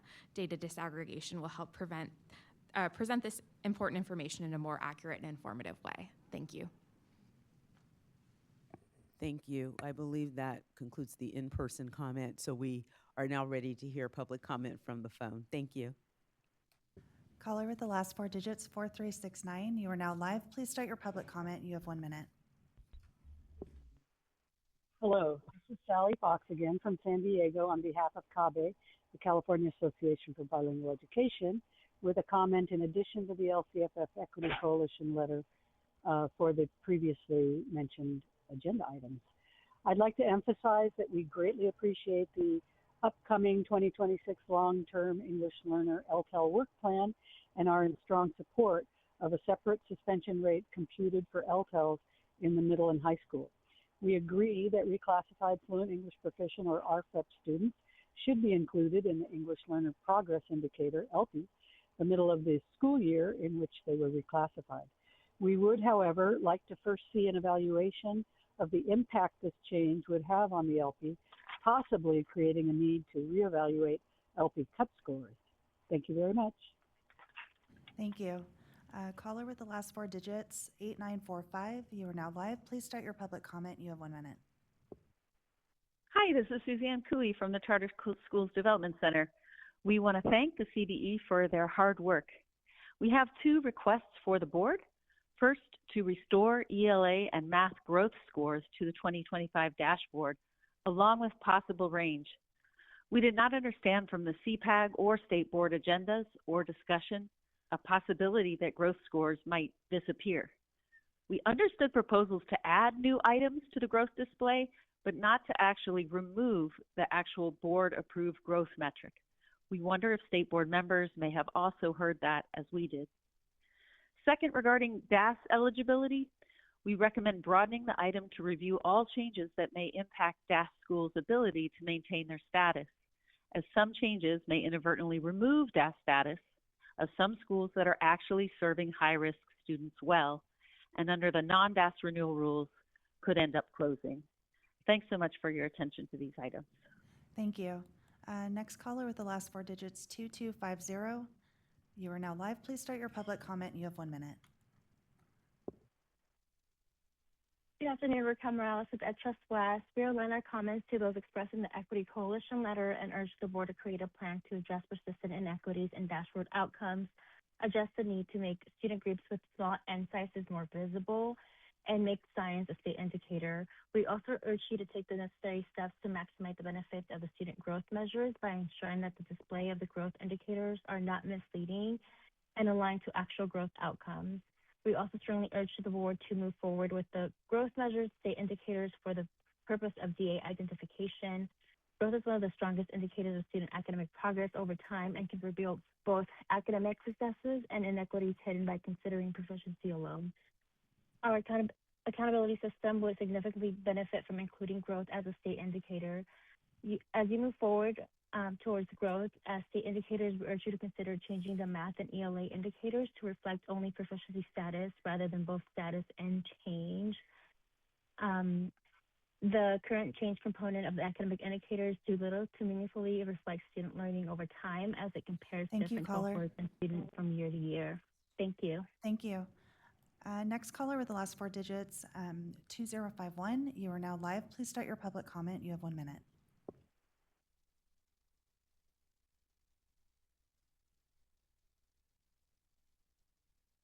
Caller with the last four digits, 6075. You are now live. Please start your public comment. You have 1 minute.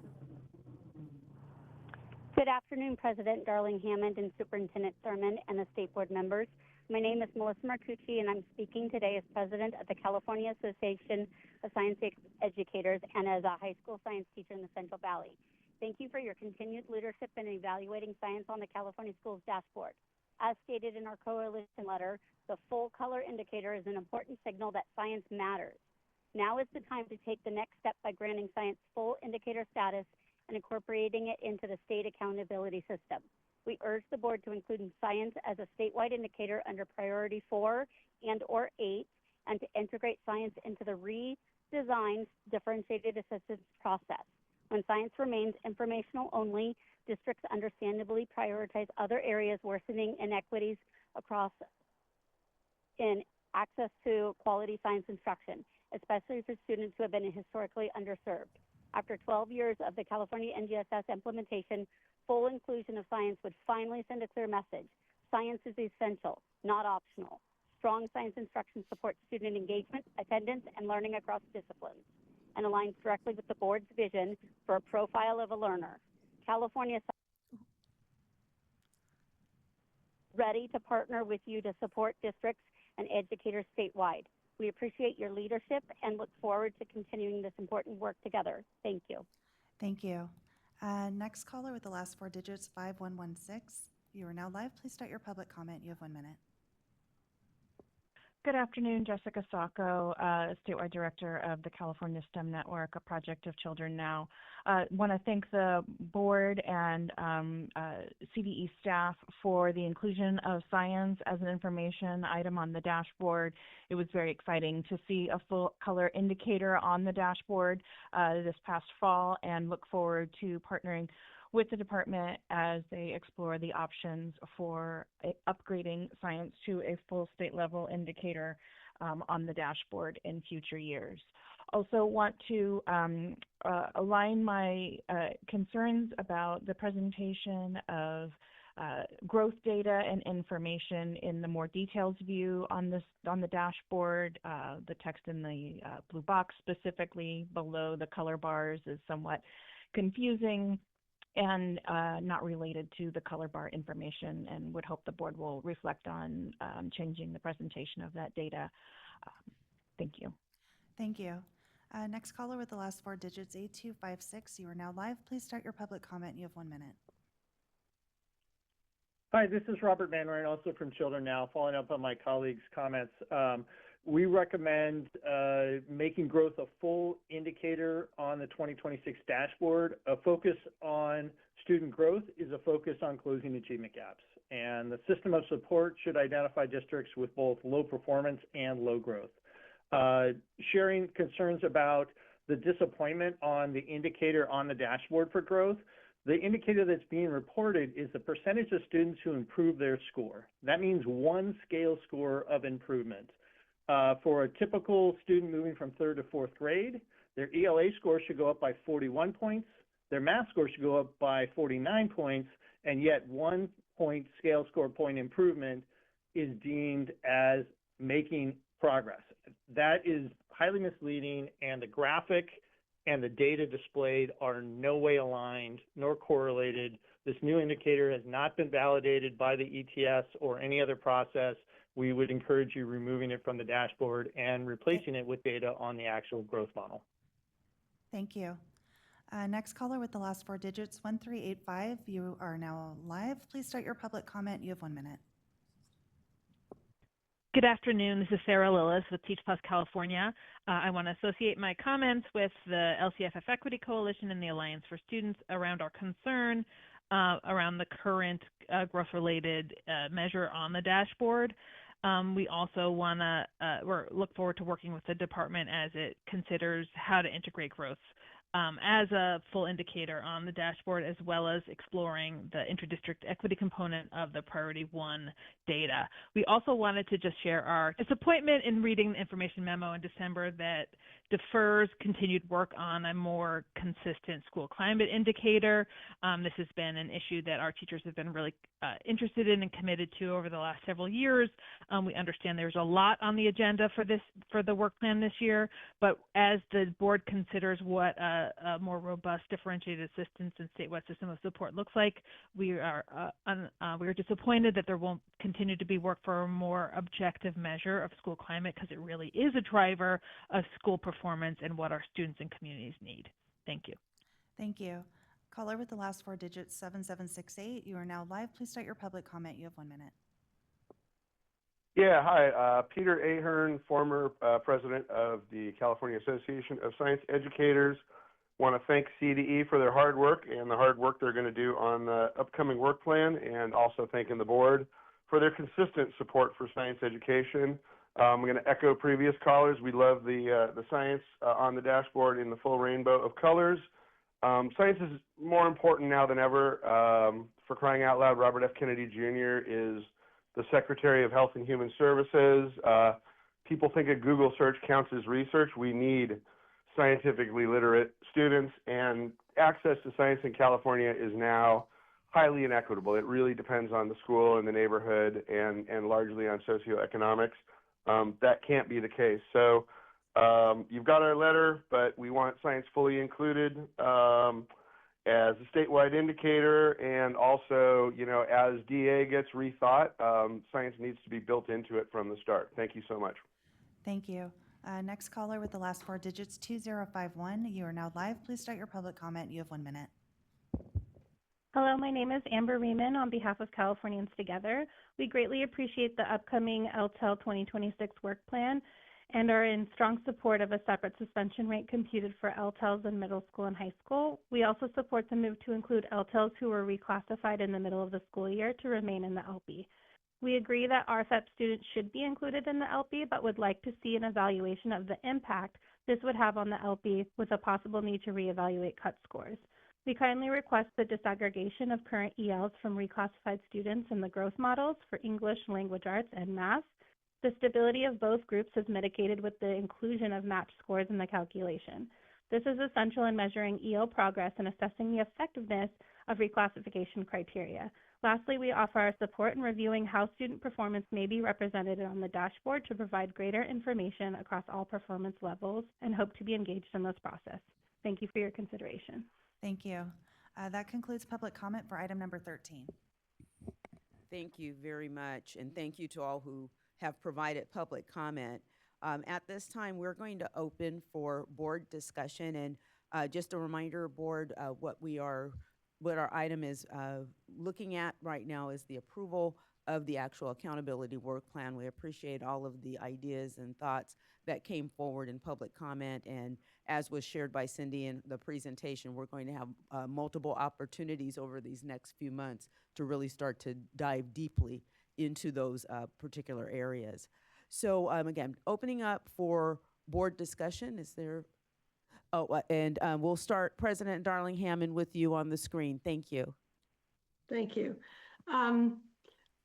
Lots of good public comment, as well as all of the great information we've received to respond to. I just wanted to raise 4 things that occurred to me as I was listening to public comment that we may want to be engaging in our conversation. One is a number of people talked about that, quote, ineffective label on priority 1, the teacher data. And for those of us who are old enough to remember it, that label comes from the federal government. They required all the states to classify teachers with one classification being called ineffective. That idea came about back in the days when they were also incentivizing attaching student test scores to teachers and identifying teachers as effective to ineffective based on student test score measures. That, of course, has gone away from the federal government. The federal government is no longer allowed to require that kind of teacher evaluation system.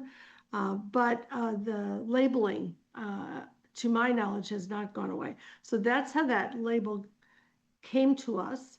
I do think the idea of breaking out the different authorizations for teachers, the different permits or authorizations that they have, might make a lot of sense to clarify what is lurking under that label. So that may be something that we would want to consider evaluating.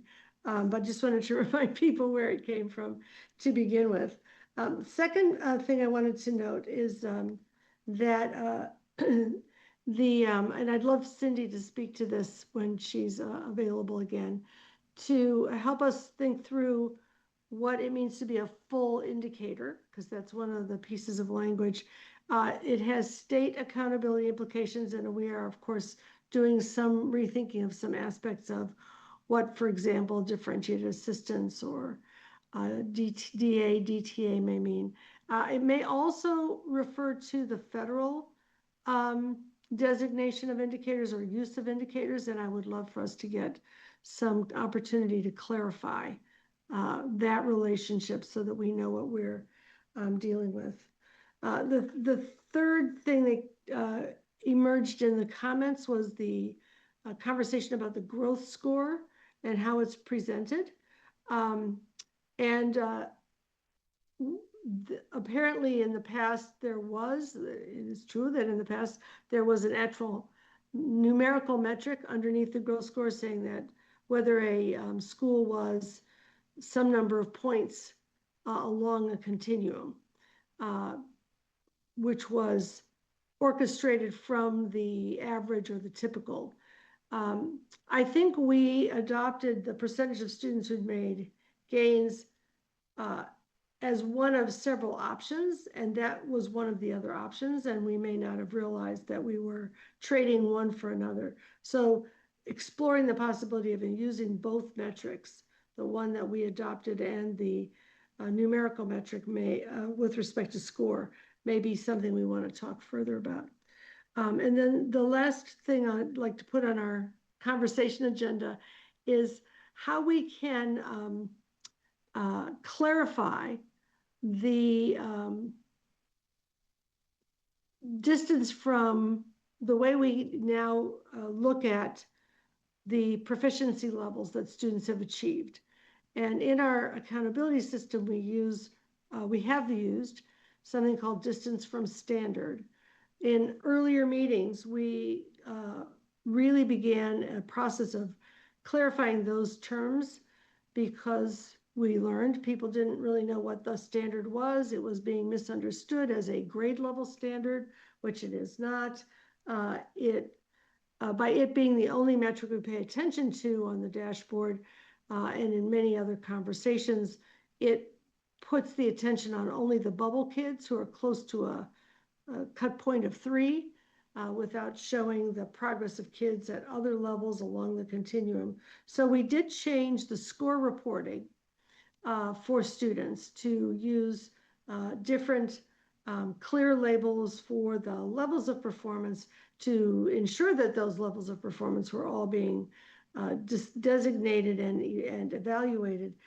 We've done that in our reporting to the public. It would be great to clarify that on the dashboard as well, so that we are no longer using the term distance from standard as though it is the only standard, and so that we are making clear that that is the proficiency cut point and showing where students are progressing along the different cut points. So those are four topics that I hope we can talk about.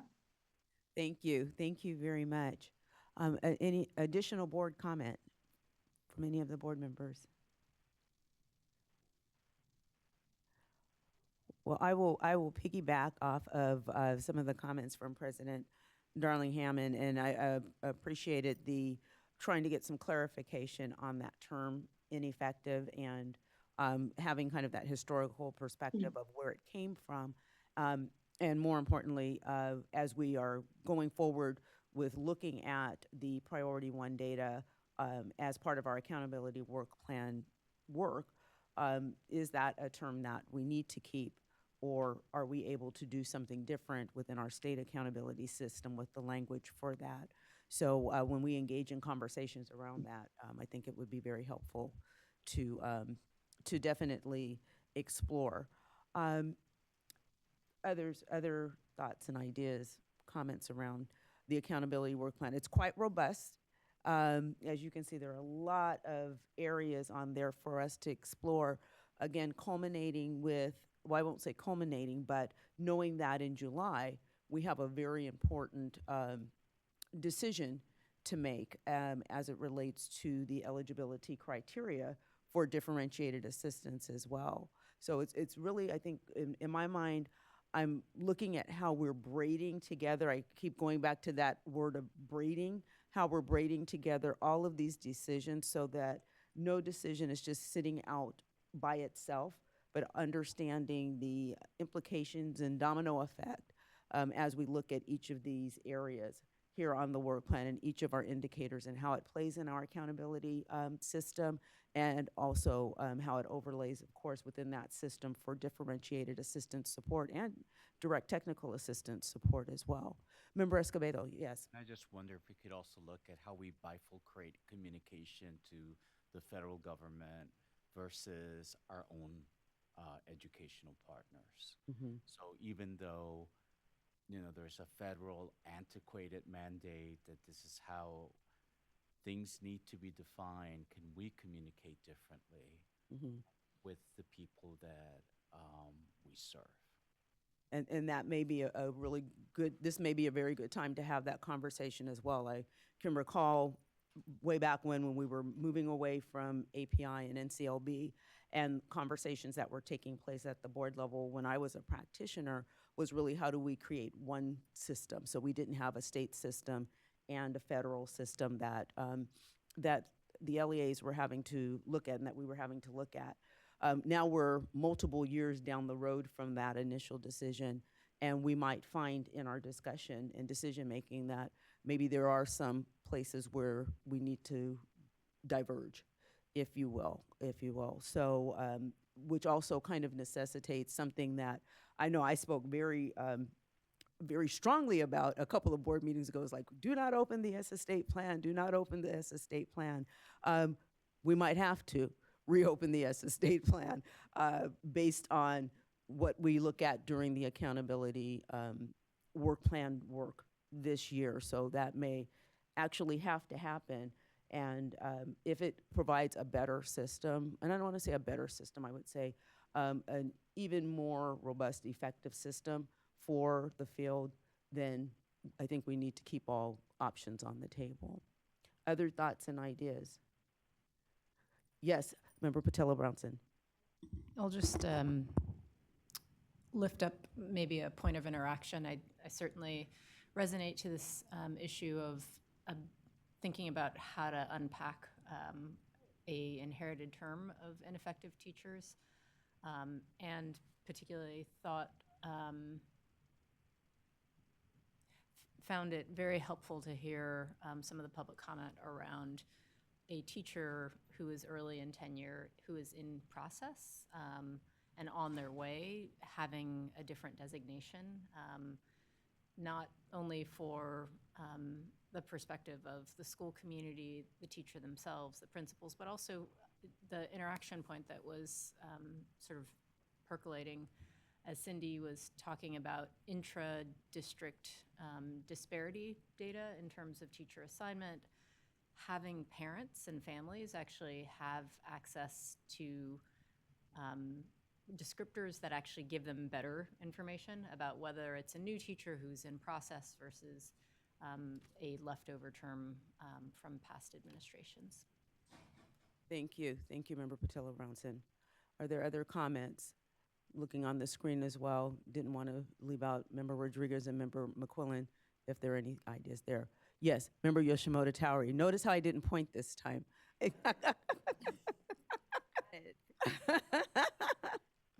Thank you. Just not necessarily for discussion today, but I wanted to uplift a couple of comments made about the growth data as we're continuing to refine and learn how to best do that work. I know we're excited that it's available. Just wanted to make sure that that gets into the conversation as we move forward. Thanks. Thank you. I don't believe I see any other comment, and I want to move into a motion. We've had some additional conversation in relation to other ideas to explore within the accountability work plan. So I'd like to take the opportunity to make a motion and then ask for a second on this particular motion. I move that we approve the proposed 2026 accountability work plan with adding the following clarifications to the plan. Ensuring that our October 2026 dashboard displays trends in student performance at all 4 performance levels, and a link to the LEA schools CAS page. Also ensuring that the October 2026 dashboard uses the term distance from proficiency standard rather than distance from standard. And also examining how we might be able to move to a clearer metric than difference from standard using a positive point scale on the 2027 dashboard. And lastly, kind of going back to the last point we just talked about, evaluating and as needed, undertaking potential changes to California's Every Student Succeeds Act state plan. Okay, thank you. There's a motion on the floor, and I think we have a hand. Just as a point of protocol, do we need a second before we go into any discussion? Oh, I'm sorry. President Darling Hammond, go right ahead. I was going to second your motion. Thank you, President Darling Hammond. You see, I'm drunk with power over here. You just got to watch me.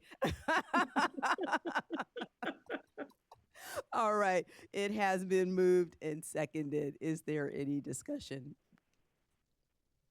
Okay, Brooks, would you please do the roll call vote? Member Yoshimoto Tauri. Yes. Member Rodriguez. Yes. Member Patillo Brownson. Yes. Member Roscoe Gonzalez. Yes. Member Olkin. Yes.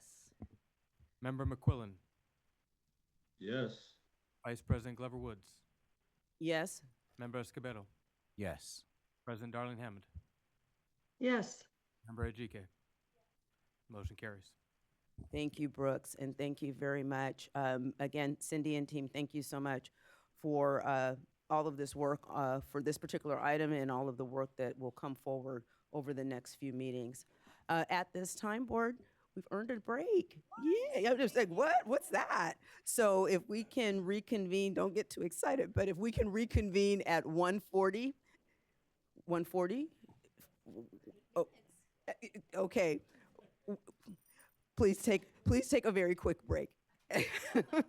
Thank you.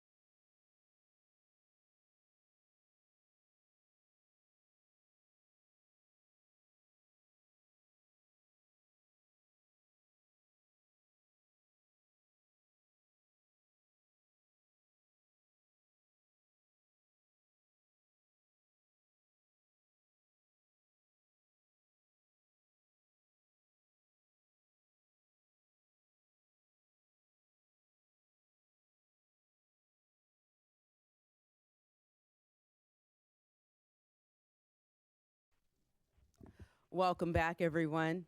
Now we'd like to reconvene the board. As you can see, we're all back, and we're going to take up the waiver consent items W1 through W6. We will now open the phone line for public comment. Do we have any public comment in person? There are no people signed up for in-person public comment. Thank you very much. We're going to wait just a moment to provide opportunity for anyone who may be calling in before we check on that. Again, this is for public comment related to waiver consent calendar items W1 through W6. Do we have any callers on the phone? There are no callers in the queue.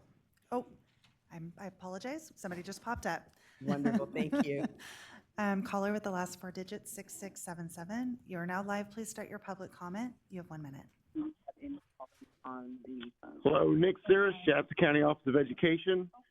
The support from system improvement leads and the CDE's updated multi-year SIM process have been game changers for our work. System improvement leads has been a transformational partner, providing the coaching and consultation that we need. Whether introducing new I apologize. SIM alignment. We are currently taking public comment for the waiver consent items. Do you mind calling back in for general public comment? Oh, or sure. Sorry. I'm sorry, item 15. Thank you. I'm so sorry, I thought we were on item 4. Oh, no problem. Thank you. Okay, I believe that concludes public comment. Can I have a motion, please, to adopt the CDE recommendations for waiver W1 through W6? Member Olken? I move that we adopt the CDE recommendations for item W1 through W6. Thank you. May I have a second? Thank you, Member Ejike. It's been moved and seconded. Brooks, can you please call the roll? Member Yoshimo Tauri. Yes. Member Rodriguez. Yes. Member Patillo Bronson. Yes. Member Roscoe Gonzalez. Yes. Member Olken. Yes. Member McQuillan. Yes. Vice President Glover Woods. Yes. Member Escobedo. Yes. President Darlene Hammond. Yes. Member Ejike. The motion carries. Thank you very much. We'll now move on to item 14. Item 14 is the California Assessment of Student Performance and Progress, update on the curriculum embedded performance tasks in Science Bank. The CDE recommendation there is no recommendation for this as an information item only. This item will be introduced by Mal Vang of the CDE with a presentation from the Los Angeles County Office of Education, Digital Promise, and Education First. Mal, welcome. Good to see you again. Please begin. People are excited. I get the best item today. Let me do a little something first. Again, Mal Vang, Director for the Assessment, Development, and Administration Division at the California Department of Education. Very happy to be here. Again, this item before you is really an information item.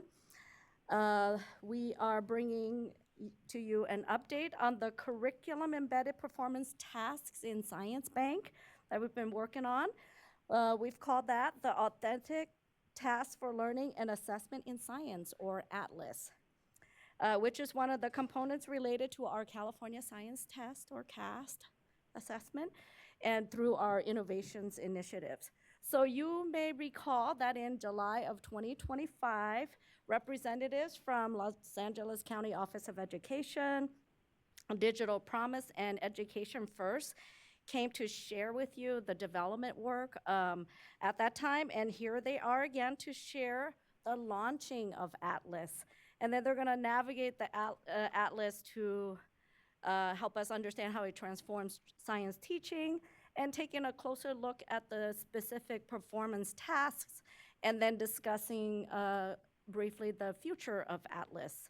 But before I introduce our special guests, I just wanna highlight that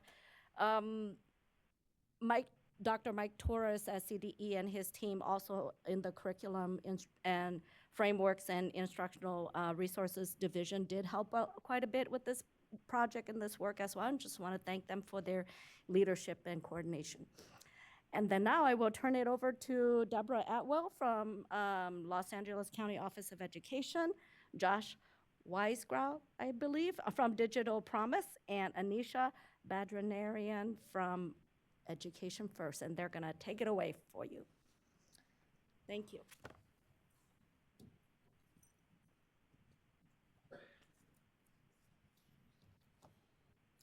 Good afternoon, everyone. Happy to be with you today, this afternoon, and excited to share that on January 1st, 2026, the Los Angeles County Office of Education launched the Authentic Task for Learning and Assessment in Science, also known as the Atlas Task Bank. This bank represents a major advancement in California's commitment to providing NGSS-aligned, high-quality, curriculum-embedded performance tasks to the state's science educators. The launch marks the completion of the grant's primary deliverable, which is creating a statewide repository of free, easily accessible K-12 performance tasks. The Atlas Bank is the foundation of the CAST Innovations Concept Paper, which was delivered to the State Board of Education in January 2024. One part of the conceptual approach to CAST innovation includes performance tasks embedded in learning for optional use by teachers, organized in an online, openly accessible task bank. In alignment with the CAST Innovations paper, I think I just realized what I was doing wrong. Thank you. Oh, you had it? All apologies. Should I don't want to start over. Do you want me to start over? Okay. Apologies. So we're here now at the role of LA County. So in line with the CAST Innovations Concept Paper, Los Angeles County Office of Education received funding in 2024 to develop the statewide repository. And this bank enables educators and local educational agencies to easily search for and access science tasks by grade, phenomena, standard, and domain for use in classrooms across California. Funding was provided under the Performance Tasks Embedded in Learning for Science, or PTELS grant, which was authorized by Senate Bill 153.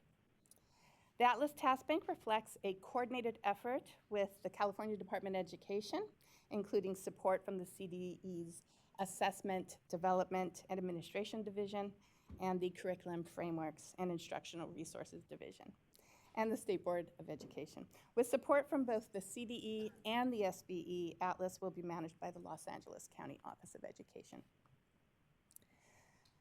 Now just a quick word about our partners. The Atlas Task Bank was developed in partnership with Digital Promise, Education First, and the California NGSS Collaborative. Lakeland wants to express our sincere appreciation to the coalition of partners whose expertise developed the platform, the tasks, and the professional learning resources that comprise the Atlas Task Bank.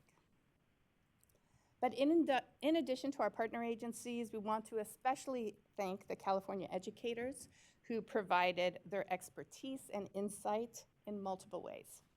Atlas was developed using a purposeful, user-centered design approach grounded in direct educator input.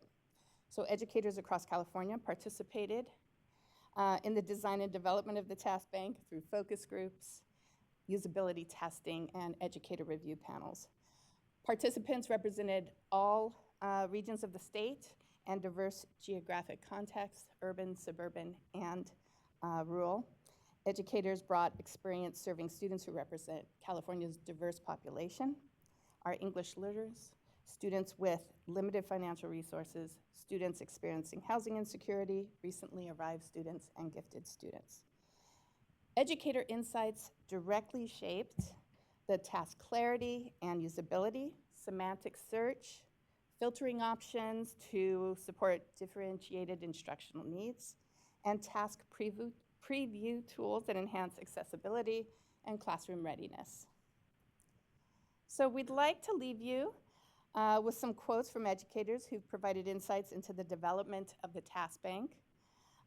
Their excitement for Atlas mirrors much of the input we are receiving and have received from the field.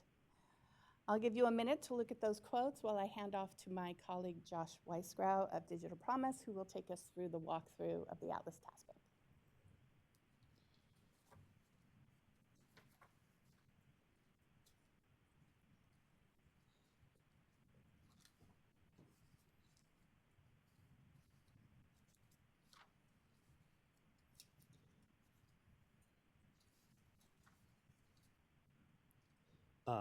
All right. Thank you, Deb. Thank you, members of the board.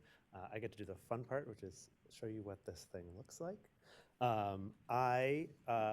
For purposes of a slide deck, you'll see a lot of screenshots, but as Deb said, Atlas is live. If you'd like to follow along live, you can go to ngss-atlas.com and try your own search while I talk through it. I'll raise the stakes a little bit. All right. So as Deb mentioned, lots of educator input throughout, the most recent of which was we did beta testing. Since last we presented here, we did a full-scale in-the-field beta test with just under 50 teachers, about 47 teachers, which yielded some changes from the preview images I shared in advance, or in the prior meeting. For instance, the core search interface remains the same. This looks very similar to what we showed before. But based on the feedback, we realized that there were different ways that teachers were searching, and sometimes they were doing topical searches as we had originally designed it for, and in some cases they had a really specific standards-based objective, and they needed more of a filtering function, and you'll see we added these buttons for filtering by NGSS dimensions. That's just as an example of one of the sort of many kinds of tweaks that came out of this beta testing process from our initial designs to what you'll see on the site today. In the kind of walkthrough example here, you see in the search field, we have a hypothetical elementary science teacher who's typed in that they want an earth science task about changing land features. And you'll see they've also selected a drop-down menu that says for grades 3 to 5, so they can search for their grade band on this page. Once they click that search button, they proceed to their search results page. And the search results page allows, first we'll show you ranked search results, ranked by relevancy based on the search query, but then allows you to filter from there because we have a bank of over 1,300 tasks in it.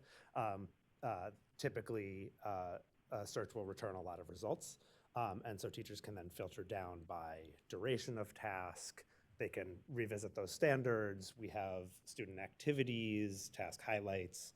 In this case, our hypothetical teacher has decided she wants a task that will fit in one class period, so she selected 30 to 60 minutes and narrowed her search that way. Another thing, if teacher isn't seeing the results they want on this page, you'll see the search bar still persists on this page, so they can go right in and edit their search directly right there without having to go back to the start. One of the big things we did during beta was look at every single search that those 50 teachers were doing, replicate them, see the results they were getting, and fine-tune the search results to try to make sure that that we were going to continue getting better. That's part of the power of this semantic search engine, which has some AI technology behind it. And so there's some tuning that we can do, and there's some tuning that actually the machine learning does. And what's going to happen as the site goes live and more people use it is it'll actually keep getting better. And that's one of the really exciting things about this.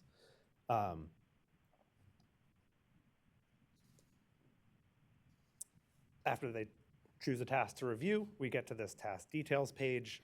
And what we have here is as succinctly as possible, all the information that teachers generally want to know about a task, all in one place in a dashboard in a standardized format that they can review and then decide whether to dive into these performance task documents. As Anisha will share next, right? Some of these tasks are very involved. Reviewing the full documentation for every task you might consider would take a long time. And this is where I think a big piece, in addition to the ease of finding, a big piece of the sort of teacher time saving can come into play is being able to review at a high level tasks more quickly. In this case, our teacher is looking at this dynamic Earth task that asks students to model how land and water features evolve over a long period of time due to natural processes like erosion and sedimentation. So she can review the details here. What materials does she need? What standards are addressed? What are some key features, including accessibility and student agency in the task? And once at the bottom, if she decides this looks like a task I might want to use, she can look into the specific documents and really do the deep dive in preparation to teach with these materials. This was another place where beta tester feedback provided insights on how to tweak and make this information as accessible and useful as possible to the teachers. One of the things we've added is this, you'll see a blue bar at the top that allows you to jump through the sections of that page. So as sort of succinct as we tried to make it, you can now navigate it even faster. If you know exactly what you're looking for, you can jump straight to the documents or those task highlights. That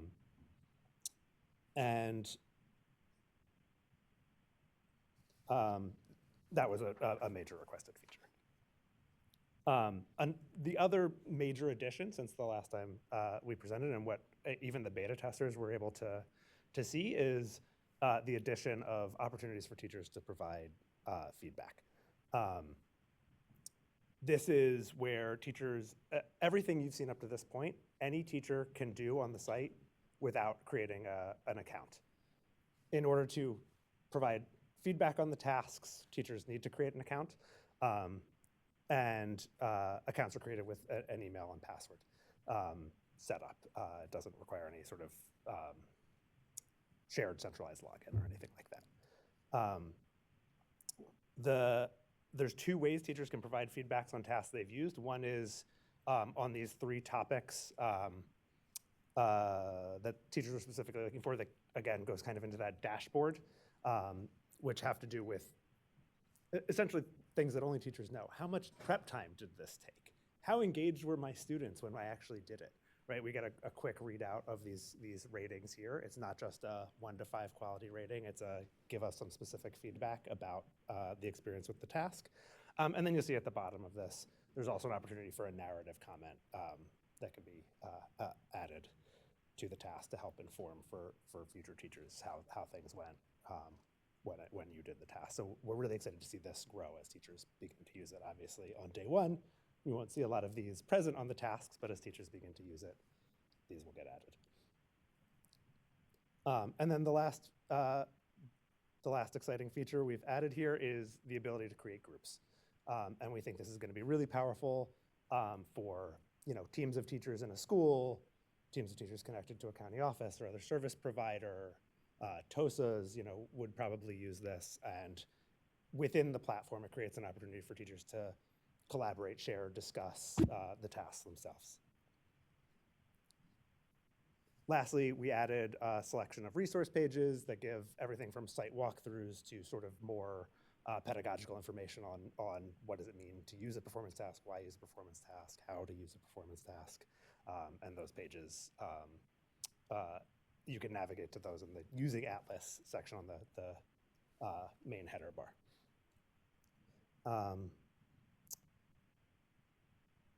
And I will wrap up there. I will also leave you with some quotes while we transition. These quotes a little bit more from our beta testers about specificity of using the platform itself.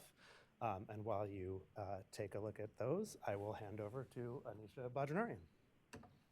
Thank you.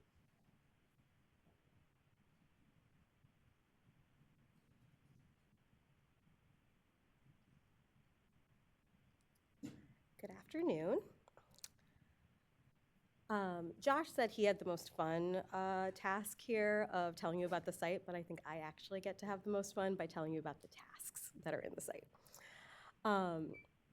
We are so excited to be able to share with all of the teachers in California a platform that has nearly 1,400 tasks.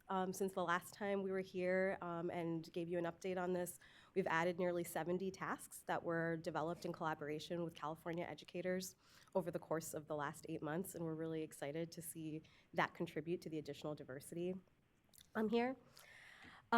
These tasks that are included in the library span all grades, K through 12.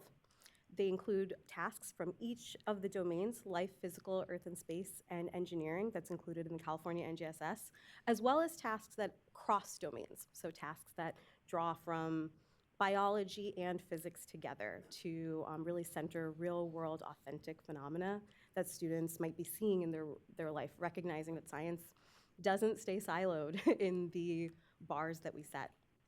All 8 science and engineering practices are represented in the library at all of those grade levels, as well as the 7 cross-cutting concepts. And I think one of the things we are most excited about here is that there is a really wide diversity of format and approach to tasks represented in Atlas. We see everything from a quick 15-minute task that can get you a really quick gauge of student understanding through deep performance, all the way through tasks that might take 4 months of iterative, ongoing research where students are really embedded in an authentic assessment and scientific process.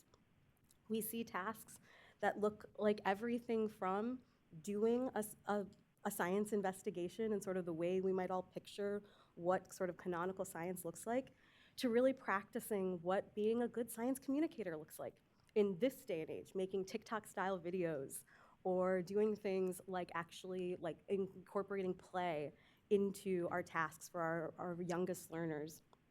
And we have tasks that span all of the California NGSS, which was our goal, but also highlight the integration points with other durable skills like communication, collaboration, and critical thinking, as well as other elements of learning goals for students that are specific to California and that are so important to our learners, things like the environmental principles and concepts. And things like that. And we're excited for the library to be able to grow more, that this foundation is here and that there's infrastructure to support that broader growth moving forward. I want to give you a little bit of a taste of that diversity of tasks and just show you a quick highlight of a few different tasks that you could find in Atlas. And so for this first task, I wanted to highlight something that we're really proud of, which is the breadth of tasks that we have for K2.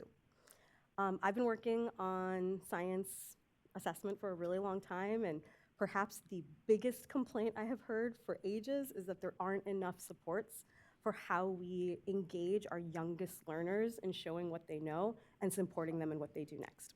So this is one example of a task that does this. In this task, students are introduced to an animal that is likely new to them. This is a first grade task, a beaver. And they spend time in 30 minutes trying to really answer these 2 central questions. Why do beavers build homes for their families? And how do beaver body parts help them do that? How does the structure of how beavers are built actually support that function?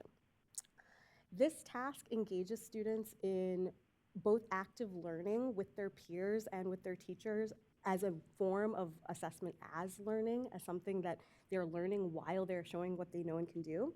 But it also gives them opportunities to demonstrate their knowledge and skills through things like storytelling and play. They actually get to practice skills like cutting and putting things together. They act out parts of the process here that we're trying to assess their learning around. They get to practice writing, but their demonstration is not dependent on them being able to read and write, because we know that the developmental progressions at this age are so variable. And it offers opportunities for hands-on building. So we think science is going to be really fun for these learners while demonstrating for their teachers, while supporting their teachers and sort of seeing what students know and can do.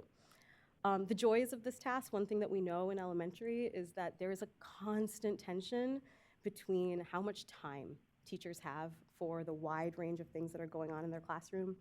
This task includes a core set of activities that can be completed in under 30 minutes, and then a broader set of activities that teachers can add on that can complement their other instructional goals and support other things that they might want to do with more time. So building a dam, for example, something like that. And we're excited to support our K2 students and teachers through tasks like this. In this example, this is a slightly longer example in middle school, where students spend 2 to 4 class periods really investigating a technology called a sonic cleaner that is claiming that you can use sound waves to clean up local reservoirs of water. In this task, students get to engage with a real-world phenomenon that is something that they can engage with and sort of relate to in a wide range of geographic circumstances. The algal blooms are something that are affecting everybody right now. It's affecting our drinking water. It's affecting our local ecosystems in urban areas as well as in other areas. And so all students can sort of engage from the place that they come to it from. In this task, students collaboratively investigate different kinds of sound waves to evaluate the company's claims. So they're using their understanding of what is a sound wave? Like what are the features of a sound wave? Is it possible that it could do this kind of thing? They have both individual and collaborative components of the task, so we get to see both how they work together, like real scientists do, and what their individual contributions and thinking look like. In this example, students individually model how waves can selectively and physically disrupt parts of algal cells and preventing them from doing some things, but not sort of interrupting other biological processes that are going on in the community. And then students independently use their understanding that they've developed both collaboratively and by themselves to address community concerns, real concerns that have been raised by the community in response to this real technology. And they can do that grounded in community context of their choice. So there are lots of concerns that are going to be more and less appropriate in different places. Students actually have choice around which ones are feeling most compelling to them. In this task, of course, no task can do all of the things. But one of the things that I wanted to highlight in this task is that there are so many directions that this can go. Today we're talking about Atlas and the classroom performance tasks, but the board has engaged in other conversations about other components of the CAST assessment system that might have related tasks to these classroom performance tasks. And this is a great example where we could explore other questions about, like, is it safe for other animals and plants living in the area to engage with technology like this? Will this cause sound pollution? Like, we can explore those other ideas in related tasks, such as those that might be in a mini performance task or in a common performance task elsewhere. And the final example that I'm going to leave you with is a high school example. One of the things that we often hear from high school educators is a concern that high school tasks are very long. They are the tasks that they're going to be the ones that take 2 weeks in the classroom to do, to really get to that depth of science understanding. And there are many of those in Atlas, because it is true that we are expecting students to really engage at a deep level with some of those ideas. But there are also tasks that have been intentionally designed to take under 20 minutes and still get at core competencies in science that we really want students to demonstrate. In this example, students are evaluating solutions for rising energy usage in Fresno. So it's based in a very particular place, but it's something that is actually relevant to not just communities in California, communities everywhere. And in this example, what students are sort of centered around is this question: what are the trade-offs amongst different solutions for electricity and power distribution in California? They're only concerned in this task with the trade-offs. They are not going to be sort of exploring one solution in great detail. They're not going to be making a deep recommendation. You could expand the task to include something like that, but to stay within that goal of a 20-minute task, this one is like, let's figure out what's going on amongst these different trade-offs. Students use a computational model here to evaluate two possible solutions and make an argument that connects their science understandings and the evidence that they see in those computational models to economic, societal, and ethical considerations that are sort of presented to them as part of this. And they use that computational model, in addition to sort of like using that argument to really consider the trade-offs, to design their own solution and create a quick screencast that in 2 to 5 minutes asks them to communicate their model. And so this task doesn't take very long, but really gets at the depth of some very core science and engineering principles and practices, and does so in a way that is centered in a really authentic context. And so we are so excited to be able to share these 3 tasks along with their 1,390 friends in the library to support California educators in their pursuit of performance-based teaching and learning. I too am going to leave you with some quotes, but I want to point out a couple of things before I actually leave you and hand this back off to Deb. Our beta testers, as Josh mentioned, have actually gone through the full process of finding a task and trying it out in their classroom.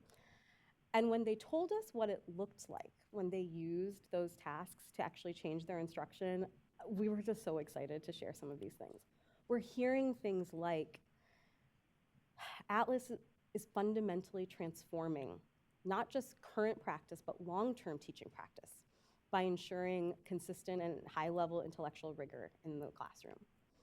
We're hearing things like having access to these tasks is making teachers more likely to incorporate these like higher level thinking tasks into their science lessons on a more regular basis, and to do so without feeling intimidated or overwhelmed, which we know is, we want this to be a real support. We're hearing that teachers are seeing this as a way to make science more of a priority for their learners. And I think something that's really important to highlight here is that we're seeing teachers say this is something that can be useful for all of their learners, their highest achieving learners and their learners who have needed more support. And it's something that all of their learners are engaging with, and it's something that they are finding useful to be able to support each of those learners. So we're really excited as this sort of launches more broadly to see where this goes. And with that, I'm going to hand this off to Deb to close us out.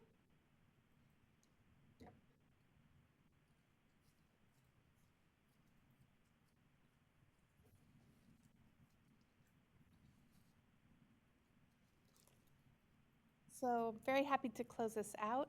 And before we leave you today, we want to share what the future of Atlas might look like over the next 6 months, a year, and beyond. So as Atlas rolls out statewide, LACO and its partners will continue our outreach and communications to support educator awareness, access, and effective use of the task bank across local educational agencies in California. As the user base grows, educator feedback will be systematically gathered through platform analytics, user surveys, and communities of practice. This feedback will inform ongoing refinements to the Atlas Bank, including improvements to task quality and clarity, expansion of task collections, enhancements to search and tagging features, and the development of additional supporting resources such as annotated student work and implementation guidance. These continuous improvement efforts will ensure that Atlas remains a responsive, teacher-centered resource that evolves with classroom and teacher needs. And with that, oh, I forgot the slide again. I'm so sorry. I am so sorry. So there we have a rundown of the 5 main objectives that we hope to support: technical and social enhancement, expansion of tasks and task collections, instructional strategies and implementation guides, development of task resource, and connection to the statewide assessment system as well. So we'll just open it up to questions if you have any. But with that, thank you so much for your time. We're so excited to share this new resource for California teachers. Thank you very much, and we're so excited to hear of it. I remember our first presentation around this, and I was very excited. Now I'm even more excited. We are going to get prepared for public comment before the board goes into discussion, so if we could display the public comment slide. Mal, you're up to, I'm sorry, I just jumped right in. Is that okay? Okay. So the public comment slide is up for members of the public wishing to call in. Please follow the direction on the screen. And while we're waiting for members of the public to call in, I'd like to ask our liaison member, Orozco Gonzalez, if she has any initial comments. And then we'll turn it over to President Darling Hammond for any comments as well. I do. I just want to thank the department and the partners who developed the Atlas Bank for the thoughtful work behind this effort. From a classroom perspective, what really stands out is how easy intuitive this tool is to use. Teachers can quickly find tasks, organize them, and create groups based on grade levels, standards, or student needs, which just makes it more practical for everyday use. There's even a feature which I love. It says copy task folder to your Google Drive. And then you can customize it and maybe change some of the constructed or selected responses, which I think that differentiation, just that ease alone, and having maybe some changes that I personally have already made to some performance tests with the rubrics or so, just having the ease not to have to cut and paste that alone is a huge win for me. Having access to high quality science performance tests that fit daily lessons gives students meaningful opportunities to show their thinking through inquiry and problem solving in line with NGSS. I also really value how intentionally educators have been involved in shaping this work. Teachers from diverse contexts help inform the design and shows how classroom ready these tasks are. Pairing this with professional learning supports collaboration, builds confidence in teaching and assessing science, and keeps the focus on student thinking. Overall, I mean, I cannot say enough about how much work I know went into this atlas. From being a former item reviewer and creator of performance tasks, I know how meaningful this work is and how teacher-informed step towards a more coherent and meaningful approach to science assessment. And I can see exactly where all the educators gave their insight to this developing of these performance tasks, because it is something that my grade level actually already looked at, and I asked them just kind of a mini focus group of what they thought about it, and they were just so excited to be able to just download some of those performance tasks, put them into their Google Drive, and get to work and get their students excited about learning science. So thank you so much for this work. Thank you, Member Orozco Gonzalez. President Darling Hammond, would you like to add any comments before we go to public comment? Yes, thank you so much. I'm also excited. I just want to remind people that this is part of the larger system that we've been discussing over the last couple of years to really infuse the science and engineering principles into science and authentic work. So you'll remember the concept paper that we received from our colleagues at CDE and from ETS, which outlined a new approach to the CAST assessment. And it is grounded in this bank of performance tasks that will give teachers from K through 12 opportunities to bring this kind of inquiry, science inquiry, into the classroom. There will then be, as part of the CAST assessment in the grades that we give it, 5, 8, and high school, a performance element that will be added, just as we have performance tasks in our Smarter Balanced ELA and math assessment, but these will be classroom-based performance tasks, small, something as Anisha was talking about the range of tasks, something on the order of 1 to 2 days rather than 4 months, and probably more in the order of 60 to 90 minutes or something like that.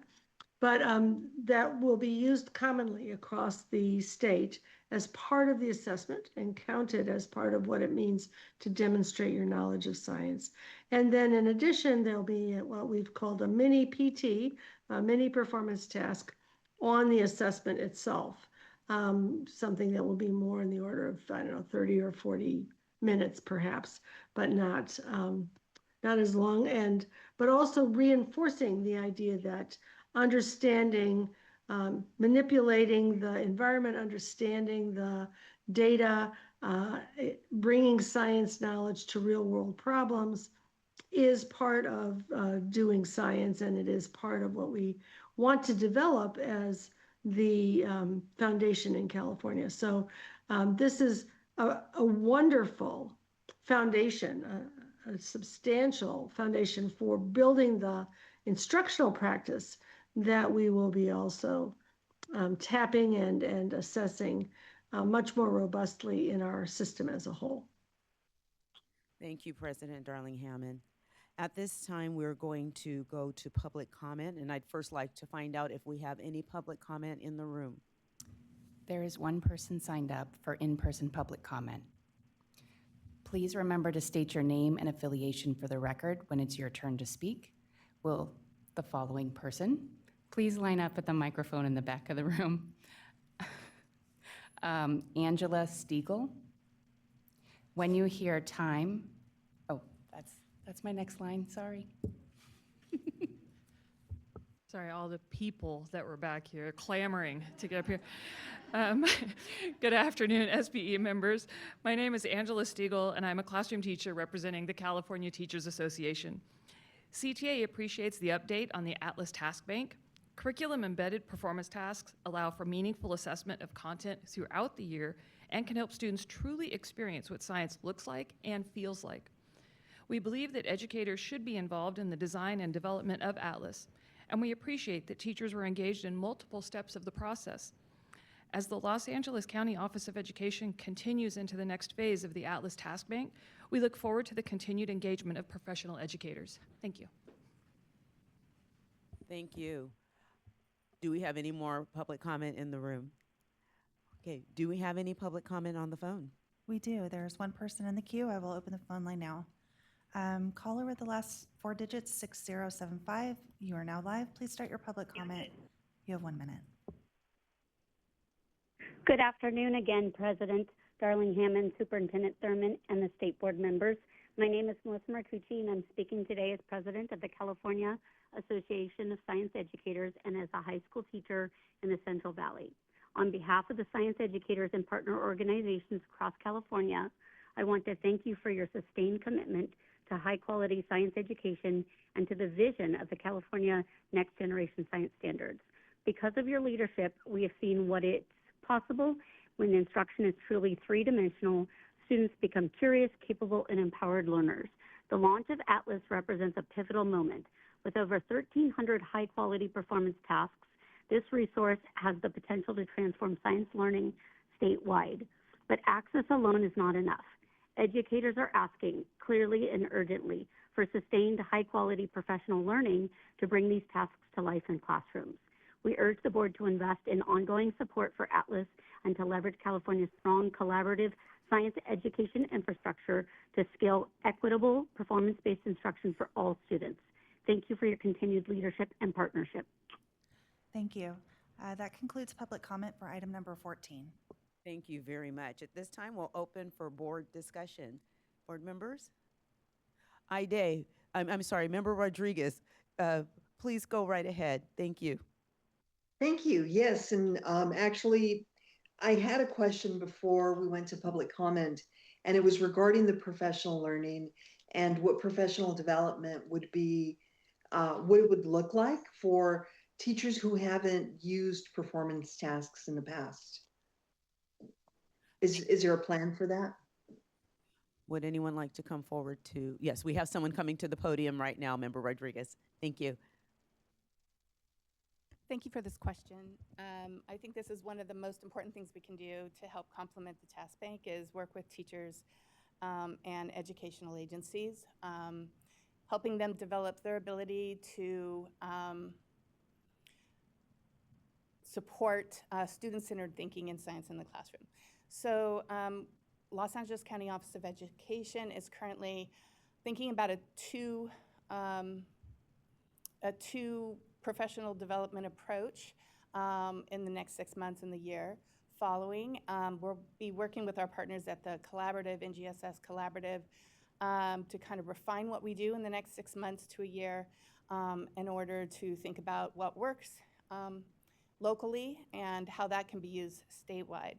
With regard to that, we're thinking first piece is a entry-level professional learning, 2 days, where educators would engage in what is a performance task, why are performance tasks important in the classroom, what types of data do they yield, and how does that data inform teaching and learning in the classroom. So that's kind of an entry-level PD for those educators, science educators who have not yet worked with performance tasks. Then there is a second line of a professional learning that we're thinking about, which relates directly to working in PLCs locally in districts at grade levels where they choose and select a performance assessment, a performance task to use in the classroom, and they collaboratively plan that lesson, deliver that lesson, and look at the data that's generated from that lesson, the student artifacts, and then use that as next steps to informing instruction in the classroom. So those two lines of professional learning is what we're committing to for the next year. And again, working closely with our partners at the California NGSS Collaborative to ensure that what we do locally is scalable over time. It works in other local educational agencies across California. Thank you. Thank you so much. Thank you very much. President Darling Hammond. Just wanted to add that support for this work is in the governor's budget for the professional development you learned about and for the ongoing support of the task bank. Thank you. That's exciting to hear. Thank you very much. Other comments from the board? Well, I will say, again, how exciting it is to hear about Atlas and where it is right now. And I really think part of what makes it so exciting and makes it such a useful tool is the authentic engagement of teachers in the development of these performance tasks, and greatly appreciate the feedback loop that's embedded within this platform to allow for continual improvement as teachers utilize these tasks and for them to be able to give feedback that will help inform how to use them. You know, I put on my hat and lens as an elementary school teacher and an elementary school principal, and just knowing for those who are teaching in the elementary setting, we have a responsibility of teaching all subjects. So to be able to have a resource such as this, I think one of the comments said, you know, I don't have to comb through the internet and try to pull all of these digital resources. It's almost like a one-stop shop to really get some very strong performance-based tasks in science. I think it's just such, again, a great resource for our teachers. And one other comment as it relates to the professional learning, again, exciting to hear that there is money in the budget to support the professional learning. And I just encourage all those who are working in this space to continue to tap into your county offices of education.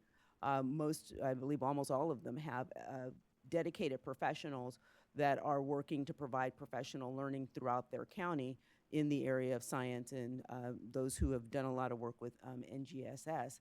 So to leverage that, I think back to our conversation when we were talking about differentiated assistance in our November meeting and tier 1 support.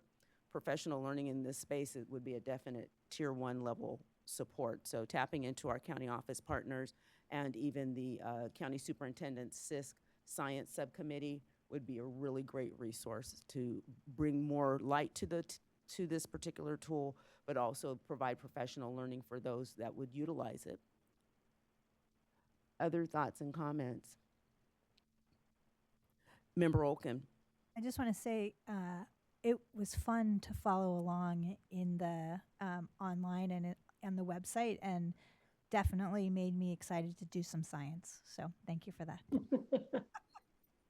Wonderful. Well, if Member Olken is excited to do science, then we know this is a win-win for sure. Most definitely. So I don't see any other. Oh, sorry, Member Rodriguez. Thank you so very much. Member Rodriguez, please go right ahead. Yes, thank you again.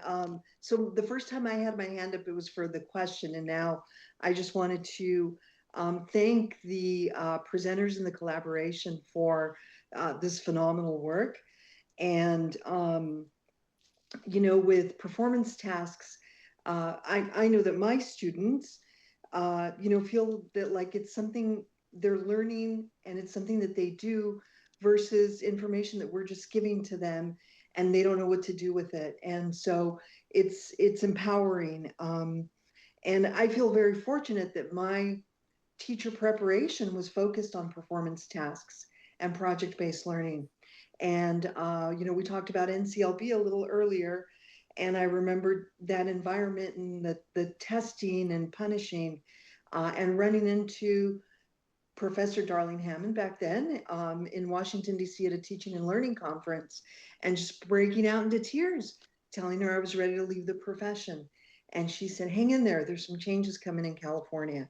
So I believe these are the changes, and I have to say how much joy the Beaver family task brought me to listen to that and to imagine children working, you know, answering those questions and studying beaver anatomy. And it took me back to one of the highest points that I've had as a teacher when I was teaching AP language.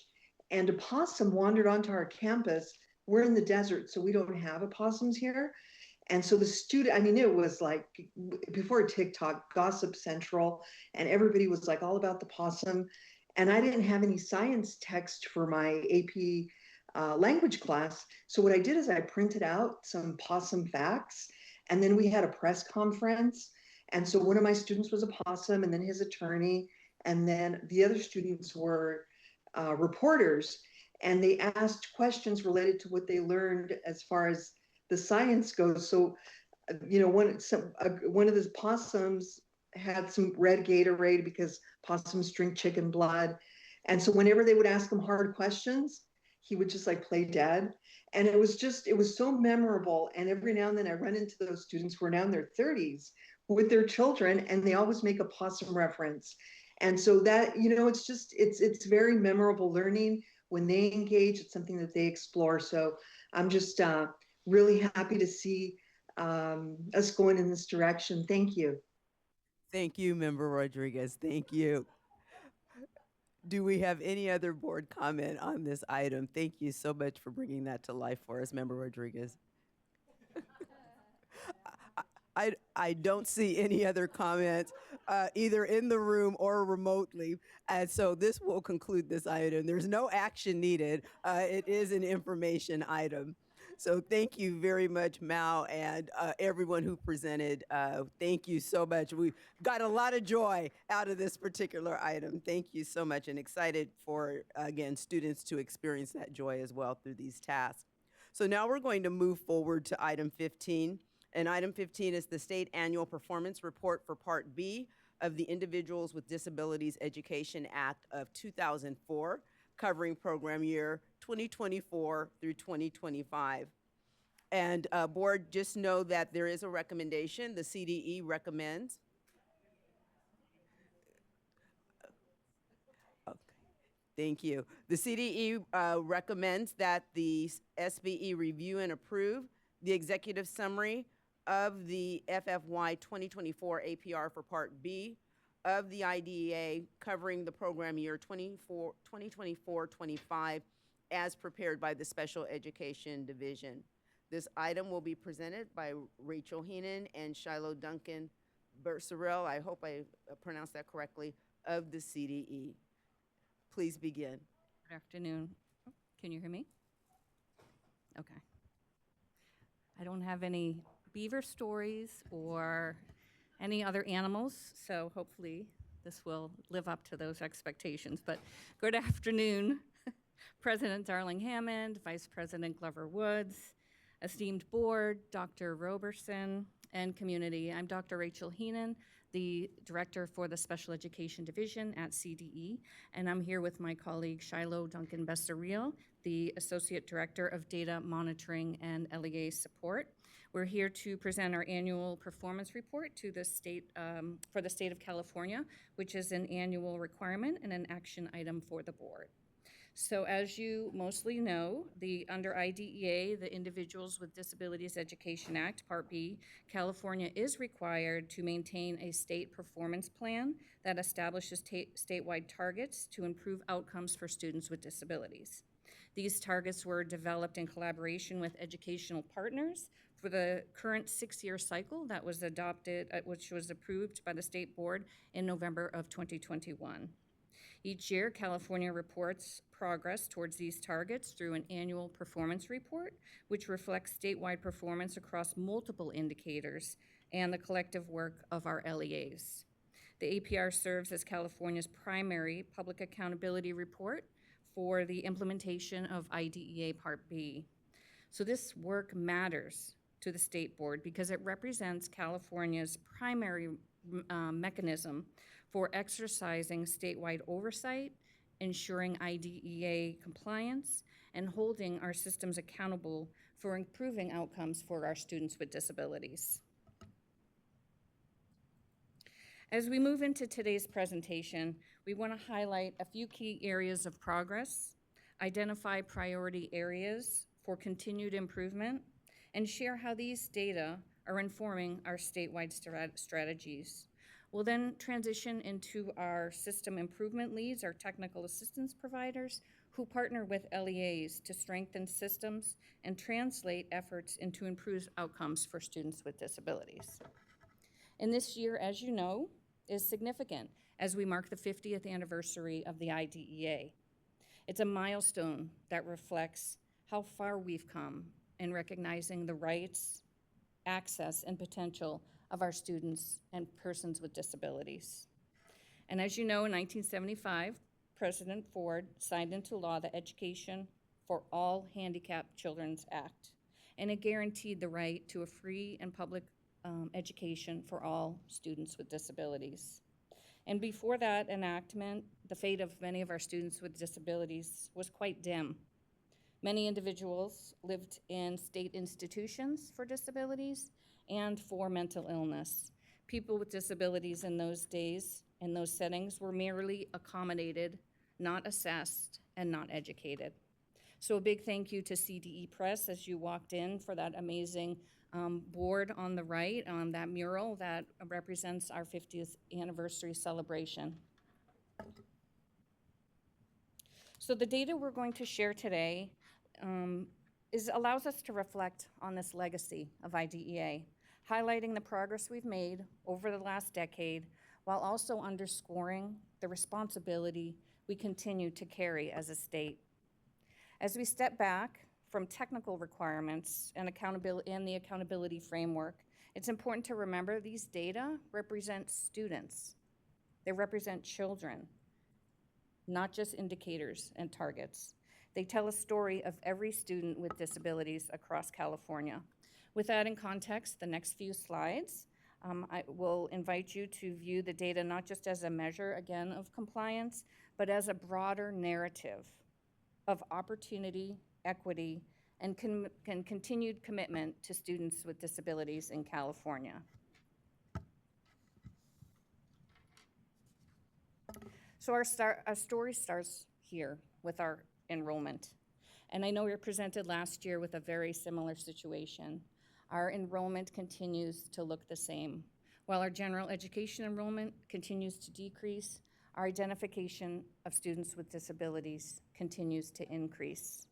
Right now, currently, we have over 876,000 students with disabilities in California that our system serves. That is approximately 14.3% of our population. Here's another visual representation of the data from the previous slide. It just illustrates the steady increase that we continue to have for enrollment and growth of students with disabilities in our state. And we're consistently seeing this increase every single year. And just to put this into perspective, this is one of my favorite slides when I present throughout the state. As California serves more than 870,000 students with disabilities, it's an enrollment that exceeds the entire population of multiple states in the United States, including Wyoming, Vermont, Alaska, North Dakota, and we're creeping up on South Dakota as well, our whole total population. So that scale makes California's IDEA oversight not just significant, but it's unparalleled. So it demands strong coordination, our coordinated systems, and to drive meaningful outcomes. And again, our students with disabilities intersect significantly with California's LCFF priority groups, particularly our foster youth, where more than 1/3 of our foster youth have IEPs. It highlights and compounds the need facing some of our most vulnerable students. And these data reinforce why aligning our special ed system with LCFF and statewide systems of support is essential, as students with disabilities are not a separate population, but are deeply embedded within California's highest need student population. So as a reminder, students with disabilities are general education students first. So with this context in mind, I'm going to hand it over to Shiloh, who will walk us through some of our data story. We're going to highlight where California has made meaningful progress, where challenges remain, and how these data are guiding our continued improvement efforts by continuing to, with support from our technical assistance providers in our state system of support. Shiloh?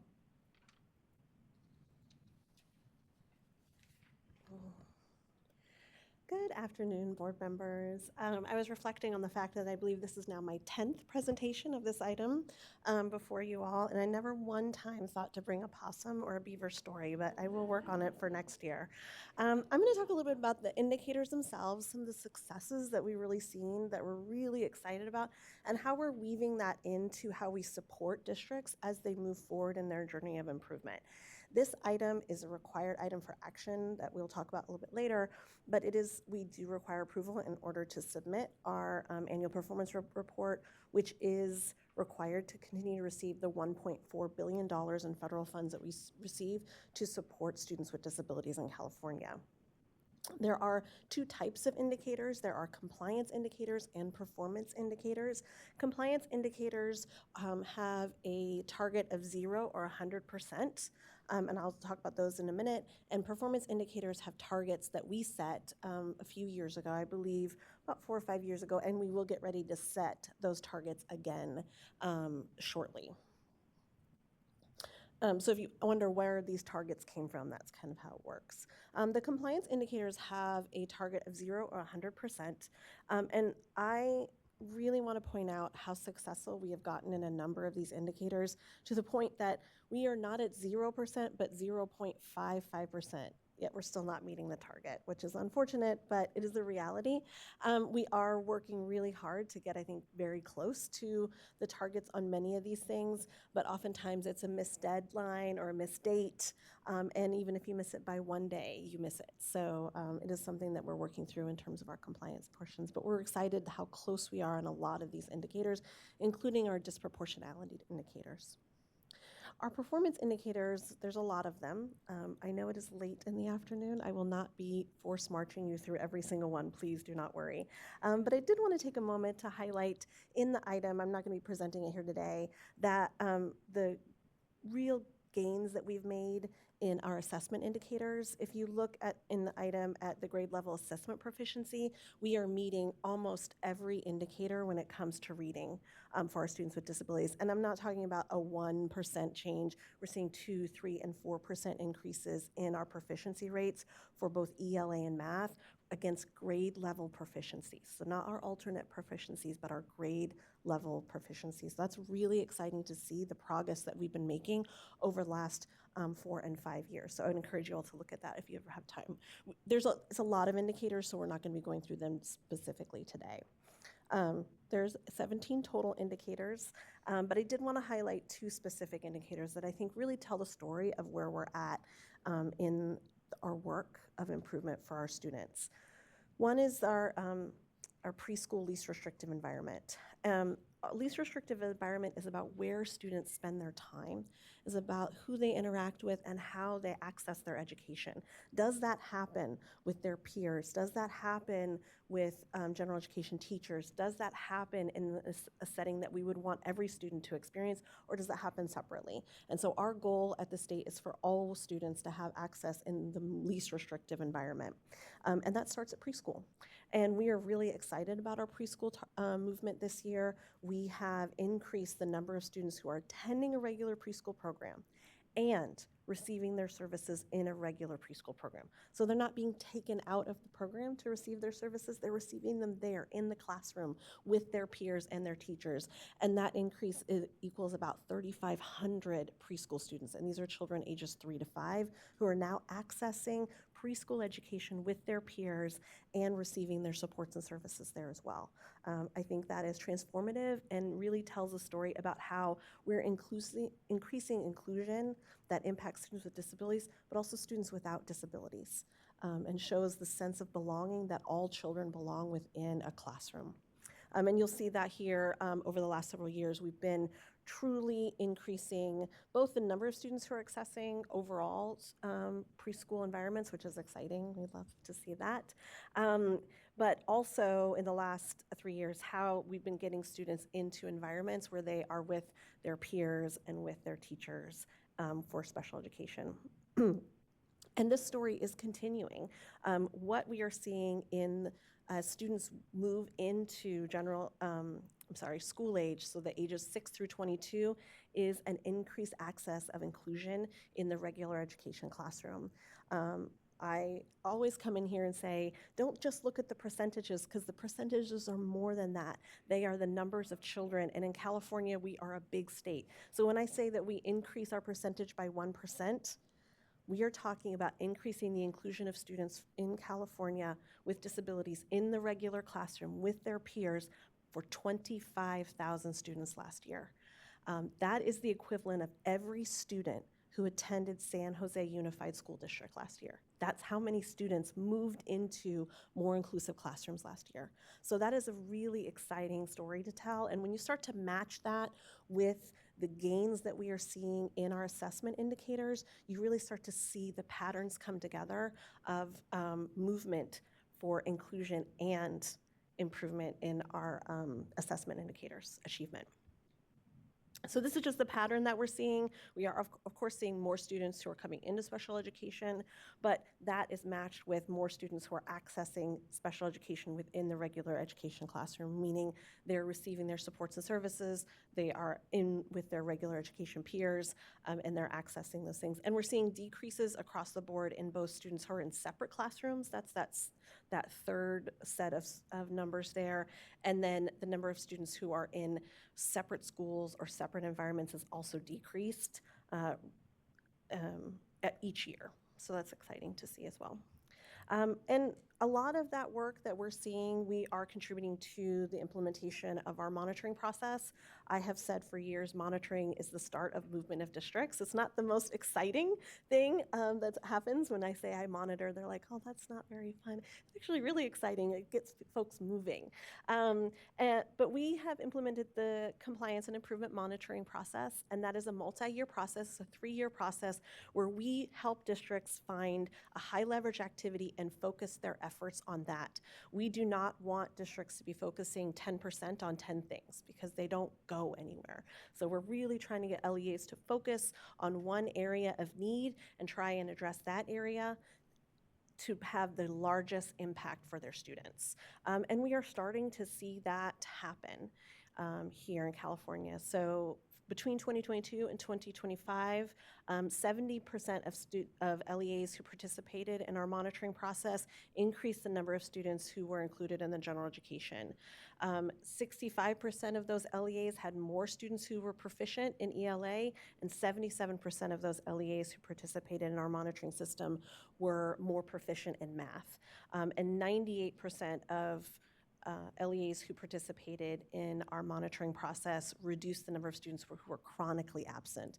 It's a big part of our story. We want students in the classroom, and students with disabilities often struggle with chronic absenteeism, and so the more we can have students in the classroom, in the right places, with the right supports, we will begin to see a change in the movement in our outcome indicators like assessment and graduation.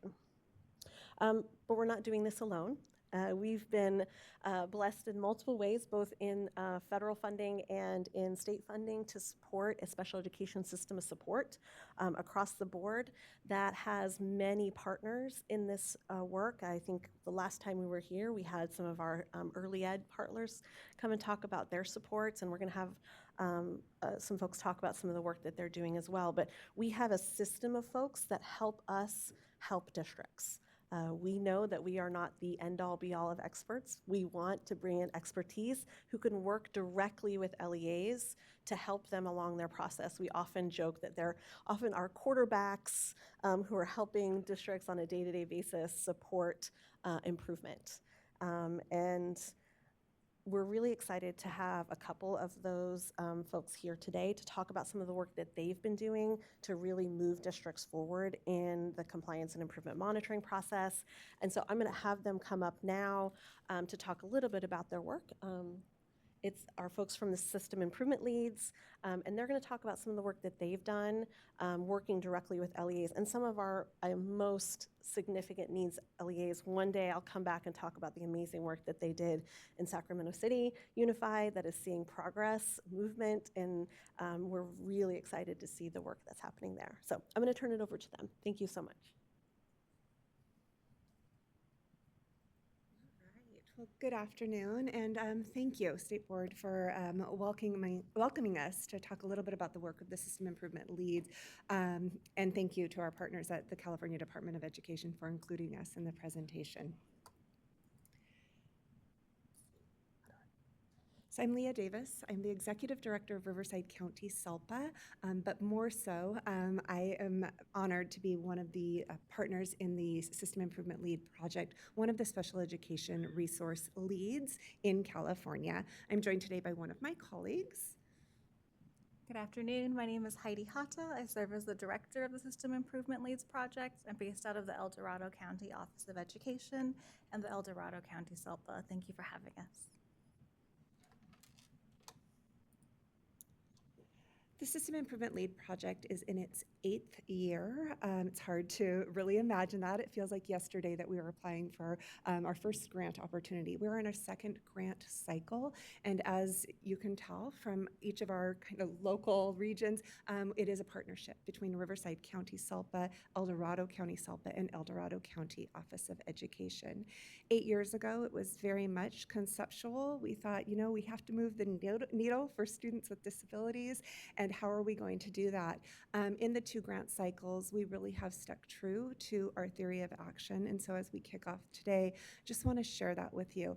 We've known and we've been grounded in the belief that we have to move that needle for students with disabilities in California. We could not watch the gap continue to widen, and so truly believe that in order to do that, we had to ensure that students with disabilities had access to cohesive and equitable school systems that were intentionally designed, and not just intentionally designed, but also intentionally implemented within each of our LEAs in the state. And so I always do our theory of action backwards because I like to start with what is our ultimate goal. But in order to do that, we really believed that we had to bring folks together. We talk a lot about silos in special education, and so we started with we have to bring folks from county offices of education, from SELPAs, from LEAs, include our state partners, CCEE, CDE. But we've believed that if we brought all of those folks together and then started to build capacity in a number of very targeted areas, that we would see that needle start to move. The areas that we have focused on over the last years have been data use, data governance, data implementation, all things around really data best practices, as well as really encouraging that belief around continuous improvement. So that methodology and really ensuring that that's what we are grounded in. And then beyond that, what happens once you go through continuous improvement? We really needed folks in our LEAs to have access to those high leverage change ideas, strategies that work.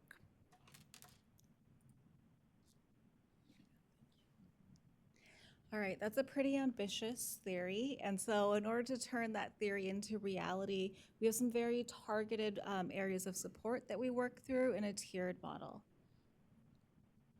The first tier that we work on is universal support, so everything that is available at no cost to every educator in California. We know you've been here for a couple hours now, so I will not walk you through every single resource we have developed, I promise, but we'd like to highlight a few that are particularly relevant to this item number. One of the areas we've really focused on, as Leah said, is data use. And so we believe it's critical that folks have access to this data so that they are better informed to make decisions for their students. One of the areas we have worked on in our project is to make sure that these state performance plan indicators are accessible to every educator in California. So while you're currently reviewing the state level annual performance report data, every LEA also receives their version of this report that shows how they are doing on these indicators. One of the things that we have done is develop the Improvement Data Center on our website. LEAs can log in, see their performance over time on every single one of these indicators, that they are not having to put these displays together themselves or trying to figure out how are they doing on these important measures. Of course, indicators can be complicated, so we also developed a suite of resources to help them understand what they're looking at. You have a screenshot here of the State Performance Plan Summary Series. These were developed in partnership with SEEDS, a partnership and the CDE, and they are really meant to be accessible to the community. So what is that indicator in plain language? What does it mean? Why is it important? We also have a more technical guide, the State Performance Plan Indicator Guide, for all of our data nerds who want to know exactly what goes into those calculations, what those sources are, and how do they really understand where those are coming from. Those resources are all available on our website, and we find them to be one of the most frequently accessed supports. As of today, we have over 8,000 individual users in our data center, and nearly 90% of LEAs in the state of California are using this on a regular basis. For us, this is critical. If we're not looking at our data and using it, then we can't use it to make better choices for our students. So we're thrilled that this is something that is becoming much more accessible, and we're committed to continuing this work. In addition to our data work, we also have a number of resources around root cause analysis, because we know the data is one thing, but it can be tempting to chase different data points. And what we really want to do is make sure we're digging under those data points and seeing what's causing these outcomes, what's holding it in place, and what do we need to shift in order to get the outcomes we need. We have facilitator guides, protocols, resources, everything that our team uses, all available on our website so that any LEA can grab that and use them themselves. In addition to those universal supports, we also offer targeted supports. And so at this level, we work directly with LEAs, county offices of education, and SELPAs to make sure that we are partnering on areas that are important to them and their outcomes for students with disabilities and helping them accelerate that improvement. We have a number of services that we provide here. So we provide custom workshops. We also provide direct improvement coaching. And so we have a team of approximately 15 individuals on our skill improvement team. They are statewide. They are all experts in both continuous improvement and special education, so that they can walk alongside districts as they face these significant challenges. We're currently supporting about 300 improvement initiatives, all focused on students with disabilities across the state. The collective impact here is approximately 200,000 students with disabilities. All of these areas are identified by the LEAs themselves, and then we walk alongside them until they reach their improved outcomes. One of the key ways that we do that is through our improvement networks. And so we believe that we learn better together, that we need to share ideas and make sure that we are moving towards that improvement for our students as fast as is humanly possible, while making sure that we're actually changing our systems and not just placing Band-Aids on things. So we want to share with you a couple of our current networks. When we find that there are themes emerging across the state, what we do is we invite those LEAs, county offices, and SELPAs to come together into an improvement network and work to solve that problem together so that they're not all doing it in isolation. We again provide them improvement coaching, data analysis, access to best practices, and then we make sure that we are all moving towards those outcomes together. Just a couple of the outcomes to highlight for you. Our attendance network in 2 years reduced chronic absenteeism for students with disabilities by 32%. In our graduation network, again in 2 years, all of the participating districts increased their graduation rates for students with disabilities by 10%. And then in our original network, this network is really focused on IEP outcomes. In about 3 years, we have increased the percentage of goals met in their IEPs, so the heart of those IEP programs, from 38% to 62%. We believe this is very strong evidence that learning together is more effective. We do not need every district to figure out what's working, and when we find those ideas, we help them spread them across the network so that we can all improve together. Of course, we also want to make sure these ideas and these strategies are accessible to everyone, not only to LEAs that are working directly with us. And so what we started doing this fall was documenting all of the strategies that were getting results. We worked with the districts to gather their materials, make them all accessible, and then provide them on one-page handouts that we're referring to as strategies that work. We want to make sure that we're including the quantitative data, but also giving them the tools to actually do it so that any district working on this area can grab the handout and apply it in their context.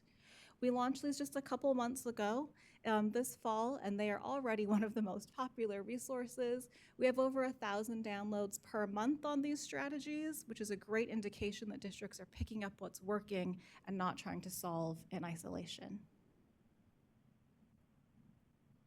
And then the last level of our support, we work very closely with the CDE, is intensive supports. Here, we work very closely with districts that have been identified as having the most concerning outcomes, so districts identified in that bottom 10% of outcomes for students with disabilities. and we work with them until they see movement in those areas. So far, we provided direct improvement coaching to 98 of these LEAs. And what we do here is each one of those districts is partnered with one of our improvement facilitators. We work with them directly to facilitate them through analyzing their data, conducting a root cause analysis, and as you heard earlier, then the particularly difficult challenge of identifying one area to focus on first, getting very clear on why that's occurring, and then implementing 1 to 2 strategies to make sure we see movement there. We find districts are far more effective when they're focused on one area and we're there to work alongside them. Once they accomplish that goal, we can move on to the next, but we want to be focused in our efforts. We also work with districts around their improvement planning, and then as they move into the 2-year implementation phase, they are transitioned based on their area of need. Many of those districts partner with other technical assistance providers in the system of support, and the CDE makes those matches for them. Some of them do stay with us for the implementation period, and so for those LEAs, we work with them for an additional 2 years to make sure that they're reaching their student outcomes. So far, we've worked with about 15 LEAs in this area, so we've completed all 3 years with them. And we're proud to say that 100% of these districts have reached student-level outcomes. We believe this is a testament to what happens when we walk alongside districts, when we have the time to engage in focused improvement instead of chasing different data points. And we really enter with the humility, we do not have the answers to all of these challenges. If these problems were easy to fix, we would have already fixed them. What we do have is a skill set that we offer to districts and a commitment to walk with them, to learn with them until they reach the outcomes that they need for each and every one of their students, including those with disabilities. We're hopeful today to share with you a video that really spotlights and highlights this intensive level of support in action. We will ensure that you receive a link following this item today to watch that on your own. But I did want to highlight what that video shows. That video highlights Anaheim Union High School District in Orange County.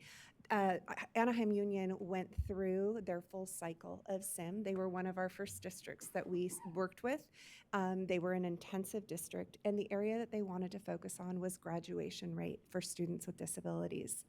Over the last 2 years, through very intensive work and very collaborative work amongst the district, they have seen a 16% increase in their graduation rate for their graduation class of 2025. They did this by looking at master scheduling as well as really honing in on the on track to graduate monitoring that they as a group had developed. I want to highlight that 16%, while that's a data point, that for them meant 168 students graduated with their diploma, 168 more students. That was impressive. It was very exciting, and we would encourage you to watch that video, because what that video gives is not just the administrator's perspective or the SIL representative's perspective, but the perspective of the teachers, the team members within the district, the parents and guardians of the families, and most importantly, the student perspective. It's really exciting to hear students that were not on track to graduate talk about what their college plans were.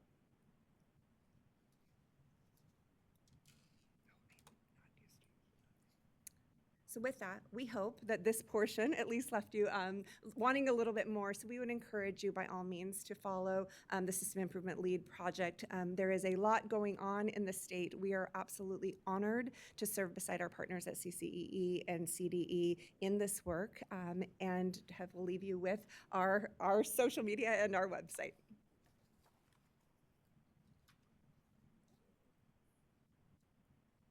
Thank you so much, Sil. The work they do, and I hope you take some time to watch that video. It's very, very powerful from the student voice and the parent voice. So please take some time when you have it. We'd just like to leave you with some information. We're having an IDEA celebration during our AXE meeting on February 18th during lunchtime. We're going to have a lot of guest speakers, some really people who are changing the field, some people with disabilities themselves. We invite you all to come. We'll have a potential of a proclamation being delivered at this time, and the full celebration in the lobby. So please come. There's some QR codes there for your information, and would love to see you all there. So just as a closeout, this again is a request for action. The California Department of Ed recommends the State Board of Education approve the federal fiscal year 2024 annual performance report and the SSPI, I want to use acronyms all the time, State Systemic Improvement Plans for the submission of the Office of Special Education Programs. But prior to that, I'd like to see if there's any questions from the board. Thank you very much, and thank you for such a great presentation. Do we have any clarifying questions before we go to comments, board liaison comments, and public comment? Any clarifying questions? Okay, hearing none, we'll hold this for a minute. And at this time, I'd like to ask that we put up the public comment slide so that anyone who would like to call in would be able to do so. And while we are waiting, I would like to ask Member Yoshimoto Tauri if she has any initial comments, and then we will follow with comments from Chief Deputy Superintendent Roberson. Thank you. I want to begin by thanking Dr. Heenan, Shiloh, Duncan, Bessarel, and our sister improvement leads, Leah and Heide, for their presentation and for their continued partnership and leadership in this work.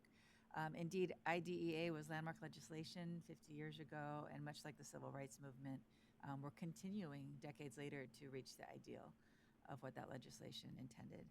I'm not going to repeat any of the data points, but I wanted to highlight that the gains that we see in what was presented also represent a change in practice, most notably, and expand inclusive opportunities for students with disabilities.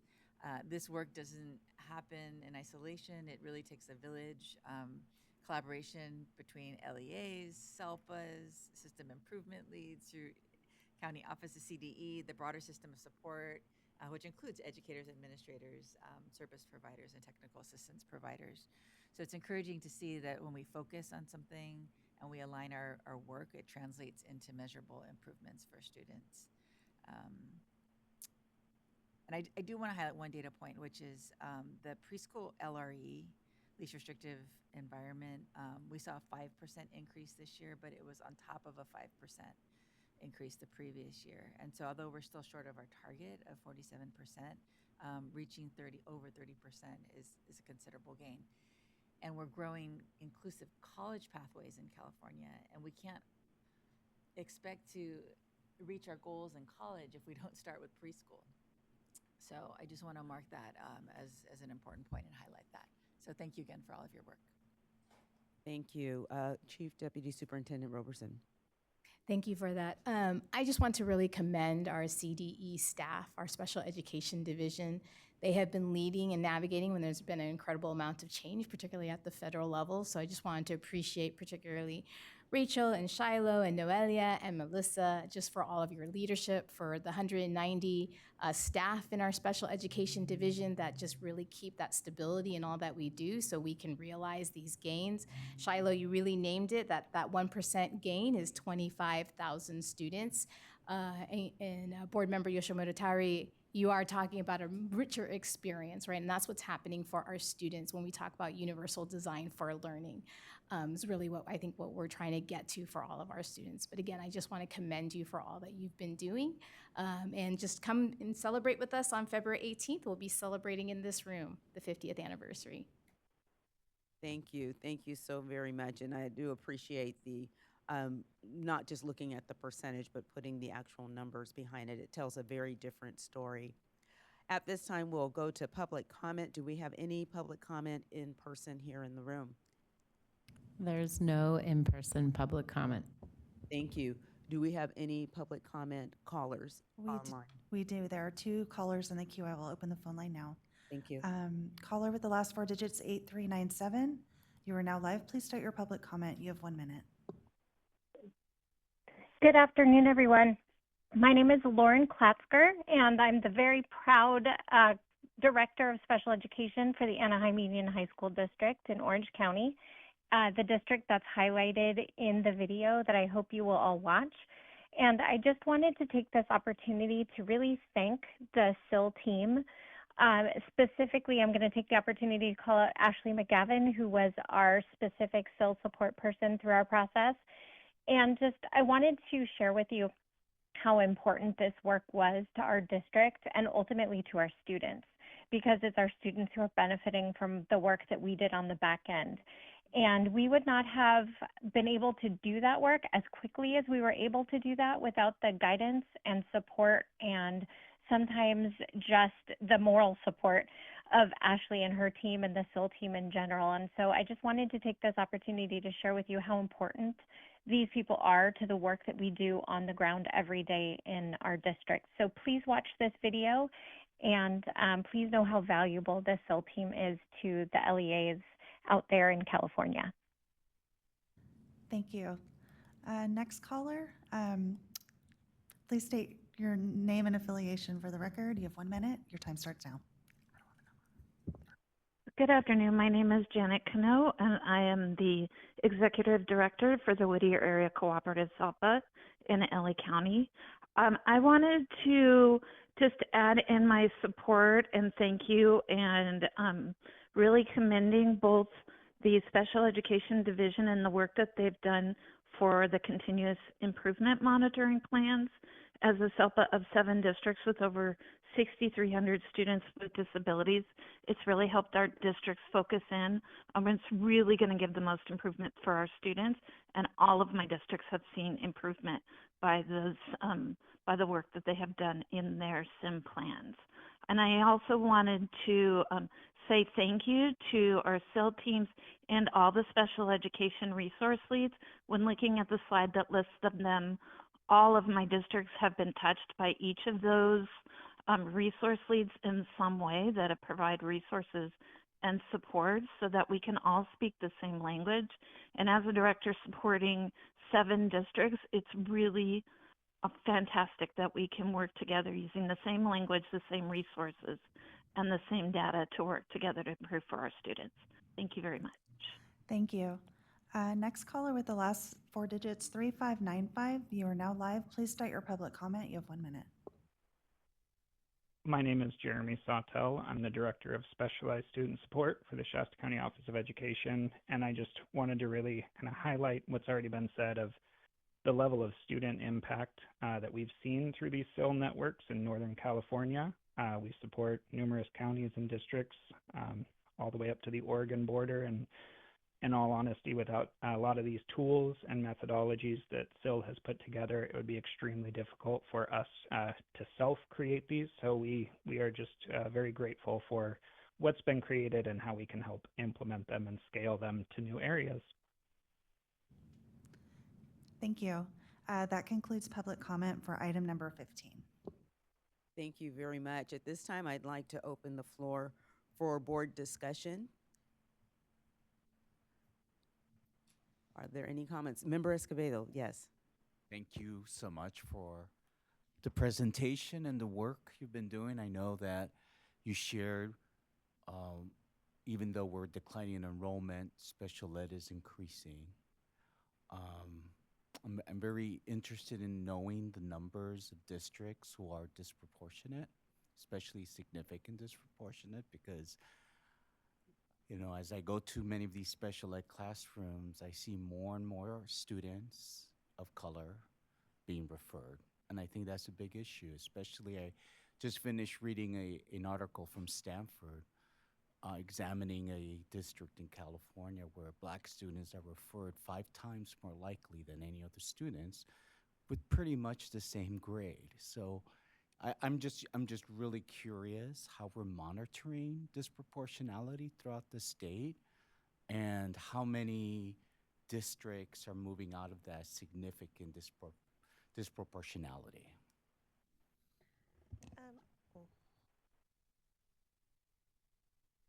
Sorry, there's a lot of buttons up here. We identify about 175 districts who are disproportionate. That's just 1 year that they're disproportionate. And then we identify about 60 to 70 districts annually who are significantly disproportionate. So that means they've been disproportionate in the same area for 3 consecutive years. I think your assessment is relatively close. It is usually students with disabilities who are African American, who have a specific learning disability, or who are in a more restrictive setting, who are often identified as the cause of the significant disproportionality, along with students who are also American Indian. So that's something that we are seeing. We are bringing on a whole new set of technical assistance for significant disproportionality that we are working to address that. And hopefully we don't see any change at the federal level around the requirements, because it is a real good, when I say monitoring move districts, it means it starts the movement. And without that, without the requirements in law around significant disproportionality, it's hard to get that movement started.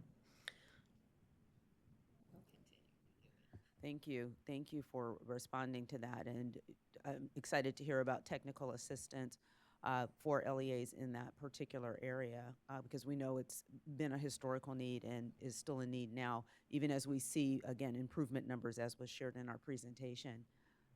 Are there other comments? Member Yoshimoto Tari? Okay. Let's see, do we have any other comments? Yes, Member Patello Brownson. Just wanted to register appreciation for some of the incredible gains that you all described. 15, 16% jump in such a short period for graduation rates, and some of the chronic absenteeism rates that you described is so much a testament to how concretely this translates into lived outcomes for students, and just very much appreciate that work. Thank you. Member McQuillan. Yes, thank you. I also wanted to share my appreciation for the great presentation, all the information. I'm also wondering about certain disabilities, or if you're seeing a spike in any area of certain disabilities that's unusual with this 14% that you mentioned. So, thank you. Yeah, I think it's been mostly consistent in this area. In terms of the 14%, we have been seeing, and I showed the slide, I think a couple of years ago, happy to bring it back at some point, the increase in students with disabilities who are identified with autism, but that correlates with a decrease in the identification of students who have other health impairment or have specific learning disabilities. So it has been kind of flip-flopping. I don't know that we've seen across the board a individual disability that's been identified. I think we're just seeing more students who are being identified, coupled with declining enrollment, increases that percentage. Thank you. Thank you, Shiloh. Are there any other comments? Before I call for a motion, let me just say again, thank you so much for such a comprehensive presentation. You didn't just go through the data in the report that we're getting ready to take action on, but you brought in the support and the work, and really that's where the emphasis is. And again, thank you so much to our system improvement leads. Leah, so good to see you again. And just quite excited, and again, appreciate the comprehensive nature of the presentation that you brought forward. So at this time, if there is no further discussion, I'd like to ask for a motion, and the recommendation is on the slide in front of you. Member Yoshimoto Tari. Before the motion, I just wanted to say that one of the callers referenced the SIM process, the continuous improvement and monitoring process. So a lot of our improvements that we're making is through this process. So to Member Escobedo's point, we can leverage that process to make continued improvements. Thank you. So with no further ado, I move that the board approve the federal fiscal year 2024 annual performance report for Part B of the Individuals with Disabilities Education Act, covering program year 2024-25, and the state systemic improvement plan for submission to the Office of Special Education Programs. Thank you. May I have a second? Second. Member Olken, it's been moved and seconded. Brooks, can you please call the roll? Member Yoshimoto Tari. Yes. Member Rodriguez. Yes. Member Patillo Brownson. Yes. Member Orozco Gonzalez. Yes. Member Olken. Yes. Member McQuillan. Yes. Vice President Glover Woods. Yes. Member Escobedo. Yes. Member Ajike. The motion carries. Thank you so much. And thank you, Rachel and Shiloh and Leah. And thank you. All righty. So we're now going to move forward to item 16. Item 16 is the Supporting Priority School Districts Program. Approve the commencement of a 45-day public comment period for proposed amendments to California Code of Regulations, Title 5, Chapter 1, Subchapter 1.7, Section 14050. The CDE recommends that the State Board of Education take the following actions. Approve the notice of proposed rulemaking, approve the initial statement of reasons, approve the proposed regulations, direct the CDE to commence the rulemaking process, authorize the CDE to take any necessary action to respond to any direction or concern expressed by the Office of Administrative Law during its review of those items. This item will be presented by Juan Morales of the CDE. Juan, please begin. Thank you. Can you hear me? Yeah, let's see. Good afternoon, board members. My name again is Juan Mireles. I'm the director of the School Facilities and Transportation Services Division here at CDE. Here with me today also to present is Mr. Josh Speaks, who leads our facilities planning and policy team. We are very excited to be here today and present item 16. That includes a proposed regulation packet to implement a new program that was approved through AB 247 and the passage of Proposition 2. Proposition 2 provided CDE with a $5 million grant over a 5-year period to build capacity within CDE and to support school districts, but the money cannot be allocated directly to school districts. In order to implement this program, the department is required by law to adopt implementing regulations, and we are here today to discuss those proposed regulations. Once again, our recommendation is that you approve the proposed regulations. Our item is to approve the proposed regulations and the accompanying documentation to initiate the rulemaking process. We're also requesting that you authorize CDE to work directly with the Office of Administrative Law in answering any kind of questions that may come up as they go through and review our rulemaking package. Before we get into the specifics of our proposed regulations, we wanted to provide just a little bit of background on how we got here. Back in September of 2023, we presented an item to you asking for your ratification of our application to the U.S. Department of Education. We were thrilled to receive approval for a $4.9 million grant over a 5-year period from the Supporting America School Infrastructure Program, also known as SASE. That grant focuses on providing support to small school districts throughout the state because we know that some of these small school districts have greater challenges in maintaining, modernizing, and building their school facilities since they have less resources than some of the larger school districts.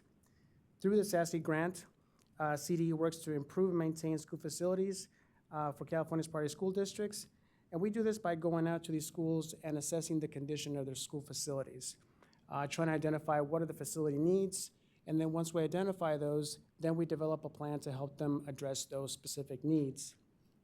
The program also creates a comprehensive system of support that includes districts, county offices of ed, and other state agencies.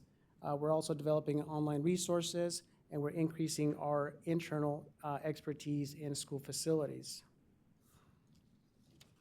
Following the approval of our SASE grant, Assembly Bill 247 was signed, and the bill provided an additional $5 million augmentation to augment the work that we were doing in SASE.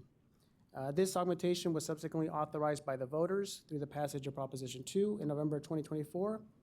Now, there are significant similarities between the two programs, but there are also some key differences that we're going to be discussing shortly. One of them is the requirement to adopt regulations to implement this Supporting Priority School District program. And once again, both programs, both the federal SASE program and the state Supporting Priority School District program is to build capacity within CDE, and we cannot allocate that directly to school districts.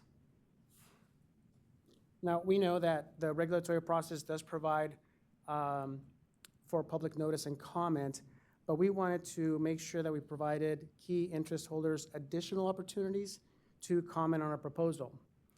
This program exists under the governing statutes of the School Facilities Program, which is the state's funding program, and administered by the Office of Public School Construction. The OPSC has a well-established process to present proposed regulations to the school facilities community in order to receive input. We use the same process and network to present our proposed regulations to the school facilities interested parties on 3 separate occasions in April, September, and October of last year. Once again, we want to make sure that we provided folks ample opportunities to provide comment on our regulations before we present them to you today. So far, we received no concerns or opposition to our proposed regulation.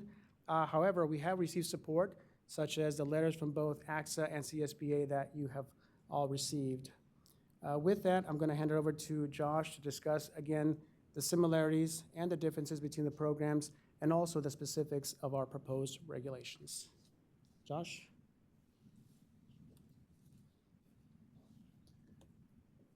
Thank you. So, as Juan noted, one of the main differences between these two programs is that is around eligibility for direct technical assistance. This slide illustrates those different eligibility requirements, and I'm not going to read them all to you. I hate when people read slides, but I'd just like to point out that while they're very similar, you'll see that SPSD has the added criteria of low bonding capacity, and that under SASE, districts are required to meet all of the requirements, whereas under SPSD, they are only required to meet 1 out of the 4. So for example, if a district had enrollment of 2,500 or less, but they had previously applied for state allocation board funding, they would still be eligible to participate in this program.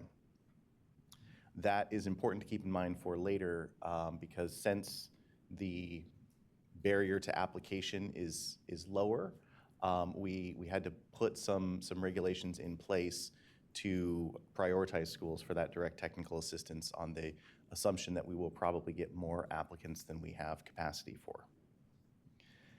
Now, the legislation did not define what constitutes low gross bonding capacity or high unduplicated pupil count. As you'll see, those are 2 of the 4 categories for the SPSD program. And the legislation just referred to them as high and low without going into any detail as what that meant. So we took a very simple approach to determining what our thresholds would be for those categories. We took our statewide data and we identified the rough midpoint for all districts in the state according to that data. And anything above an unduplicated pupil count of 66% we defined as high, because that is that sort of statewide midpoint. Obviously, we rounded a little bit, but and anything below a gross bonding capacity of 32,000 based on a sampling that we got of districts' gross bonding capacity is defined as low for purposes of this regulation.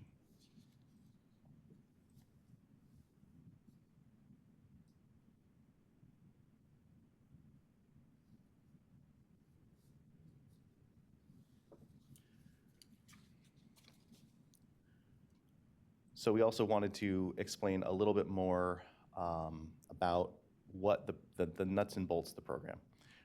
Both SPSD and SASE are offering the same sort of assistance to districts.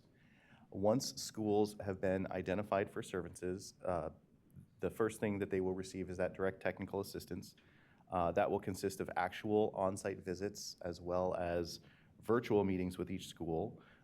And that's when we do that assessment to determine exactly what sort of support they need, whether it's things like school site assessments, whether they are needing help in navigating the state funding process. There's a variety of different kinds of facility or maintenance needs that we see, and they're obviously going to vary from district to district. And so that's where those direct site visits and those meetings with the staff at the district are key, so that we're differentiating that support based on the needs of the districts involved.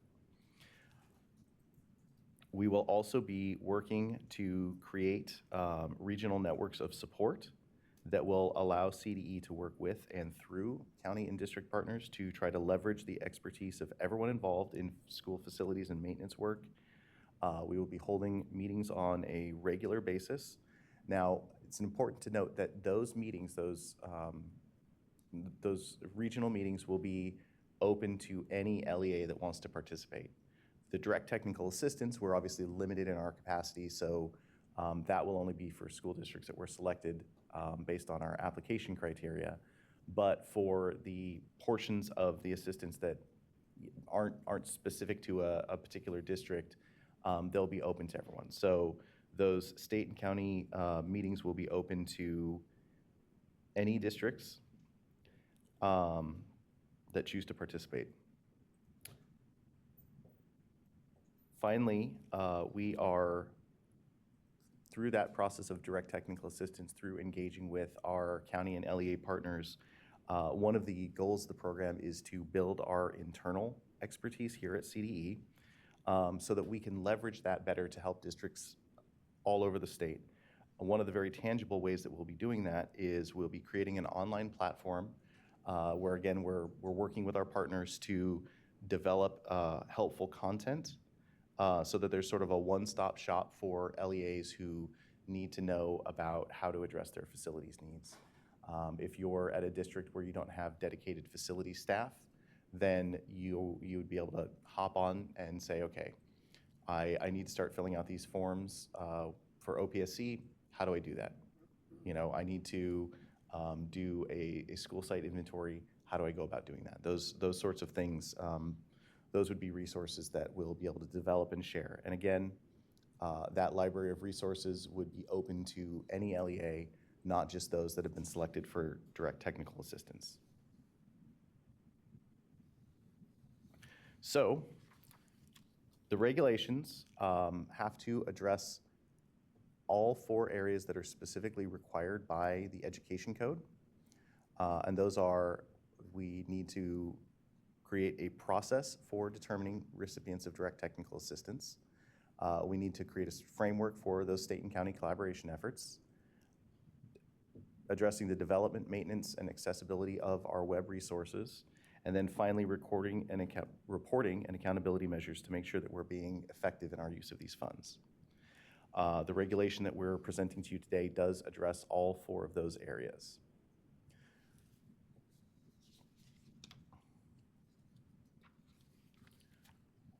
In our regulation, we've kept our application process as simple as possible.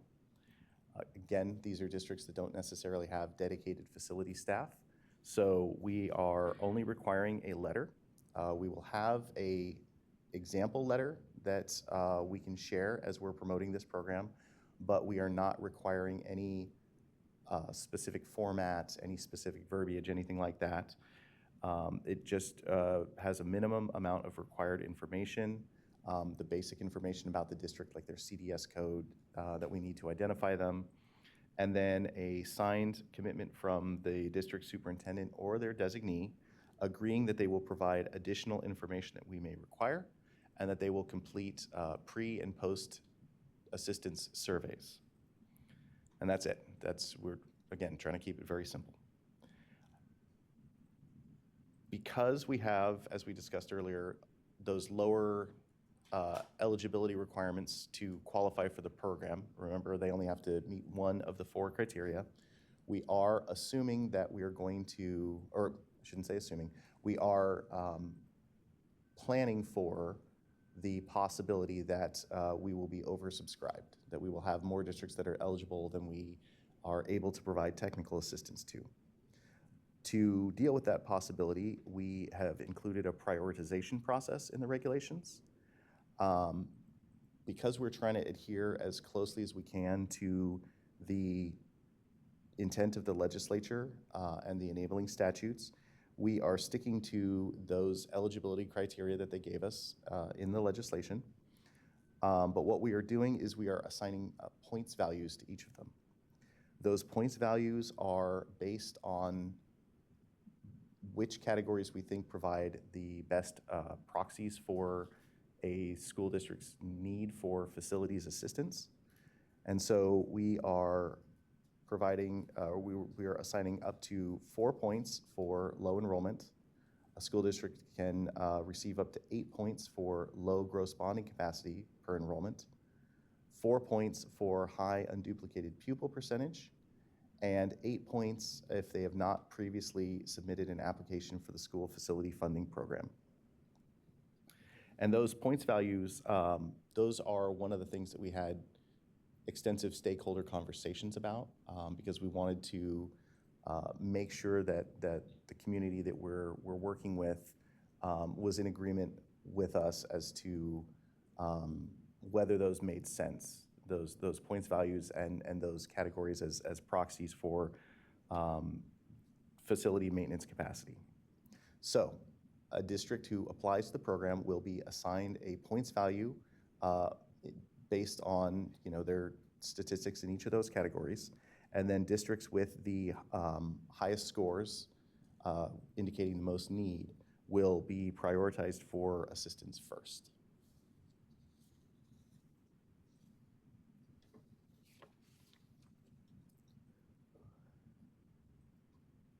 The regulations, again, require us to develop a regional network in coordination with county offices of education, and that includes charter schools and LEAs throughout the state.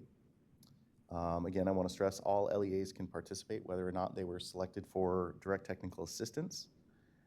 We are going to be convening meetings of that network at least quarterly, and we will partner with the Division of the State Architect and the Office of Public School Construction in holding those meetings.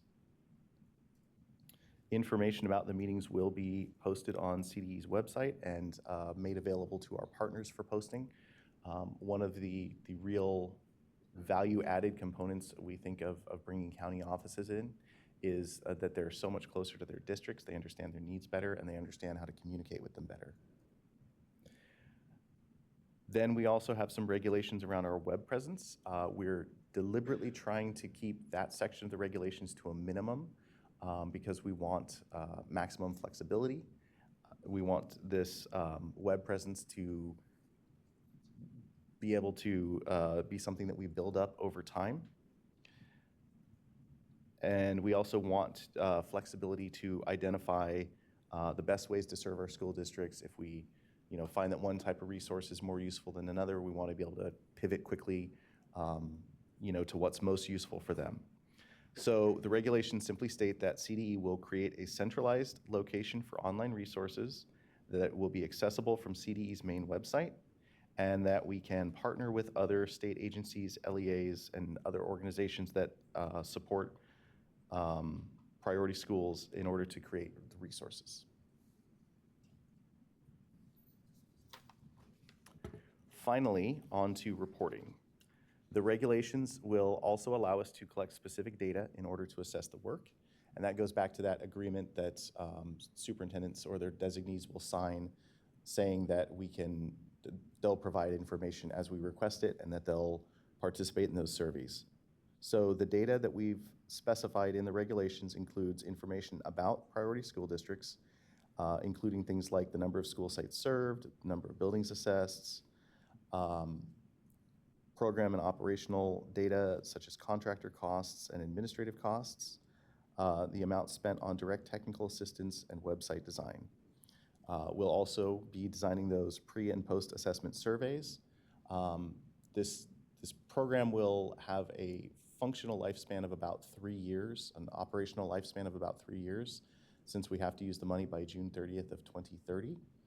And so that gives us a little bit of time as we're conducting those surveys to incorporate feedback from the first districts that are receiving assistance into the assistance that we give to later districts.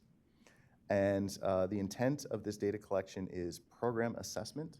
So we'll be focusing on sort of data in the aggregate, results in the aggregate, not on reporting out about specific school districts that we serve.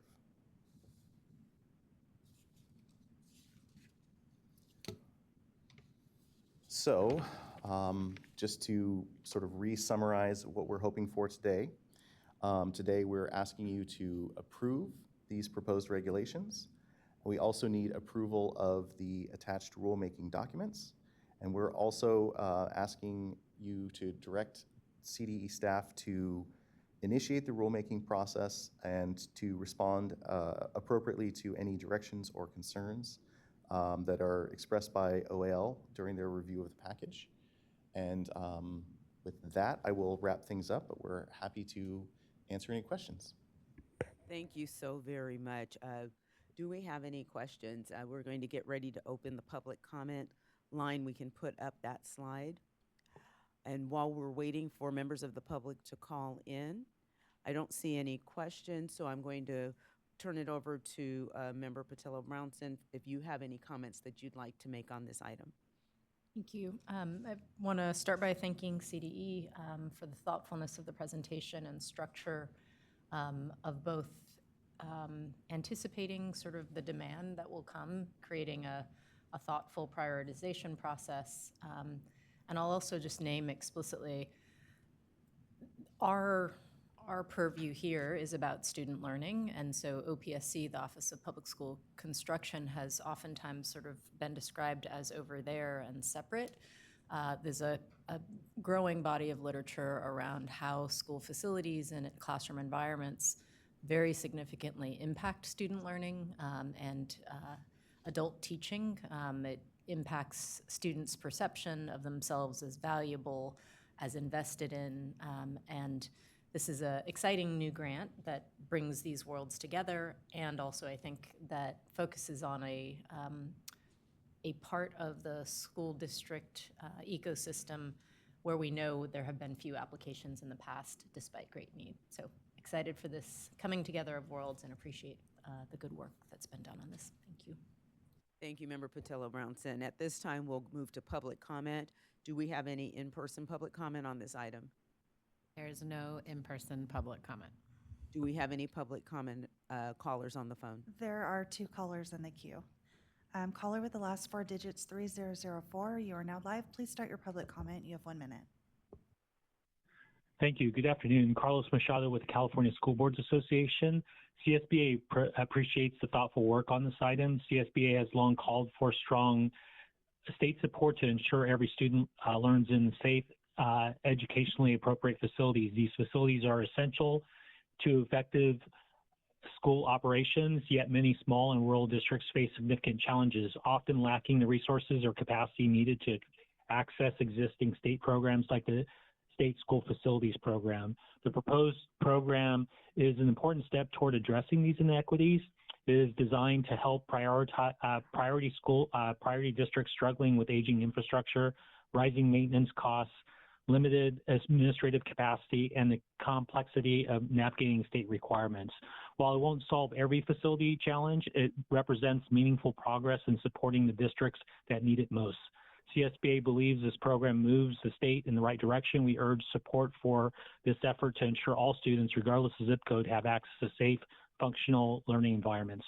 Thank you. Thank you. Next caller with the last 4 digits, 9364. You are now live. Please start your public comment. You have 1 minute. I apologize. I had called in for the next agenda item. Apologies. No problem. Thank you.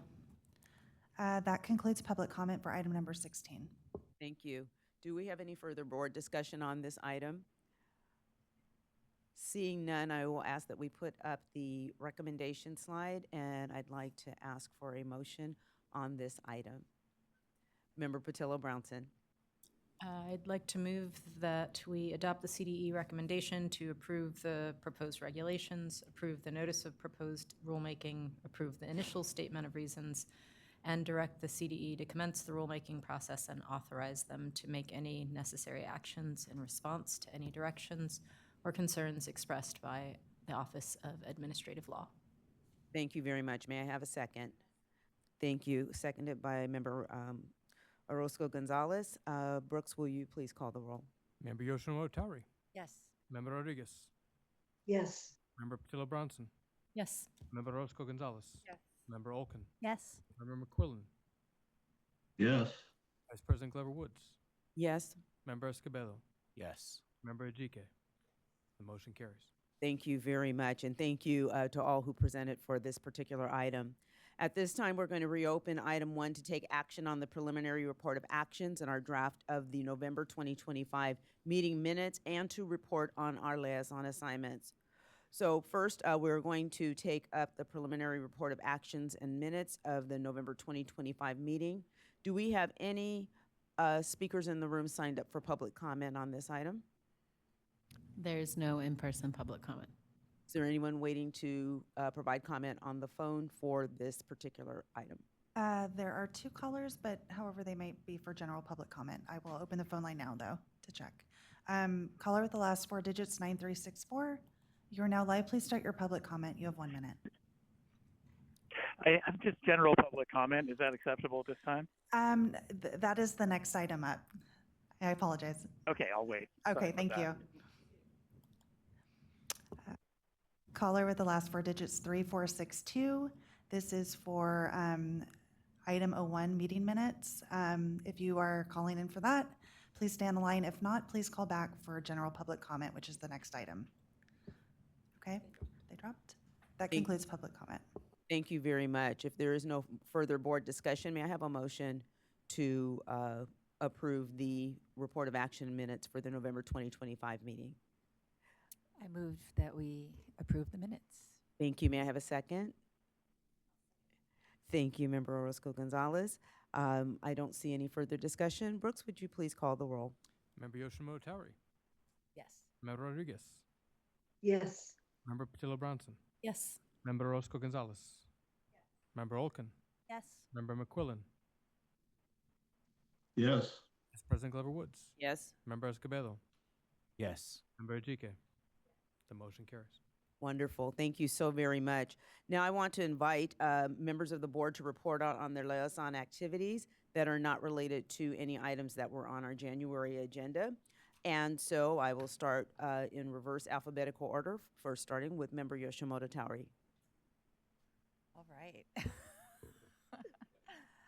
I'll start with civic education, and the California Civic Learning Commemorative Summit is coming up on February 11th at the California Museum in Sacramento, right here down the street. And so that highlights the importance of civic engagement for California students. And I know that came up briefly in different concepts this morning, so we're excited to continue to accelerate that work. The California Serves Grants program continues with the 4th cohort. Please visit their website if you want additional information there. And on February 27th, the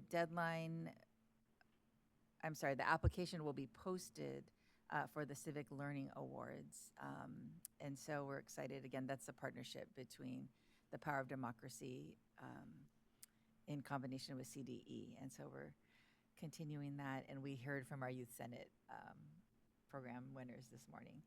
In addition, for community schools and English learners, I just wanted to highlight that I think it's important and encouraging that, for example, CABE is working with the Monterey County Office of Education to host a community school program, because we're beginning to see, when we talk about braiding and blending initiatives, that actually in practice. So not just community schools on its own and English learners on its own, but a merging of leaders and a focus on both. So thank you. Thank you. Member Rodriguez. Yes, thank you so much. So the December 2025 Commission on Teacher Credentialing meeting focused on how our state is preparing and supporting educators who work with students from early childhood through high school and beyond, which falls in line with what we've been discussing today.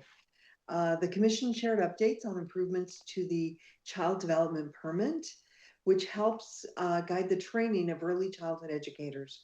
More than 770 educators and community members across the state shared their feedback through a survey, and over 95% agreed the expectations are important. These updates help clarify educator roles, support culturally responsive teaching, and strengthen preparation for those working with young children, helping give students a strong start early in life.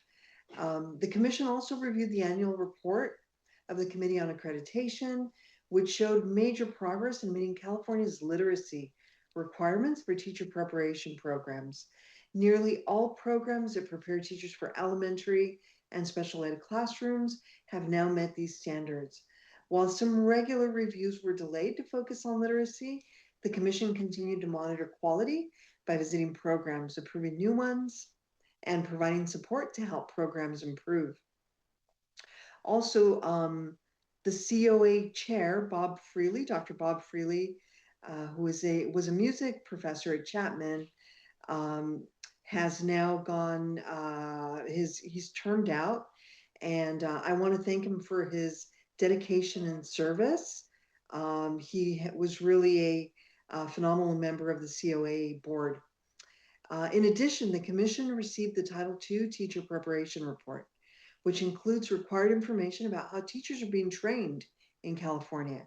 The report shows more people entering teaching through alternative pathways, increasing diversity among teacher candidates, strong results on required assessments, especially in high-need areas like special education.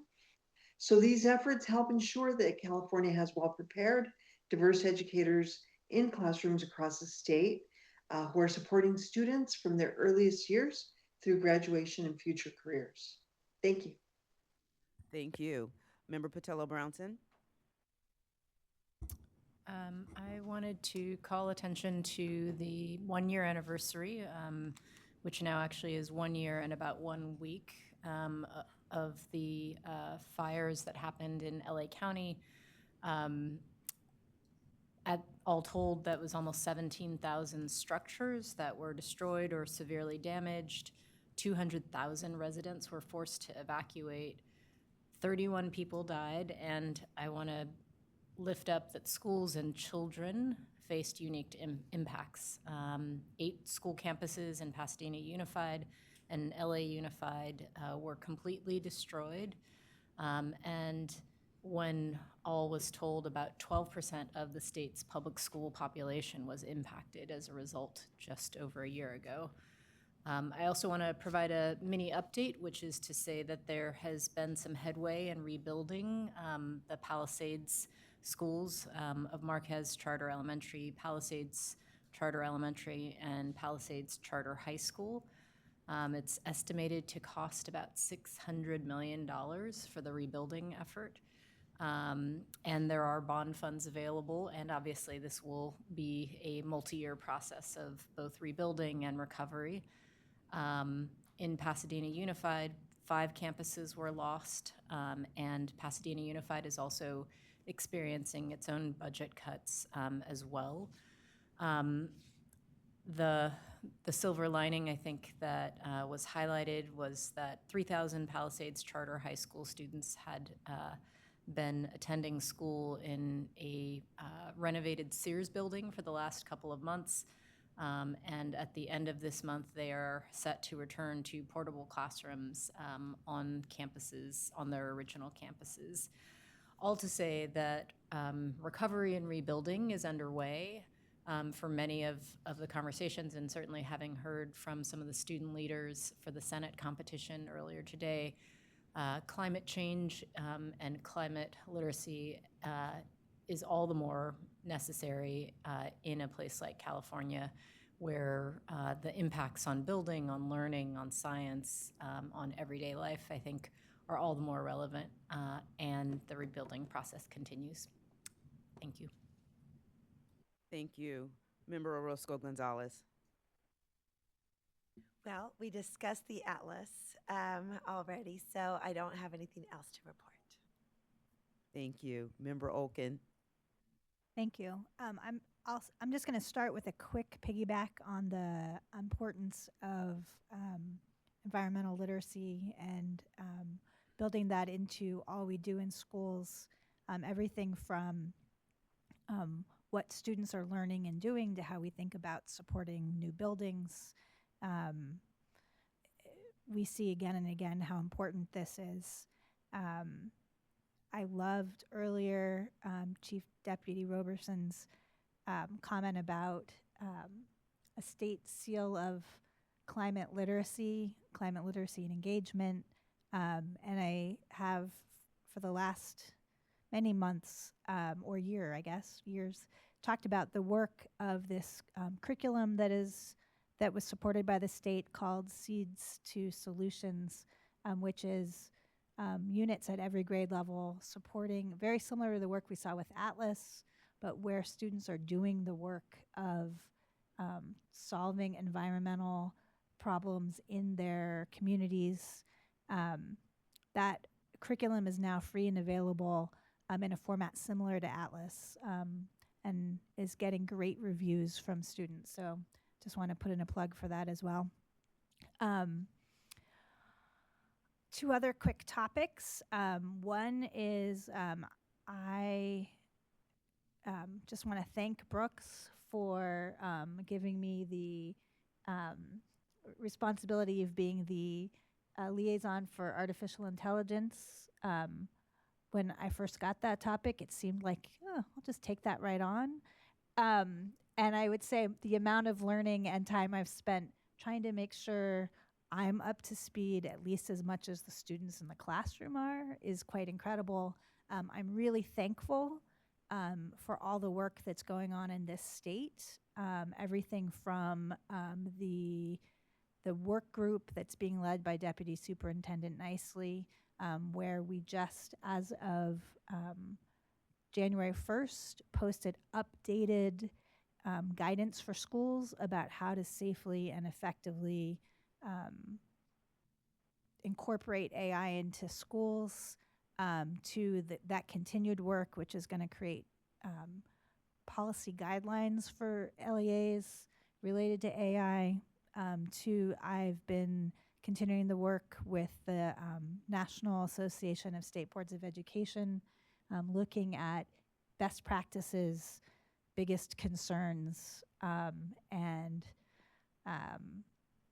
other about how to incorporate or what it means to have AI ready students. So I'm continuing with that work. And then I just want to, I will be reporting in the future on something new in California. Governor Newsom launched the California Innovation Council to help California develop and strengthen its technology policy. Related particularly to generative AI, the council will tackle issues ranging from empowering workers to countering tech fraud, modernizing government, service delivery, and protecting children online. You can imagine the part that I'm involved in is related to protecting children online, particularly thinking about image-based abuse and other harms that come as a result of the wide availability of AI. So I'll keep you up to date on that. And then the last area, just talk briefly about, is financial literacy. In our consent items today, we approved, as you know, a timeline revision for the next time we will see the content guide for the new financial literacy course. That's coming to us in March. It was originally going to come in May. And the idea of moving that timeline up is so that it can be out in the hands of those who are going to need to create new classes sooner. So that'll be coming to us soon. And it's been through a whole process of revisions, public comment, and the IQC has been working hard on guiding that process. Thank you. Thank you. Member McQuillan. Right, thank you. We heard the item on the college and career indicators. Following up on that, the California Workforce Pathways Joint Advisory Committee is a joint advisory committee that makes recommendations to the state board and the Board of Governors of California community colleges regarding career technical education programs and workforce pathways. The next meeting for that group is not until March 13th, right after our next board meeting. And one other item, just want to bring to your attention, there's a policy summit happening the first week of February there east of Sacramento on the missing and murdered Indigenous people. It's a policy summit that's being hosted by one of the local tribes there east of Sacramento. Just want to give a shout out to that group there. That's all I have. Thank you. Thank you. Member Escobedo. Just briefly, we had a first meeting for NASB last week, and just want to share some events that they're organized to again further improve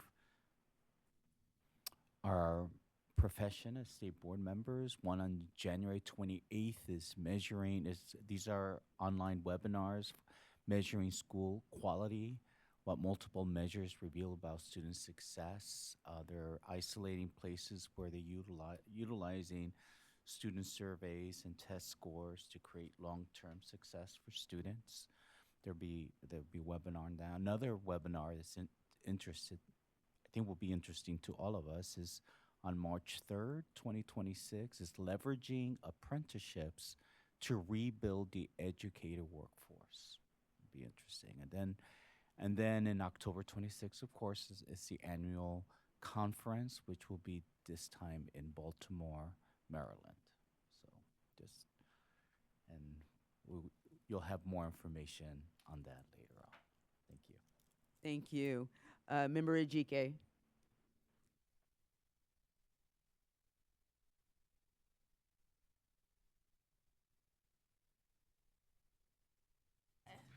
Sorry, I'll try to make this really quick, but this December I was fortunate to attend CSBA's annual education pre-conference and also the Community Engagement Initiatives conference. And so I want to thank the SPE staff for supporting me and helping me out with logistics to attend those conferences.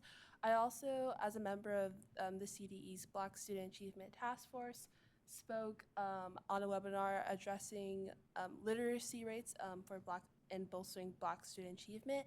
And so I also wanted to thank Deputy Superintendent William McGee for allowing me to be a speaker on that webinar.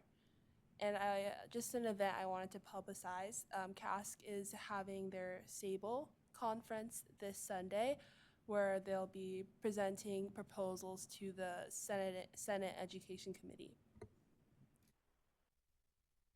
Thank you, and I will round out our liaison reports with an update on the IQC and also on CCEE. Please note for the IQC, the December meeting was the final meeting of 3 of the departing commissioners, Neil McGaffey, Nikki Reynagera, and Marcy Winnower, and their terms ended in November and December.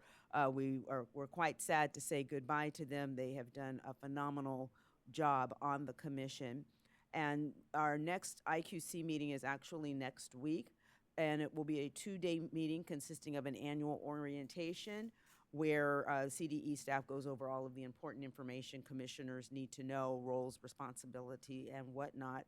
And then the second day will consist of a variety of business items. We will also be swearing in 3 of the new commissioners that the board approved at one of our past meetings.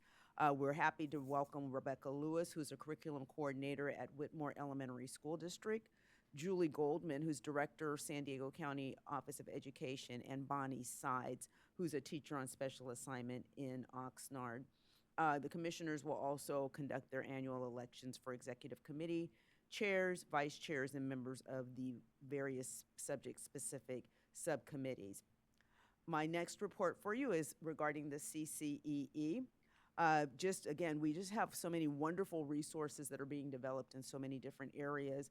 The CCEE will release its ecosystem toolkit in February, and this is a toolkit that was developed in collaboration with partner organizations to help county offices and community-based county agencies better integrate behavioral and mental health services for students, families, and communities. You can go to the CCEE website to join the listserv and find out more about that. You had a little bit of an update on the portrait of a learner when we had our CCI study session. Just know that, again, the Portrait of a Learner graduate survey was launched on November 6th. So far, we've had 1,700 responses. from diverse stakeholders, from students all the way through parents and educators. And the survey is going to remain open until mid-January. So if you know of anyone, please encourage them to complete the survey. We'll take up information regarding that in future meetings. Also, professional learning, CCEE is hosting an open door learning session called Intentional Systems of Creating Equitable Outcomes for Foster and Black Students. That's going to take place on February 4th at 1 p.m. And the session is going to feature Victor Valley Union High School District's Thrive and Heritage program and how it supports improved outcomes for foster youth and for Black students. And again, you can go to the CCEE website to register for that event and also to stay informed of other activities. Moving forward, that will conclude the liaison reports, I believe, and we should be at the point to get ready to move to our final item, item 17, which is general public comment. So at this time, we will take up general public comment for any items that were not included on this today's agenda. Do we have anyone in person for general public comment? No one is in person for public comment. Do we have anyone on the phone for general public comment? There are 4 callers in the queue. Thank you very much. Caller with the last 4 digits, 9364. You are now live. Please start your public comment. You have 1 minute. Thank you very much. My name is Chris Brown, and I'm the parent of a child at Tahoe Truckee Unified School District. Our district is a mountain school district located on the other side of the Sierra Nevada range from Sacramento, just a few miles from the border with Nevada. Because of our geography, our schools participate in the Nevada Athletic Association. We have snow that reaches up to 15 to 20 feet in the winter, and it makes scheduling of sports and travel issues primarily pretty much impossible from our location in the Tahoe Truckee area over the hill, over Interstate 80 and Donner Pass down into the foothills. The California Department of Education has ordered our district to leave the Nevada Athletic Association and join the CIF, California's Athletic Association, because of a rule change by the Nevada Athletic Association restricting participation in sports to students based on their birth gender rather than their gender identity. And that conflicts with California law and CIF rules that permit participation in sports to students based on their gender identity. Thank you, caller. Unfortunately, our school district's been caught in the middle of this policy conflict. I would really strongly urge, for Thank safety you, caller. reasons, Your time it's is up. unbelievably dangerous. Thank you. Next caller with the last 4 digits, 3462. You are now live. Please start your public comment. You have 1 minute.